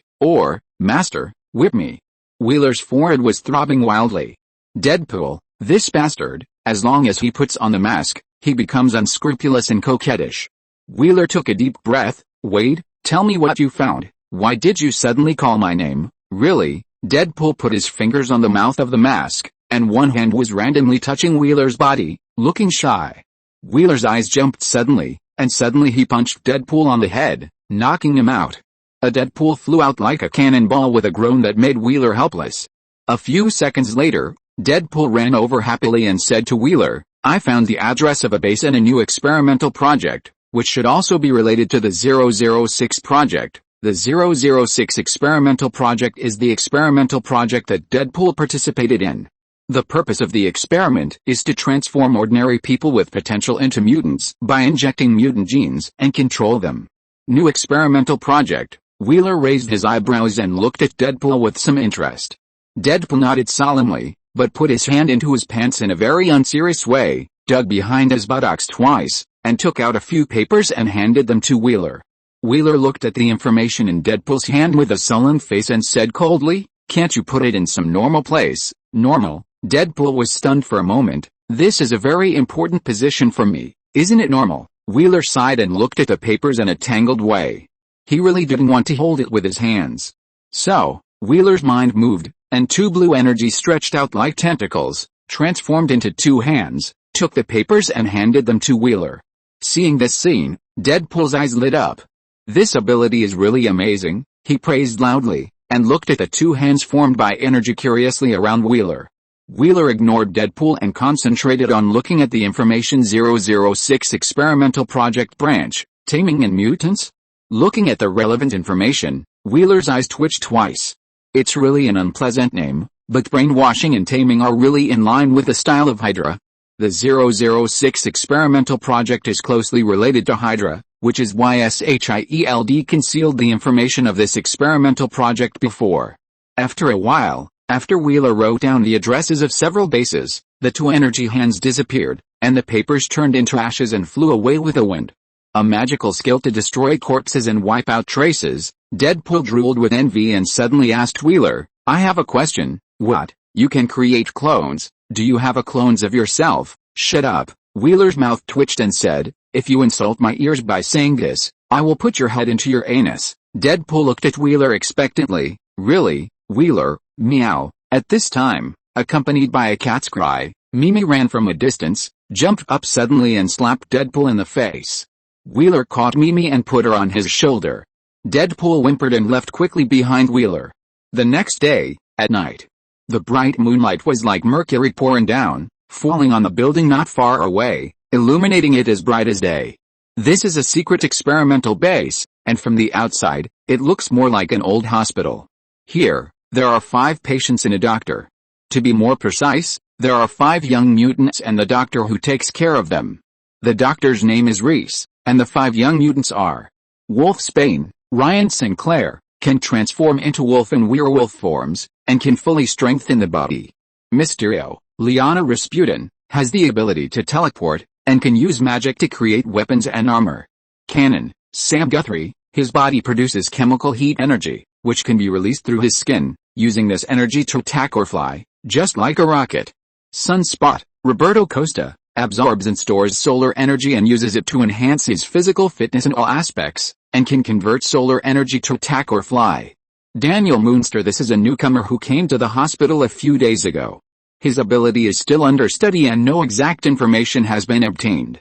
Wheeler recalled one of the information and his eyes fell on the hospital not far away. What a terrible look. Deadpool looked at the hospital in the distance and wanted to hug Mimi, but was slapped by Mimi. Deadpool hugged himself and trembled.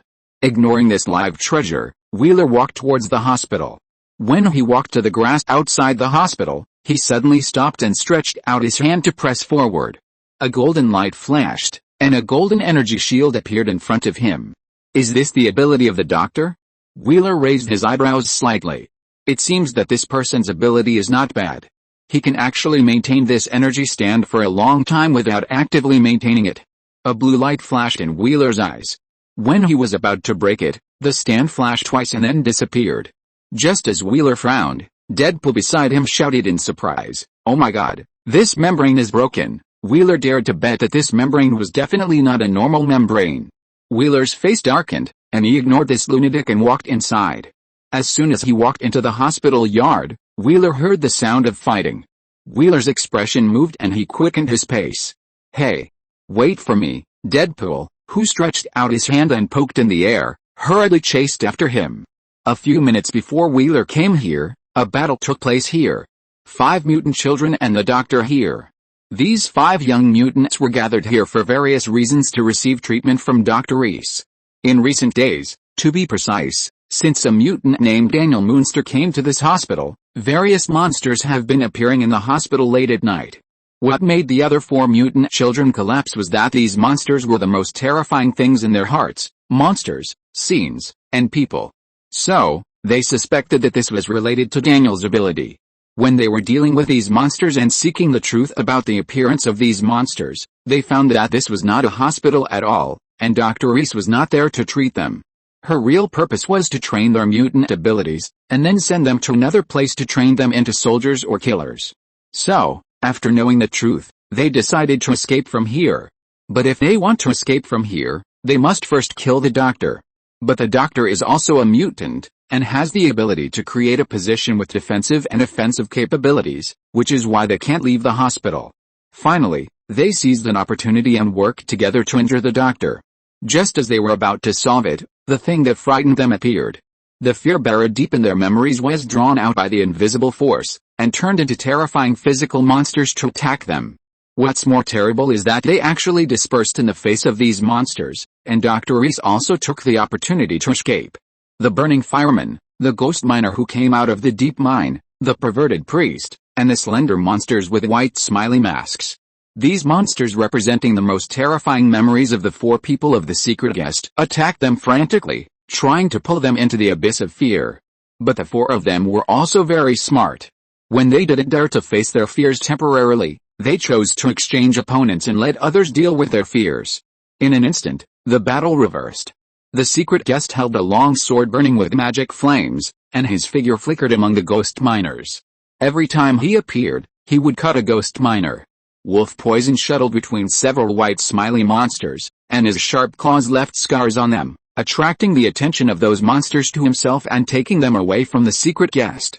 The cannon blasted the fireman away, and Sunspot screamed angrily, burning the perverted priest to ashes with his scorching flames. Daniel Yuxing, who was standing by, shrank her body and trembled slightly. She was very scared. Just now, the doctor almost killed her. The shrinking energy field almost crushed her into a meatball. As long as she thought of that scene, she was terrified that she almost died. But Daniel, who was in fear, did not realize that she had been using her ability to pull the fear of the people around her out of their minds, turning them into these terrifying monsters and attacking others. As long as she did not realize this and did not stop her ability, these monsters would appear again. Sure enough, when those monsters were about to be cleared, the second batch of monsters appeared again. Seeing this scene, the secret guest collapsed and shouted, "Daniel! Wake up! Control your ability." She was really afraid of those weirdos wearing smiley masks. Daniel tried to suppress the thoughts that frightened her in her heart, and shouted helplessly, how to control it. She didn't even know what her ability was now. "Damn it! You have to ask yourself," Mysterio screamed in despair, looking at the smiling weirdos rushing towards her again, trembling as she raised her sword. "Don't be afraid, you have to feel it with your heart," Wolfsbane comforted Daniel, and although he was anxious, his eyes were full of tenderness. "Hurry up. They are coming again, damn it." Cannon and Sunspot also seemed extremely anxious. Nothing makes people feel more collapsed than the fear in memory that appears in waves. Just when the monster attacked again and they were about to meet it, a man in a red battle suit and carrying 2 samurai swords appeared in front of them. "Yo. So lively? Are you guys having sex?" Chapter 120 Fear materialized. Seeing the sudden appearance of Deadpool, several young mutants were stunned. What is this? A question appeared in their minds at the same time. At this time, the monsters and weirdos rushed over. Deadpool was surprised and said, so enthusiastic. As he said that, Deadpool drew out the samurai sword behind him, and he walked towards them leisurely. one by one. Compared with the battle between these young mutants and these monsters, Deadpool seemed to be able to predict the opponent's attack, always able to accurately dodge, and then end the opponent's life with one knife. Looking at this amazing scene, several young mutants were stunned. What kind of exaggerated fighting technique is this? Puff. Deadpool pulled out a weapon from the mouth of the priest holding the hot iron, and when he was about to shake off the blood on the knife, he found that the blood on the knife was disappearing quickly, and the bodies of the monsters on the ground were also slowly disappearing. What is it? Super player, Deadpool muttered, turned his head and showed a wretched smile to the children. He was wearing a mask, so who knows how people could still see that obscene smile. Add me. Deadpool walked towards the others with a smile. They took 2 steps back unconsciously. Even though this person had just saved them, they didn't know why they didn't want to contact him. Daniel, what are you thinking about? We are safe now. Wolf Poison held Daniel's hand and asked softly. Daniel nodded, but still worriedly said, I was thinking, if those monsters and people just now are your fear, then what about my fear? Everyone was stunned for a moment, and then their faces showed vigilance. Yes, what about Daniel's fear? Just as they were wondering, a huge head suddenly smashed a wall and bit Deadpool in its mouth. Seeing this horrible scene, Daniel screamed, it's the demon bear. This was her fear, a horrible monster that was materialized by her ability. The black bear was several meters tall, with black mist all over its body, and its eyes were blood red, as if it had emerged from hell, exuding cruelty and irritability. Everyone looked at the giant bear with fear on their faces, and slowly retreated backwards, fearing that it would notice them. Hey, Deadpool's body was hanging on the teeth of the demon bear like a rag, and he even waved to them playfully. Seeing this, the corners of the mouths of several young mutants twitched. Compared with the demon bear, this thing seemed to be more terrifying. They looked at each other and were about to leave, but Deadpool shouted loudly, Master, help. As he spoke, a helpless voice rang out. If you scream again, I won't care about you. Wheeler walked out step by step, glanced at Deadpool who waved to him, and his figure flashed quickly. A blue energy trace appeared from where Wheeler was standing, passed straight in front of the demon bear, and then landed in front of several young mutants. Bang! Deadpool's stomach was torn in half, and the wound on his body had already stopped bleeding before he hit the ground. Even the missing parts had begun to grow. Seeing Deadpool's wound, Mysterio and the others looked disgusted, but when they saw Wheeler's face, they couldn't help but look stunned. Obviously, they had recognized Wheeler. Be careful. Suddenly, Danielle Moonster screamed, with fear flashing in her eyes. She saw the demon bear set his sights on Wheeler and slapped him. The huge bear paw was much bigger than Wheeler's, and it was accompanied by a harsh wind when it swung. It was this slap that just now, like tearing a piece of paper, smashed the thick wall, and then bit Deadpool. Wheeler's expression did not change at all, but he raised one arm to block it to his side. Bang! With a loud bang, Wheeler's body did not even shake, only the wind that was shaken to pieces rolled up a lot of dust. This result not only stunned several young mutants, but also the demon bear. But the next second, when Wheeler grabbed the demon bear with one hand, the blue energy condensed into a giant hand, grabbed the demon bear's claws, and was thrown over the shoulder by Wheeler to the building beside him. Several people couldn't help but exclaimed. Boom! With a bang, the demon bear was thrown out, and its huge body smashed a large part of the building into pieces. In an instant, a large amount of dust flew up, covering the falling moonlight. Cannon swallowed his saliva and said stupidly, it's too exaggerated. Is this the superhero Wheeler Bryan? Sunspot murmured, but found that the secret guest was full of excitement, as if he had seen an idol. Wolf Poison looked at Wheeler with his hair standing on end. She could feel the terror and danger of Wheeler. Be careful, it's coming again. Danielle Moonster saw 2 scarlet spots appearing in the dust and hurriedly shouted at Wheeler. Wheeler smiled slightly, and when he was about to kill it, Mimi jumped off Wheeler's shoulder and issued a sharp warning to the demon bear. Wheeler was stunned for a moment and said, Okay, I'll leave it to you, cat. Looking at Mimi, the young mutants were stunned, but Deadpool grinned and muttered, this bear is going to be miserable. The next second, an orange-yellow light flashed in Mimi's eyes, and then a series of light blue translucent shadows rushed out of its body like a surging river, and began to condense with Mimi as the center. In just a few seconds, it actually combined into a light blue translucent huge beast, and this huge beast had a pair of orange-yellow eyes exactly like Mimi. What a big cat! Looking at the huge cat whose body shape was not inferior to the demon bear, everyone couldn't help but sigh. Wheeler watched this scene with a smile. Mimi's new skill called Soul Beast is getting more and more proficient. In fact, Mimi can use those souls to combine into the image of various beasts, but because it is a cat and is more familiar with the attack methods of cats, it is usually in the image of a big cat. Roar! The demon bear pounced on them, and Mimi responded without showing any weakness. At the moment when the demon bear's huge body rushed out of the smoke and dust, she pounced on it fiercely. The demon bear seemed to feel threatened and stopped immediately. Then it stood up and roared, and waved its huge claws at Mimi. Mimi's eyes flashed with cunning. She didn't have the slightest intention of dodging and just went forward. Whoosh!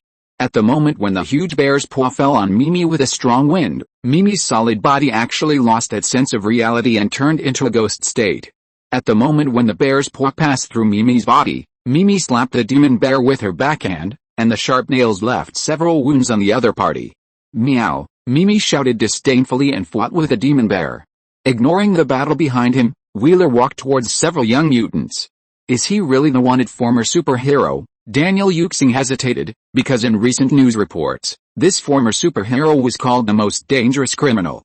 Moreover, it is said that Wheeler Bryan killed hundreds of soldiers in one fell swoop on Demon. If the other party knew that they recognized him, would they kill them? Thinking of this, Daniel Yuxing's eyes flashed with vigilance, and she winked at the others. But she found that the others did not receive her signal at all, and they all stared at Wheeler, especially the mysterious guest, whose ecstasy seemed to emerge from his eyes. Wheeler Bryan? Why are you here? The mysterious guest looked at Wheeler in surprise, like a little fangirl.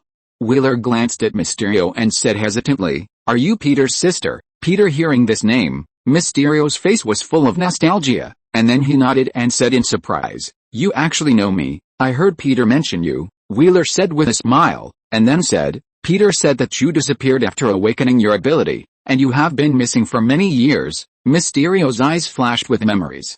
She awakened the mutant ability of teleportation when she was a child. After she accidentally used this ability, she was actually sent to a space full of demons, and then a terrifying smiling monster flashed in her mind, and the mouth that was grinning to the ears suddenly opened, revealing a mouth full of sharp teeth. Mysterio trembled, fear flashed in her eyes, and she came back to her senses from the memories. She seemed to have lost a lot of her memory. She couldn't remember what happened after being teleported to the border of hell, but she clearly remembered the smiling monster that frightened her. At this moment, a warm hand pressed on her head and rubbed it gently twice. "Don't be afraid, you are safe now," Wheeler smiled and looked at a mysterious man. The mysterious man turned his head to the side and shouted, Who is afraid?" Wheeler smiled and did not expose him. He turned his head to look at the battle behind him. At this time, a large number of buildings in the hospital had been destroyed in the battle between Mimi and the demon bear, and Mimi had gained the upper hand and was beating up the wounded demon bear. A moment later, with Mimi's triumphant cry, the huge corpse of the demon bear fell to the ground and turned into black mist and slowly dissipated. Huh? Wheeler suddenly felt a spiritual force invading his head. With his eyes narrowed, Wheeler was about to control the energy that wanted to counterattack automatically. Then he turned his head to look at Daniel Yuxing, and in the other's nervous eyes, he walked in front of him and smiled, "Control your ability. You don't want to see my fear materialize, right, Wheeler Bryan's fear?" Daniel Yuxing shuddered. "How terrible will this be? But I can't control it at all. I don't even understand my ability," Daniel Yuxing said hurriedly. Wheeler reached out and tapped Daniel Yuxing's forehead, "Recall that feeling carefully. Don't be afraid, don't be impatient, try to accept and listen." Daniel Yuxing nodded, took a deep breath and closed his eyes. At this time, Mimi took back a large number of ghost cats, turned into her original form again, and threw her paws twice beside Deadpool, as if she was going to bury Deadpool. Deadpool cried out in grief, "You stupid cat, I'm just injured, not dead." Meow. Mimi glanced at Deadpool, stepped on Deadpool's body and walked over, and jumped onto Wheeler's shoulder. Wheeler laughed, "Mimi is not burying your body, she is burying garbage, Deadpool, benefit." Ha ha ha. Mysterio laughed without giving any face, and the three Wolfsbane couldn't help but laugh in a low voice. At this time, Langdu suddenly looked at a figure slowly approaching from a distance and called out, "Dr. Reese." The three mysterious guests immediately followed Langdu's line of sight. Seeing Dr. Reese, The mysterious guests' faces changed, especially after noticing that Dr. Reese's wounds had healed. Their faces instantly became extremely ugly. What's going on? Wasn't she injured just now? Sunspot couldn't help asking. Weller smiled and said, I saved her and treated her wounds. What a joke. You saved her? Langdu looked at Weller angrily, and even failed to control his own abilities, and gray wolf hair grew on his ears. 10 minutes ago, Dr. Reese almost killed them, and he was also the one who is responsible for supervising and training them to become killing machines. Looking at Langdu, Weller suddenly thought of Murat and Logan, and couldn't help laughing. She had no choice before, but now she wants to turn over a new leaf, Wheeler explained, but when the three Wolfsbane guys didn't believe him, he was about to explain, but Mystic said to them with an unhappy face, how dare you question Wheeler's words? Wow. We are companions. Cannon looked at Mystic depressedly, confused by Mystic's sudden change of position. Sunspot muttered softly, even if you are his fan and like him, you have to stay rational. Wolfsbane looked at Mystic's expression and suddenly said, you don't really like him, do you? Not the kind of like that fans have for their idols. Mystic's current look is just like the way she looks at Daniel Moonster. Hearing this, Mystic blushed and shouted, what nonsense are you talking about? Looking at Mystic's appearance, Wolfsbane and the other two looked at each other.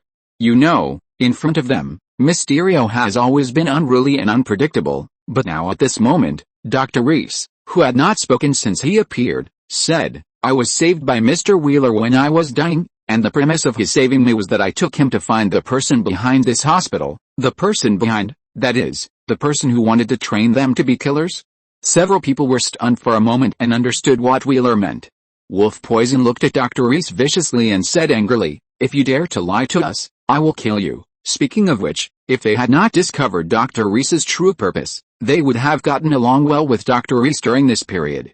She not only provided them with a safe place to live, but also taught them control abilities, and was considered their teacher.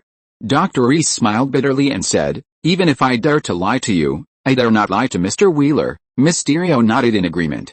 While they were arguing, they did not realize that Daniel Moonster's ability had invaded Deadpool's head, and some strange monsters were slowly emerging from the darkness. Chapter 121 Come on, show it.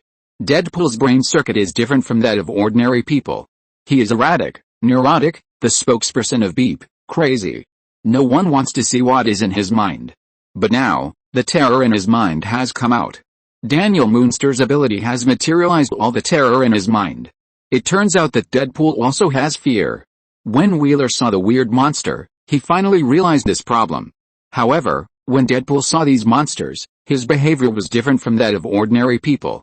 He acted very happy, even excited, as if to say that he finally had the opportunity to kill these things again.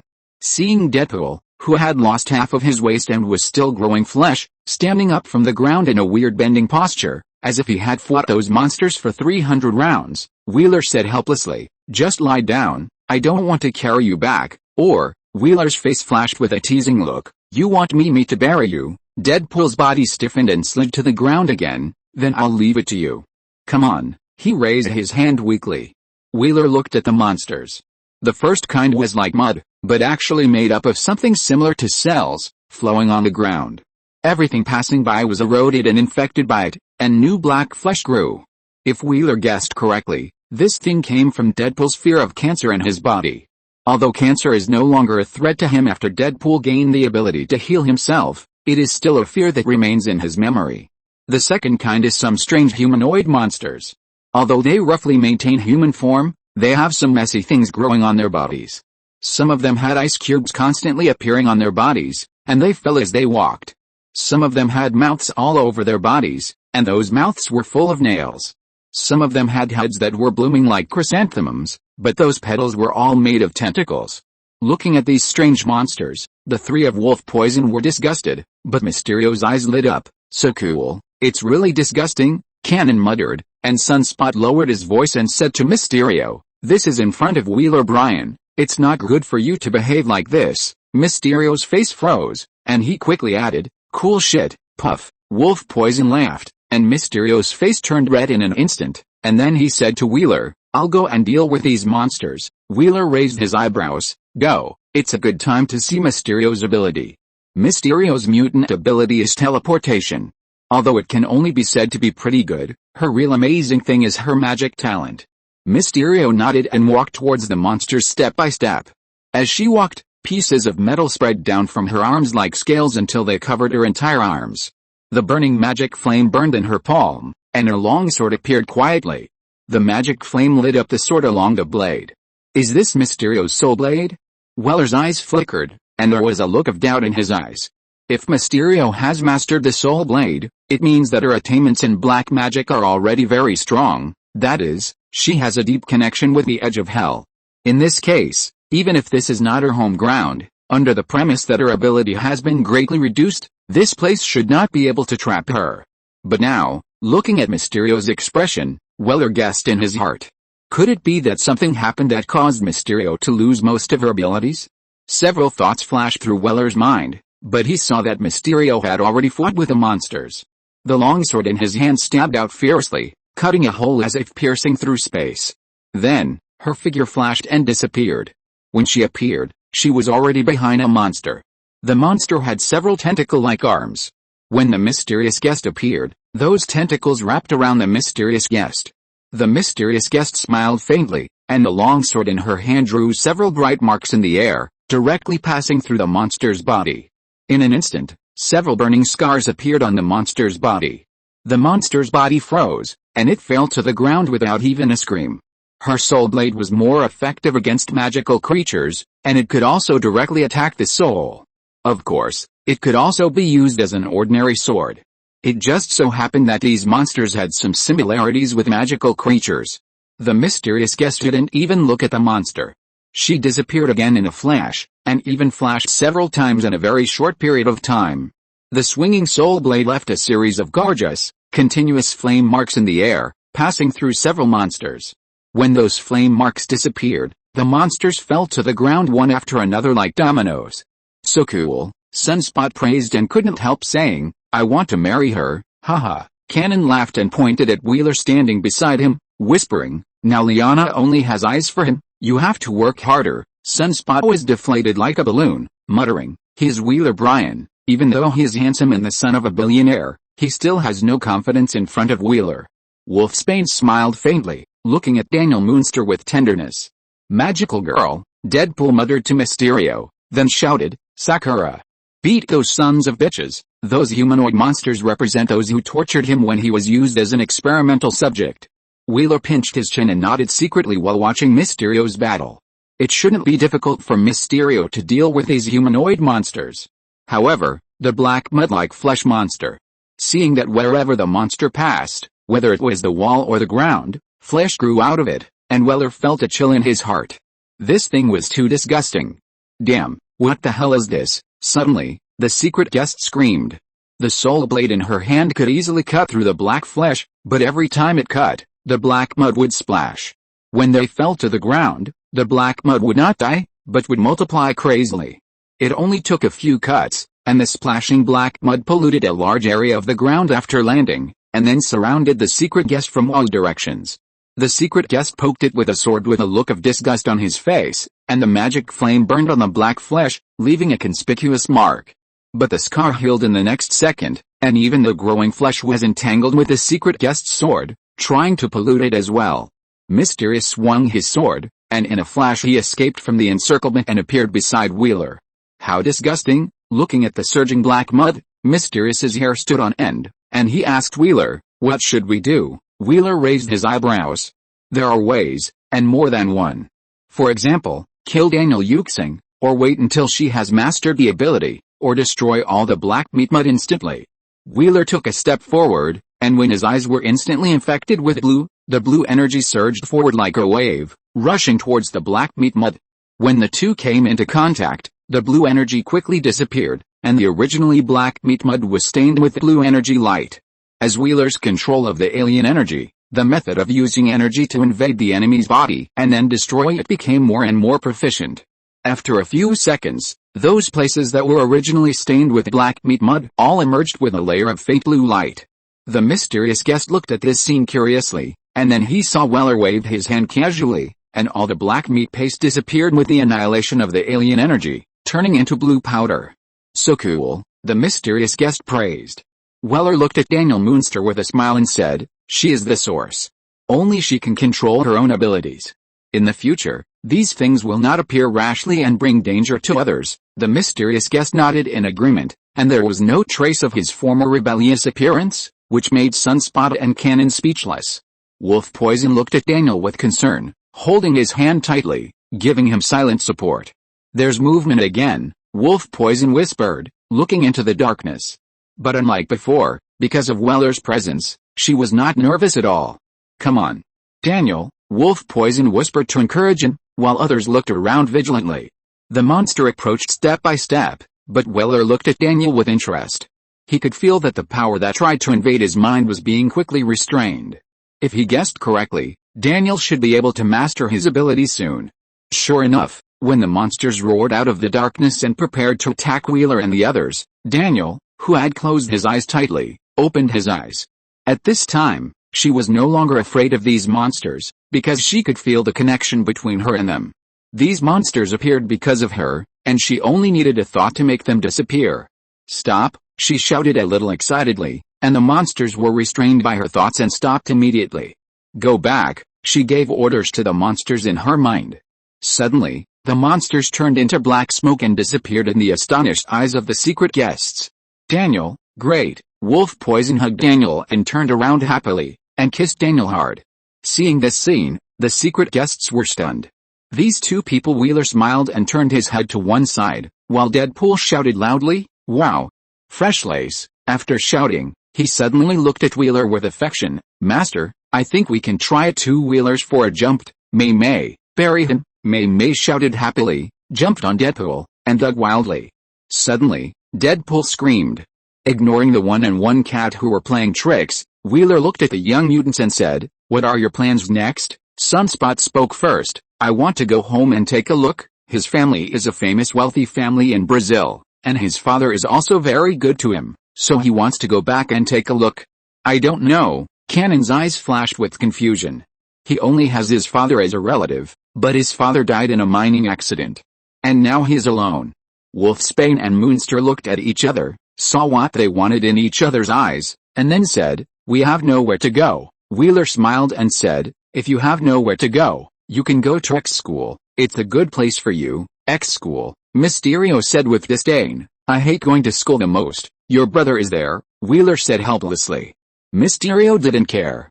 "I haven't seen him for a long time, so it doesn't matter if I see him for a while." She rolled her eyes and said to Wheeler, "I'll follow you." Wheeler smiled. "I'm a criminal now. Coincidentally, I've killed a lot of people, so I'm also a criminal." Mysterio laughed and didn't mention that those people were human traffickers who caught girls for sale. "Peter, don't worry. I'll go see him." Mysterio smiled and said, "Aren't you going to track down the person behind the scenes?" "I can help. You probably want to mate with him," Deadpool shouted while lying on the ground. Mysterio's face instantly turned red. If you keep talking nonsense, I will cut off your tongue." "Cut off your tongue?" Deadpool thought seriously. "I'm not afraid. Why don't you cut off some places that scare me more, such as, meow." Mimi slapped Deadpool's mouth with a paw and silenced it. Mysterio, ignoring the three people, Wheeler took out a pen and paper from the space ring, wrote down a phone number and handed it to Cannon, saying, "This is the contact information of X School. You can contact them if you have any difficulties." After that, Wheeler threw a ball of energy full of life breath at Deadpool, helping him to quickly recover from his wounds, and said to Dr. Reese, who had been silent, "Let's go. Take me to see the information you mentioned." Dr. Reese nodded and walked forward with Wheeler. Mimi stepped hard on Deadpool, and with Deadpool's mumbling, she took 2 quick steps and landed lightly on Wheeler's shoulder. Cannon and the others looked at each other and looked outside the hospital. Nightwind, moonlight, and darkness ahem. Cannon suddenly said, "It's late now, why not set off tomorrow?" "Agree, not bad." The 4 nodded, and walked towards their rooms under the disdainful eyes of the secret agent. Although the battle between Mimi and the Demon Bear destroyed more than half of the school's buildings, their dormitory was lucky to escape this disaster. "Liana, be careful of those smiling monsters appearing again." Daniel turned back and shouted to the secret agent. The secret agent looked at the darkness in the distance, his face changed slightly, and chased after the few people. The secret agent snorted softly and said, "I'm going to the room to find Lockheed. Not because I'm afraid." "Lockheed? who usually turns into Purple Toy Dragon, is the most important partner of the secret agent. After a while, Deadpool's injuries healed, and after getting up from the ground, he whistled and chased in the direction where Wheeler left. Chapter 122 Abnormal. Essex Company. This name kept coming up in Wheeler's mind, and he searched for it in his memory. He had some impression of this name, but it was very vague. I should have heard it somewhere, before I came to this world, Wheeler murmured. A few minutes later, Wheeler suddenly read out a name, Mr. Sinister. Wheeler's eyes condensed. That's right. He remembered that Mr. Sinister's name was Nathaniel Essex. Essex Company might really be related to him. This is a company that is very hidden and dedicated to the research of mutants, and has cooperated with several forces.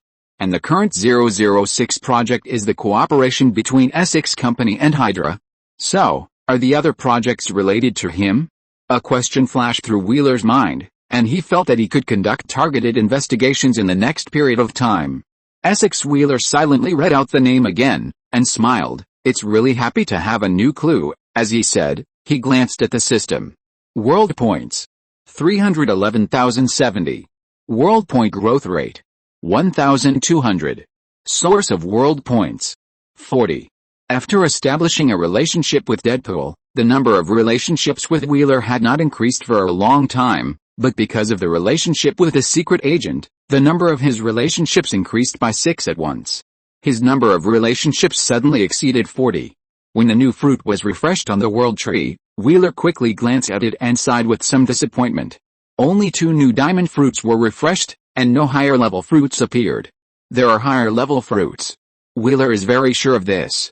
After all, the self-energy control, advanced, is opened from the diamond fruit, and this ability has a higher level, which theoretically will be opened from the higher level fruit.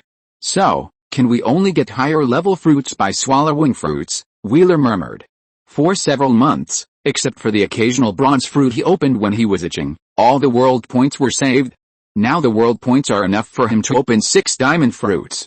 Save more, Wheeler murmured and withdrew his attention from the system. Although he wanted to squander all the world points, he had to prepare for higher level fruits, and even be prepared for the possibility that he could not get the ability he wanted after 1 or 2 times. According to the previous rule of swallowing fruits to make them grow, if you want to get fruits above the diamond level, you need at least 3 diamond fruits as materials, or even more. Looking at it this way, there are not so many world points. Wheeler smiled and shook his head, and the desire to open the fruit finally dissipated completely. Wheeler looked at the sky that was gradually getting brighter, stretched his waist and jumped out of the bed. The next second, Wheeler's mind moved, and blue energy surged from his body, and then condensed into a human figure in front of him. Energy clone number 239. Wheeler silently gave the other party a name, and then said, "Go, you should know what to do, just go to a place in the world and find a corner to hide." The energy clone shrugged, opened the door to the alien universe, took a step, and disappeared in front of Wheeler. Wheeler smiled slightly and walked out of the room. It's time to go to the next stop. There are still several bases to be destroyed in the 006 project, as well as the newly emerged Essex Company. It won't be boring in the next period of time. Wheeler whispered and opened the door. "Master. Good morning. Do you need my service?" Deadpool stood obediently at the door, wearing a black and white maid outfit, with bunny ears on his head, and even stretched out his hand to pluck his ears.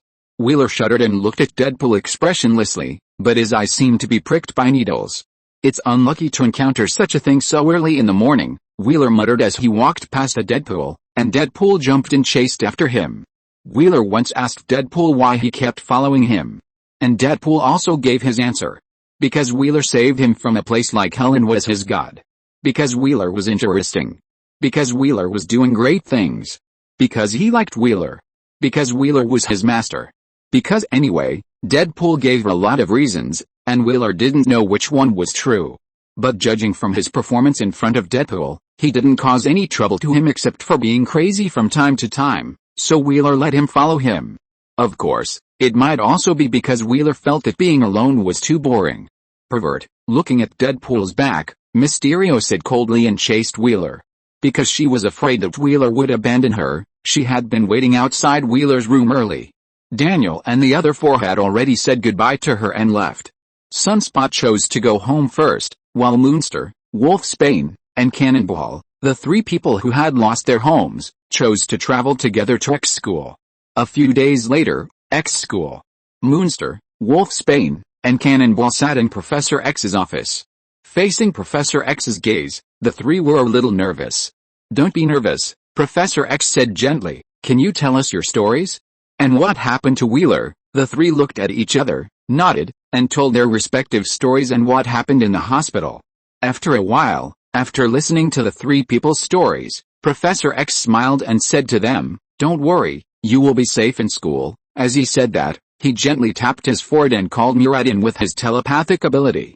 "Wait a moment, I will ask a teacher to take you to familiarize yourself with the environment and arrange a dormitory for you," Professor X explained to the three people. His eyes fell on Daniel Moonster, and said, "Your mental power is very active, which is not a good thing." Through the three people's stories, Professor X already knew the mutant abilities of the three. Obviously, Daniel Moonster's potential is the greatest among the three, and even in the whole school, Daniel Moonster's ability is ranked first. You can see other people's memories through mental power, and find the other person's fear and materialize it. Although you can't control others or cause mental damage like him through mental power, it doesn't prevent Professor X from looking forward to the potential of this ability. Daniel Moonster said nervously, "I know, I just mastered a little bit with the reminder of Wheeler. This little bit just means that she can make those monsters that are terrified disappear." She couldn't control her abilities, and she didn't even know how to use them actively. Wheeler. Hearing this name, Professor X sighed. Although Wheeler left the school because of a change in his philosophy, there has been no interruption in the news about Wheeler. Destroying mutant bases, saving mutants, and helping mutant children master their abilities. Wheeler's actions seem to be no different from before. Because he no longer has to worry about the impact on the school, his style of doing things has become more casual and unrestrained, and he can fully exert his power. For example, now, because of the powerful power that Wheeler has shown during this period, considering the threat when Wheeler left the school, X school is now safer than ever before. Even if S.H.I.E.L.D. was destroyed by the infiltration of Hydra, X school, which has always established a cooperative relationship with S.H.I.E.L.D., was not affected at all. Because, whether it is the military or the government, there is nothing they can do to Wheeler, and they even have to be careful not to anger Wheeler. Although those people don't want to admit it, Wheeler's current power is enough to change the world. However, Professor X still doesn't know what Wheeler's ultimate goal is. In his opinion, Wheeler has no precise target now, and is just attacking those bases at random. It seems that he is accumulating strength or waiting for something. As long as Wheeler's accumulation is completed, it will shock the whole world, and even the situation of mutants will change. Although Professor X has no evidence for this, he has this strong idea. Professor? Professor. Seeing that the professor didn't speak for a long time, Daniel Moonster couldn't help but call softly, and looked at Professor X with Wolfsbane and Cannonball with strange expressions. Professor X came back to his senses and showed an apologetic smile. "Sorry, I'm old and always distracted." "Your hair?" Cannonball carefully pointed at Professor X's hair. At this time, Professor X's hair was piled on his head like a mess of wool, making Professor X's head look like a ball of hair. Professor X's expression changed slightly, but his eyes twitched. "I'm sorry to make you laugh. This is one of my abilities. Sometimes I get out of control, but don't worry, it won't hurt." As he spoke, he brushed his hair, and after gathering all his messy thoughts, his hair returned to normal. Seeing this scene, Daniel and the other two were amazed. Professor X couldn't help but curse in his heart. This wig actually has such a disadvantage, and Wheeler hasn't told him yet. It's really a rip-off. Remember the last time he called the X-Men to a meeting? The hair exploded like popcorn, making him a joke, which made him angry. Looking at the amazed eyes of the three, Professor X coughed lightly with a guilty conscience, then stretched out his hand and touched Daniel Moonster's forehead, and a gentle voice also sounded in Daniel's mind. "Although my abilities are different from yours, these experiences should help you master your abilities as soon as possible." Daniel nodded happily, and gradually became fascinated by Professor X's story. A moment later, the door of the office opened and Murat walked in. Compared to a few months ago, Murat became more silent, and his literary atmosphere became stronger.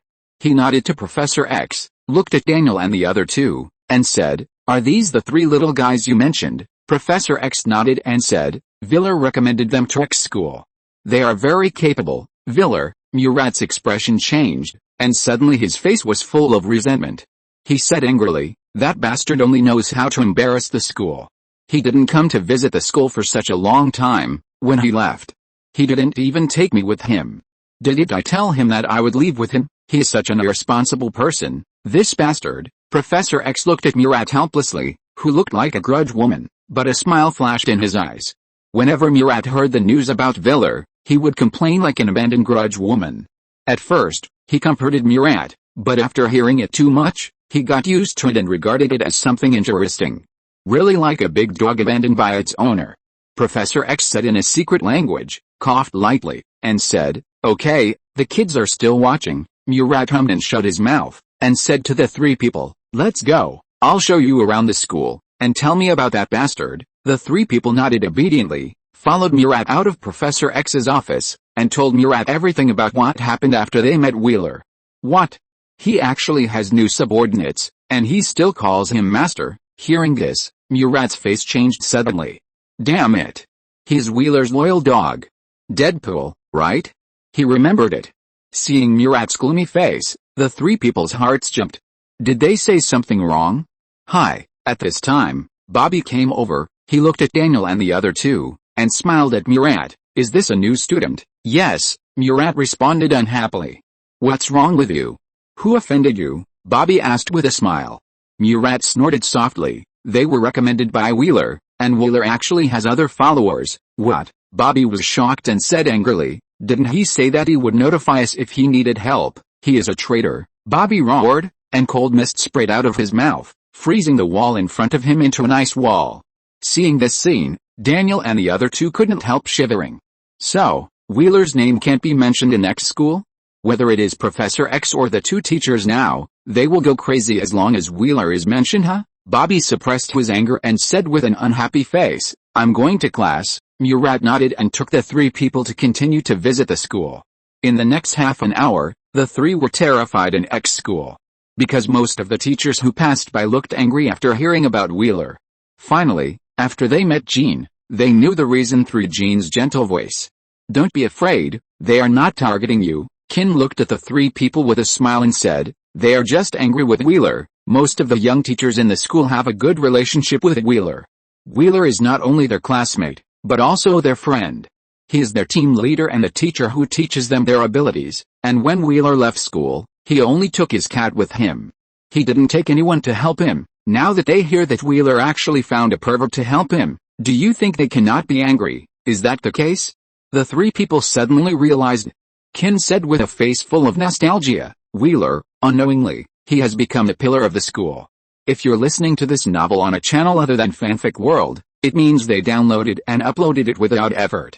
We cordially invite you to visit our channel, Mundo Fanfic Novelis. There you'll find the original version of this story and you can explore many other novels of various genres. We're waiting for you to immerse yourself in a world of incredible novels. Chapter 123 Help. Boom. With fierce explosions, steel figures flew out of the Avengers building and quickly disappeared into the horizon, and with them disappeared the Mind Scepter obtained from Hydra. The party that was originally celebrating the elimination of Hydra also turned into a battlefield, and it was full of smoke. Tony, who was a little embarrassed, looked at the wreckage of the steel soldiers on the ground, and his expression became very solemn. These steel soldiers were controlled by Jarvis. If there was a problem with these steel soldiers, it meant that Jarvis also had a problem. Stark, what's going on? Steve walked up to Tony and asked in a deep voice. Tony thought quickly in his mind, and thought of the thing in the laboratory. He was startled and looked up at Bruce Banner. Coincidentally, Bruce Banner also thought of the reason. The two looked at each other and saw solemnity in each other's eyes. The next second, the two rushed to the laboratory at the same time. Seeing the actions of the two, Steve and the other two immediately followed. When the three of them came to the laboratory, they noticed that Tony and Banner were looking at the program image representing Jarvis, and the shock on their faces was as real as if they had seen something incredible. What is this? Natasha asked in confusion, turning to look at Banner beside him. Banner opened his mouth and said with difficulty, It's Jarvis. Tony called out in a low voice, Jarvis. There was no response. If Jarvis was there, he would respond immediately. He took a deep breath, looked at Steve, Natasha and Barton, and briefly told his story. Because of the destruction of SHIELD, Hydra surfaced, and they, the Avengers, have been destroying Hydra. After killing the last base of Hydra, they took the Mind Scepter from the base of Hydra. After getting the Mind Scepter, Tony began to study the Mind Scepter and began to develop Ultron with Bruce Banner. Steve said in a deep voice, "Ultron? That thing just now, to be precise, Ultron is just an artificial intelligence, but now it seems to have self-awareness and has escaped our control," Bruce Banner explained to the three people. Suddenly, the expressions of the three people became very ugly. Maria Hill, who was thrown into the Avengers building by Nick Fury as an assistant, said with a worried look, "This will become very scary. An artificial intelligence with self-awareness will cause incalculable damage in this information world." At this moment, Thor rushed in. He walked towards Tony angrily, grabbed Tony's neck and lifted him up, and said angrily, "What have you done? The Infinity Stones are very dangerous." Originally, he was going to take them away and put them in other places in the universe, but now they have been snatched away by Tony's Iron Soldier. Tony's face changed. "Hey, calm down." Thor glared at Tony fiercely, put him aside, and said unhappily, "They escaped." The laboratory fell into silence. Barton suddenly said, "The Iron Soldier carrying Ultron just now was shouting about exterminating mankind." Steve nodded and said, "That's right, what we have to do is find him. And then kill him." Hawaii. Sunshine, beach, endless blue sea, and hot beauties. Wearing sunglasses, Wheeler was lying on a beach chair, stroking the cat, drinking a cold drink, and looking at the beautiful scenery in front of him, feeling very happy. Nothing is more pleasant than completely destroying the 006 project and getting clues to the next digital project. It has been half a month since I met the secret agents.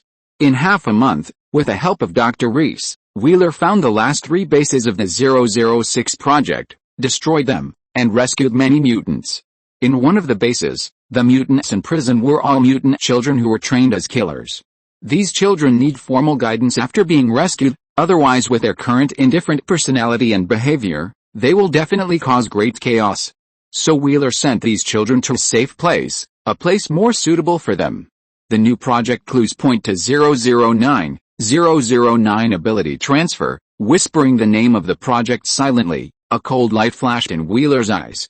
According to the information he got, this project seemed to be created based on his blood. In addition to these, what made Wheeler helpless was that the clues of Essex Company were broken. This company seemed to be only related to the 006 project. But it's a lie. Wheeler laughed softly, took a sip of the cold drink, and shuddered comfortably. Mr.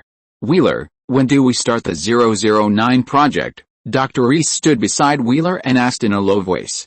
Wheeler pulled down his sunglasses, looked at Dr. Reese helplessly, and said, "Cecilia, it's okay to take a break." Reese nodded. Even though she was wearing a swimsuit, she still looked like she was working. Wheeler, the mysterious man, walked in front of Wheeler in a swimsuit, stretched out his hand and shook the sunscreen in his hand, his fair face flushed with ambiguity. Reese coughed lightly and said, "Liana, don't bother sir, I'll help you." Her current position is Wheeler's secretary. Mysterio's face froze, and she snorted softly, saying, "I don't want it, I want Wheeler to wipe it from me." As she said that, she licked her lips. "Or I can help you." Wheeler looked at Mysterio and coughed lightly. Mysterio is pretty, but she is Peter's sister, and she is too young. "Make way." At this moment, Deadpool shouted and rushed towards Wheeler, holding a sunscreen in his hand. "Master, I'll wipe it for you," he shouted and rushed towards Wheeler. Wheeler's eyes twitched wildly, and Reese's eyes flashed. She stretched out her hand to Wheeler, and the golden shield protected him. Snap! With a crisp sound, Deadpool slid down the golden energy shield like a mosquito hitting the glass and fell on the sand. Without waiting for the knocked-out Deadpool to come to his senses, Mimi jumped off Wheeler and started digging the sand frantically on the beach. Seeing this, Mysterio laughed and said, "You deserve it, Pa." "Pa." Deadpool got up from the ground and said to Wheeler, "How about you wipe it from me?" Even though he was wearing a mask, the obscene intention could be clearly sensed by the people around him. Wheeler's mouth twitched. "Get away from me." Deadpool laughed and twisted his body to stick to Wheeler. "Don't be shy." The next second, the blue energy flashed and blasted Deadpool directly into the sea. "Meow!" Mimi cried out in disappointment and jumped onto Wheeler again. Seeing this, the people around looked at Wheeler and the others with strange eyes. Fear, curiosity. Wheeler looked normal and didn't care about these looks at all. But Mysterio showed an impatient expression.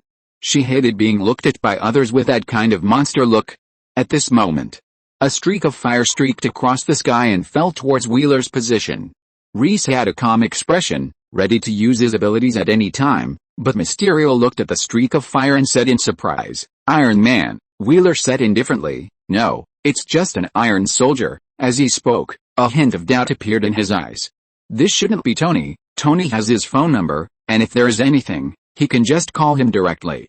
A thought flashed through his mind, and the streak of fire fell beside Wheeler amid exclamations.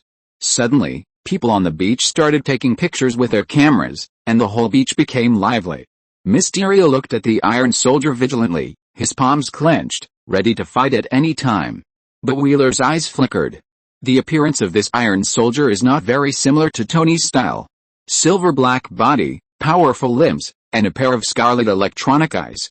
The Iron Soldier glanced around with his scarlet electronic eyes and said in a cold electronic voice, "Noisy human, who are you?" Mysterio asked curiously. The Iron Soldier glanced at Mysterio, then looked at Wheeler and said, "Wheeler Brian, I am Ultron." Wheeler's eyes flickered and he yawned. "Ultron? Never heard of him." Ultron nodded. "Of course you haven't heard of him. According to humans, I was born yesterday." "Oh," Wheeler responded lightly, as if he didn't care about Ultron's identity at all.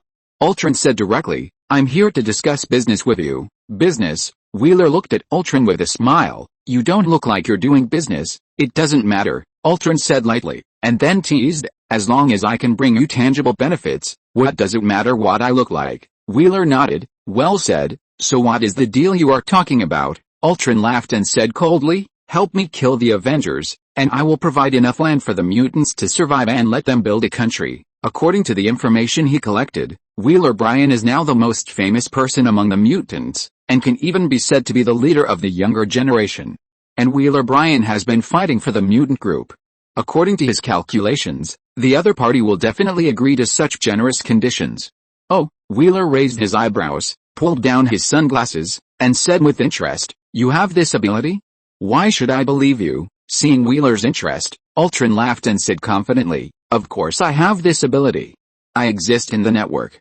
I can do many things you dare not imagine. Where's the evidence?" Wheeler smiled and said, "Anyone can talk big."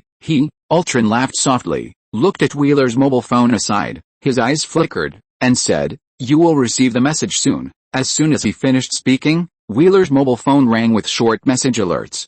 Reese picked up the phone and handed it to Wheeler. Wheeler took a look and raised his eyebrows slightly. All of them were bank account arrival information. Ultron said calmly, "I can do these things easily.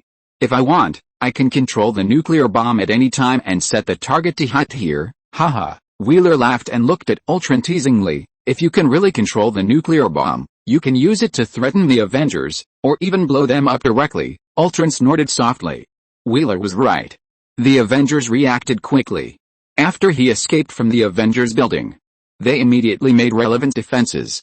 Wheeler smiled slightly. "But I like your gift." Ultron drew a single-digit amount of money from hundreds of millions of bank accounts around the world, then collected it together and transferred it to Wheeler through dozens of banks. It was done very neatly. "Haha," Ultron laughed and said, "So you agree?" Ding ding. At this time, Wheeler's phone rang. Ultron glanced at it and whispered, "Tony Stark." Wheeler shook his phone at Ultron, signaled Ultron to wait, and then answered the phone. Ultron acted very calm.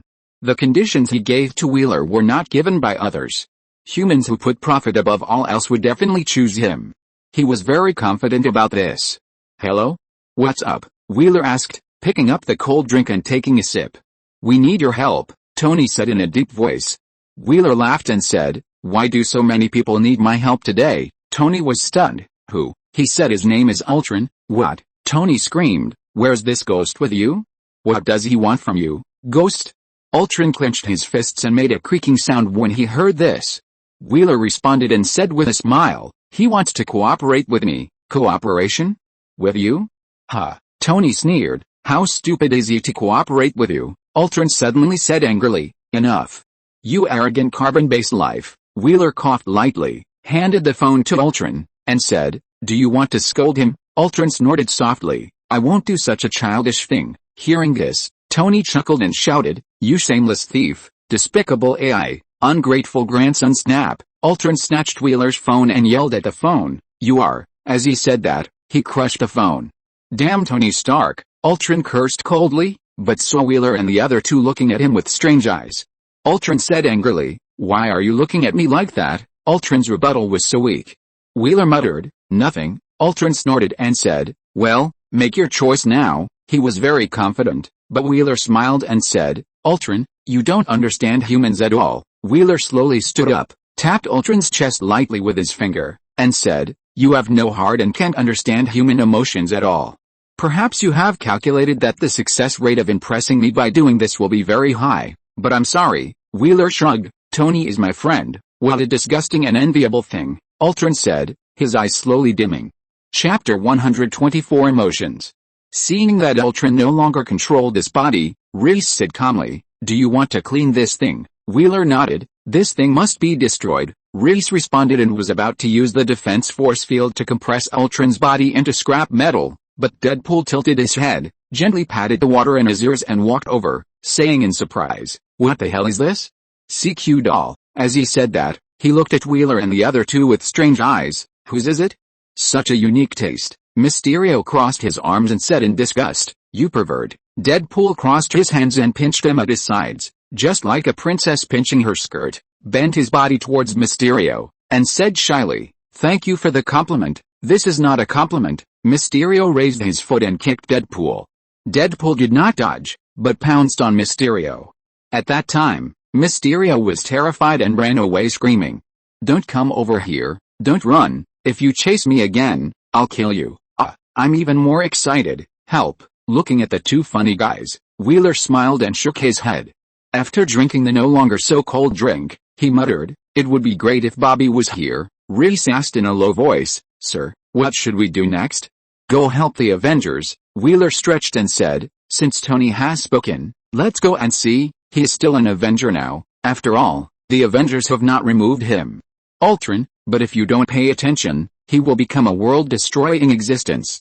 Reese nodded, called back Deadpool and Mysterio, and the three followed Wheeler and left quickly under the gaze of everyone.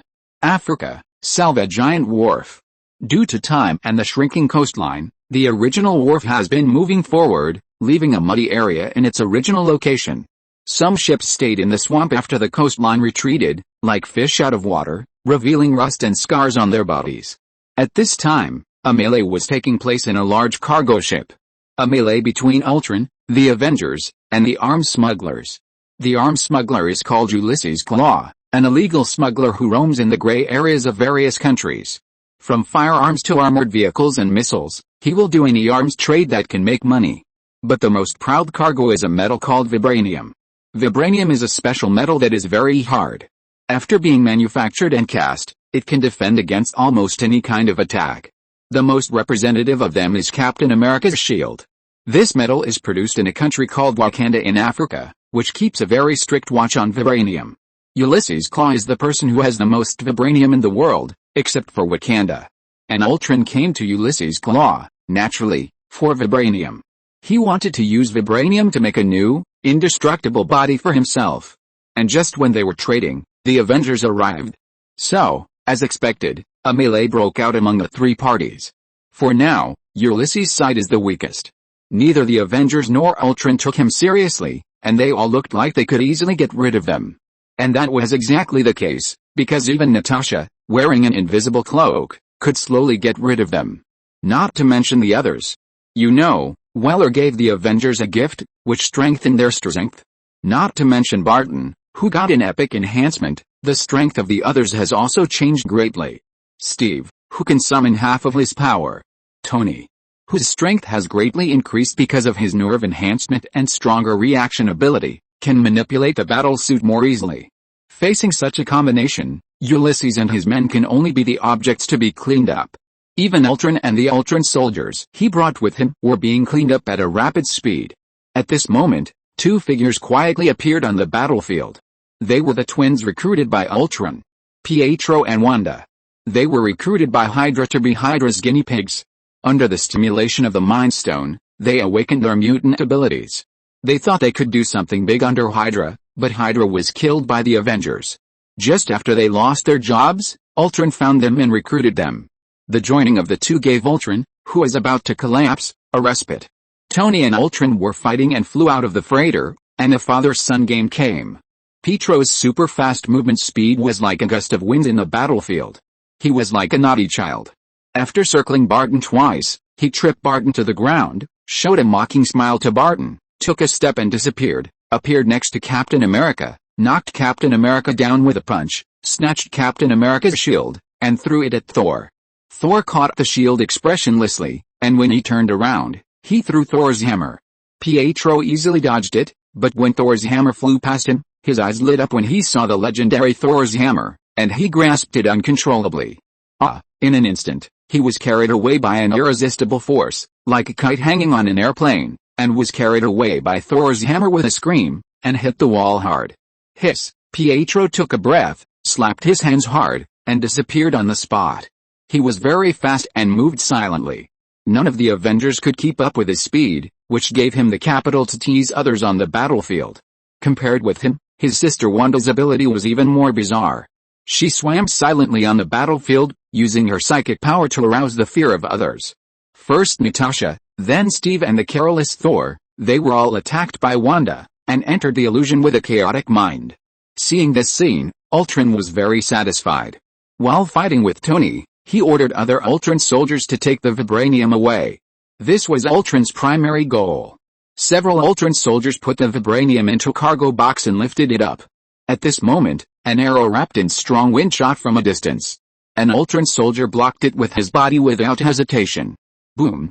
With a bang, its body instantly shattered, and the strong wind around the arrow, which was compressed on the arrow, exploded violently, sweeping around like a sharp blade, destroying all the Ultron soldiers who were carrying the boxes. Seeing this terrible scene, Quicksilver took a breath, and Wanda appeared silently behind Barton, with crimson mist appearing between her beating fingers.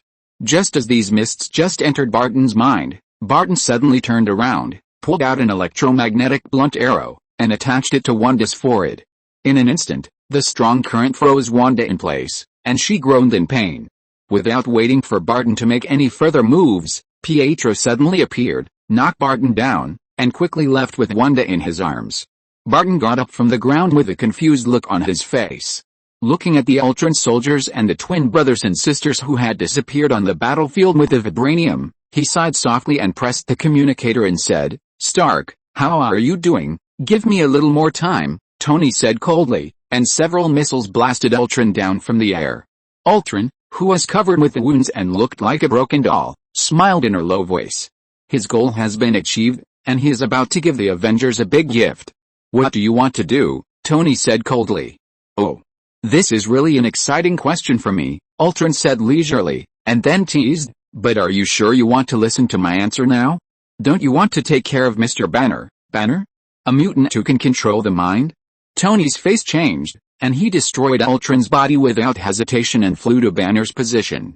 While they were fighting, Banner stayed on the Quinjet. The city is not far away. If Banner is enraged or even controlled by that woman, the consequences will be unimaginable. Thinking of this, Tony asked the new smart butler Friday to search for Hulk information on the local network and contact Banner in a hurry. Banner, I'm here," Bruce Banner responded. "Are you okay?" "That's great," Tony breathed a sigh of relief. Bruce Banner swallowed his saliva and said, "It's okay for now, but the situation is a little bad. Come quickly." "Here," Tony responded, and almost the next second after hanging up the communication, he came to the Quinjet. "Banner," he looked at Bruce Banner standing outside the Quinjet and said anxiously, "Are you okay?" "It's okay for now," Bruce Banner squeezed out a smile and said, "but I can't control it anymore." Tony's face condensed. "Is it the Hulk?" Bruce Banner nodded. Tony said in surprise, "I didn't expect that your control ability is so strong now that you can block the mind control of that girl." Bruce Banner said helplessly, "It's all thanks to the gift that Wheeler gave you." "The gift that Wheeler gave you?" Tony looked at Bruce Banner curiously. "What gift?" Speaking of which, he had seen the gifts that Wheeler gave to other people, but he had never seen Banner's gift. Bruce Banner blushed and said, "It's something that can absorb my negative emotions and collect them." "Absorb negative emotions?" Tony was surprised. "This thing is great." Bruce Banner nodded. "It really helped me a lot, but it's full now." "You don't want to tell me that after this thing is full, these emotions will be released?" Tony's face twitched wildly. Bruce Banner smiled embarrassedly. That's it, so this time the Hulk will become more difficult to deal with. Damn it, Tony cursed in a low voice and immediately started to ask for help in the communicator. Captain, how are you guys doing? I'm the only one here. The others have been affected by that girl and can't fight now, Barton responded, carrying Natasha who was trapped in a terrifying illusion on his back, and asked, what happened? Nothing, I'll handle it, Tony responded and said to Banner, we have to use Veronica this time. Veronica, developed by Tony and Banner, is a set of combat devices developed not only to prevent the Hulk from losing control, but also to increase the adaptability of the armor in response to various battles. Veronica was placed in a satellite orbit by Tony and will be directly deployed to join the battle when needed. Banner nodded, this is one of her tasks.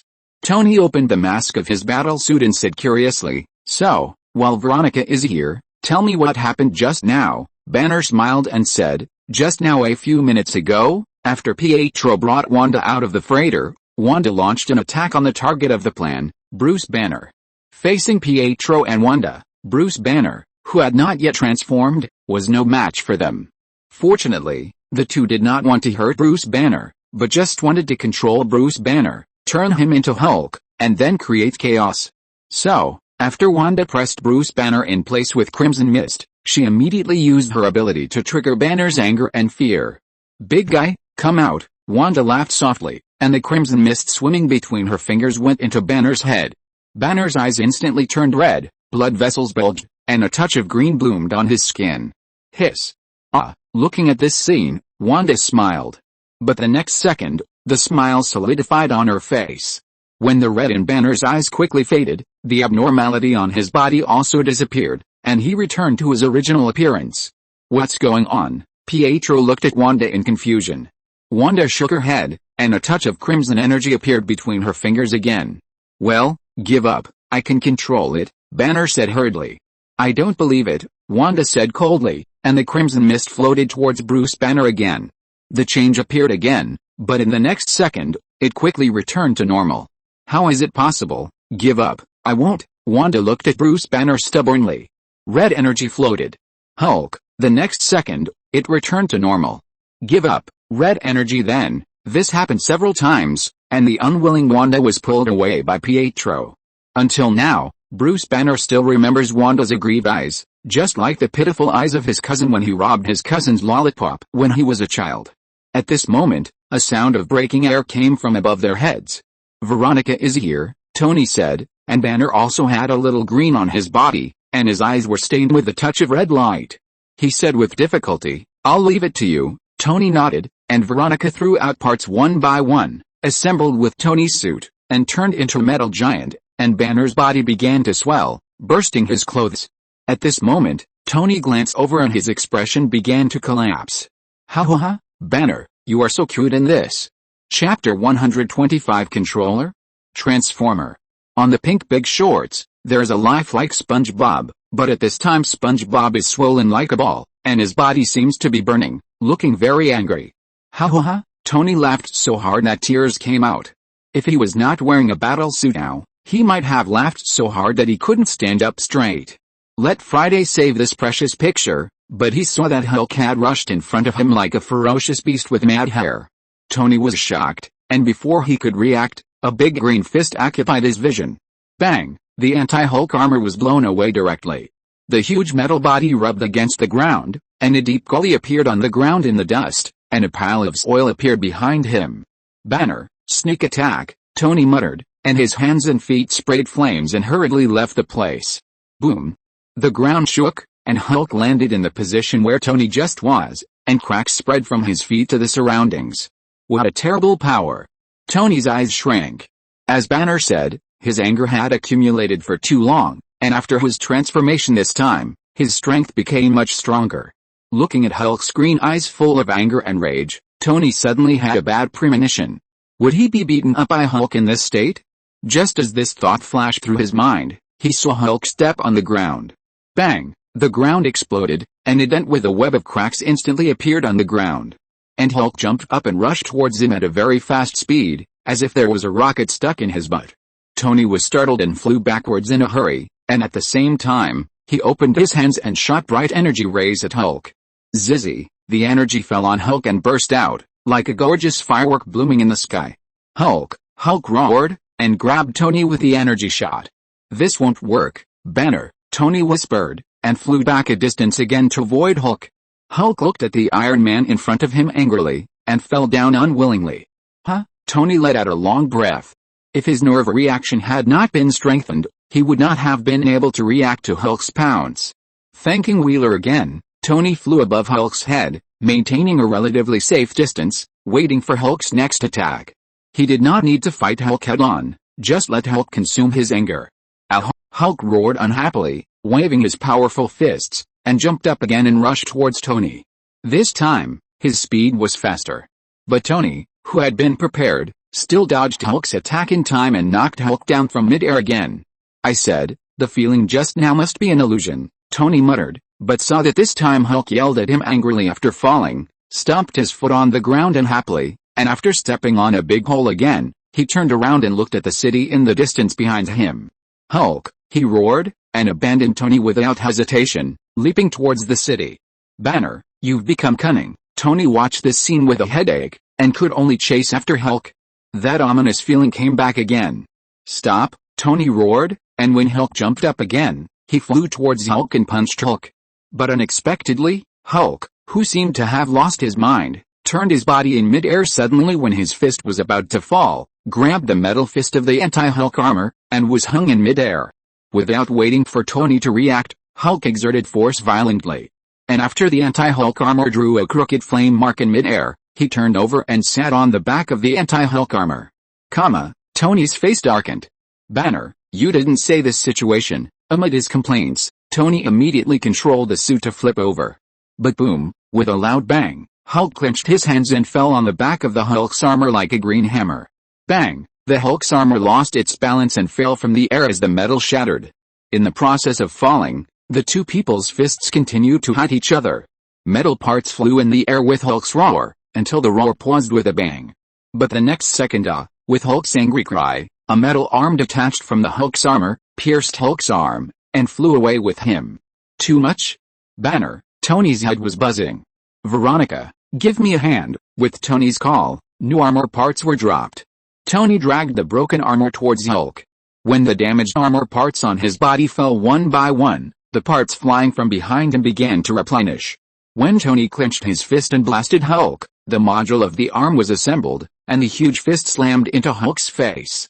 Swoosh! Hulk was blown away, like a floating stone being thrown out by someone, rolling and undulating on the ground and flying dozens of meters. With a roar, Hulk got up from the ground, tilted his head and spit out a tooth. "Oh, Banner, I'm sorry," Tony grinned. Hulk's arms slammed together. Snap! The armor wrapped around his arm shattered instantly, and turned into fragments and slid off his arm. Then, Tony found that the cute SpongeBob SquarePants on Hulk's pink shorts was slowly returning to normal. The red and swollen body slowly returned to its normal yellow color as if it had been deflated, and the originally angry expression slowly turned into a smiley face, and even the raised arm even raised a thumbs up. But in contrast, Hulk's expression became more and more hideous. His body, which was originally like a giant, was raised again as if it had been inflated, and a flame-like pattern spread from his chest to his back. "What's going on?" Tony's mouth twitched wildly. So, from the beginning of the battle to now, the various emotions collected by the shorts have never erupted? Now that they have erupted all at once, they have actually made the Hulk have the incredible transformation he has now? Damn it! Did Wheeler give Banner an emotion-controlling shorts, or a transformation device? Hiss! Hulk exhaled, and it was like a strong wind that blew away the sand on the ground. The next second, when Hulk's crazy eyes swept over, Tony actually felt his heart contract suddenly. What a joke! Looking at the huge Hulk, Tony muttered softly. Originally, the anti-Hulk armor was much taller than the Hulk, but now the Hulk's body is taller than him. According to the scanning function of the armor, he found that it reached a terrifying 3.666 meters. Roar! Hulk roared, and all the muscles in his body suddenly tightened, and unparalleled strength suddenly erupted. Boom! The ground exploded violently as if a bomb was buried, and Hulk disappeared on the spot. The next second, before Tony could react, Hulk appeared in front of him. Bang! A huge fist hit the chest of the anti-Hulk armor. In an instant, the armor was dented, Metal fragments flew out, and Tony, like Hulk just now, rolled on the ground and flew out. With an exaggerated speed. An idea flashed through Tony's mind. Before he could stabilize his body, Hulk caught up with him, grabbed the leg of the anti-Hulk armor, swung his arm, and smashed it to the ground like a hammer. Tony's face changed, and he gave up the leg without hesitation, dragging the broken armor out of Hulk's control. But Hulk's reaction now was too exaggerated. Just as Tony flew a distance, Hulk caught up and grabbed the other leg of the armor again. Then he pulled hard, and the huge fist hit the chest of the armor. Give up the Hulk fighter. Tony had an idea in his mind, and he ejected from the Hulk fighter wearing the Iron Man suit, and the remaining parts, under his control, covered the Hulk, trying to use the same trick to take him away. Hulk roared angrily, ripped off the armor on his body, and ran 2 steps to grab Tony, who was in the air. Tony dodged hurriedly, looking at the falling Hulk, a lot of cold sweat on his forehead. Now that he was caught by the Hulk, it was over. Damn SpongeBob. Looking at the thumbs up of SpongeBob on the pink pants, Tony's mouth twitched. Asshole Wheeler, what kind of mess did you give Banner? Tony couldn't help complaining. He didn't expect the Hulk to change like this. I didn't know this would happen. Suddenly, a helpless voice sounded behind Tony. Tony's face showed a hint of joy, and he turned around quickly, unable to help but saying, "You bastard, you're finally here." "Oh, you sound like you're going to cry," Wheeler teased, smiling at Tony. "Bastard," Tony cursed, then said, "Now is not the time to talk about this. Hulk is trapped." Looking at Hulk trapped by the golden stand, Tony's eyes flashed with surprise. "Are they your people?" Looking at Reese and the other 2 on the ground, Tony asked curiously. Wheeler nodded, looked at Hulk carefully, and when he saw the big pink shorts, he couldn't help but chuckle.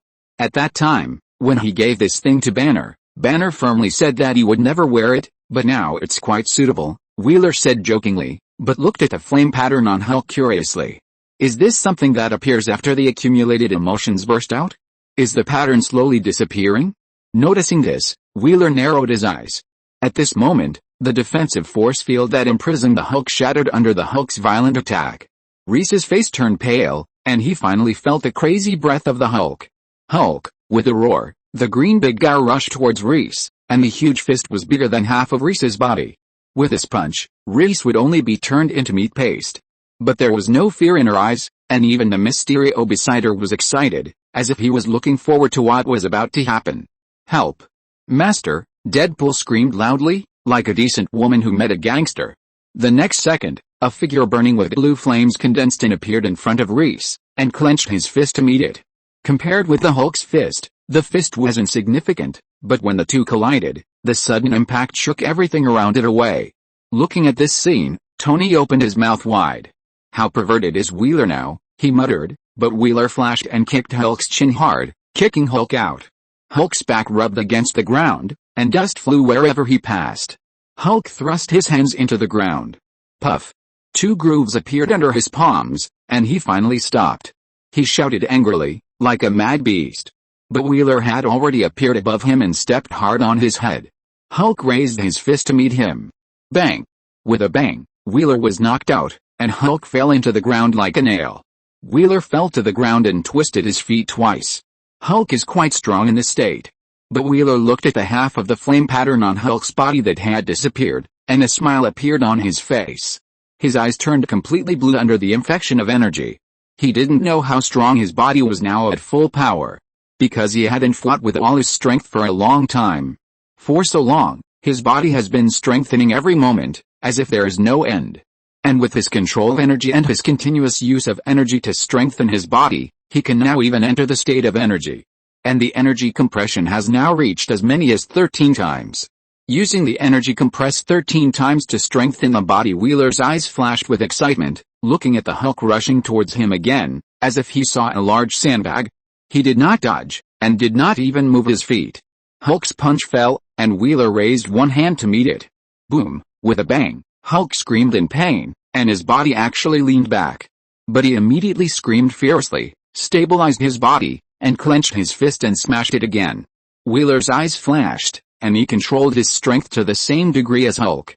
Suddenly, the fists of the two kept colliding with each other, making a series of thunder-like collision sounds. In this bombardment, The flame pattern on Hulk's body was also disappearing rapidly. After a moment, the pattern disappeared completely, and Hulk's body returned to its original appearance.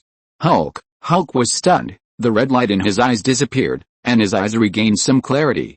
He looked at his fist in confusion, as if he didn't understand why he suddenly became smaller. Wheeler looked at Hulk with a smile. "Do you go back by yourself? Or do you want me to knock you out?" Hulk blinked at Wheeler and stretched out his fist to Wheeler. Wheeler raised his eyebrows and lightly touched his huge fist. The next moment, Hulk grinned, the green on his body faded, and his body shrank rapidly, turning back into Banner.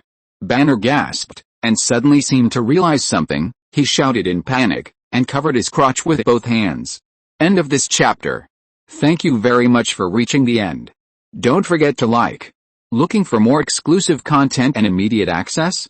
Subscribe to our Patreon. Remember, every like, subscription, or donation encourages us to continue. Thanks to everyone. See you in the next video.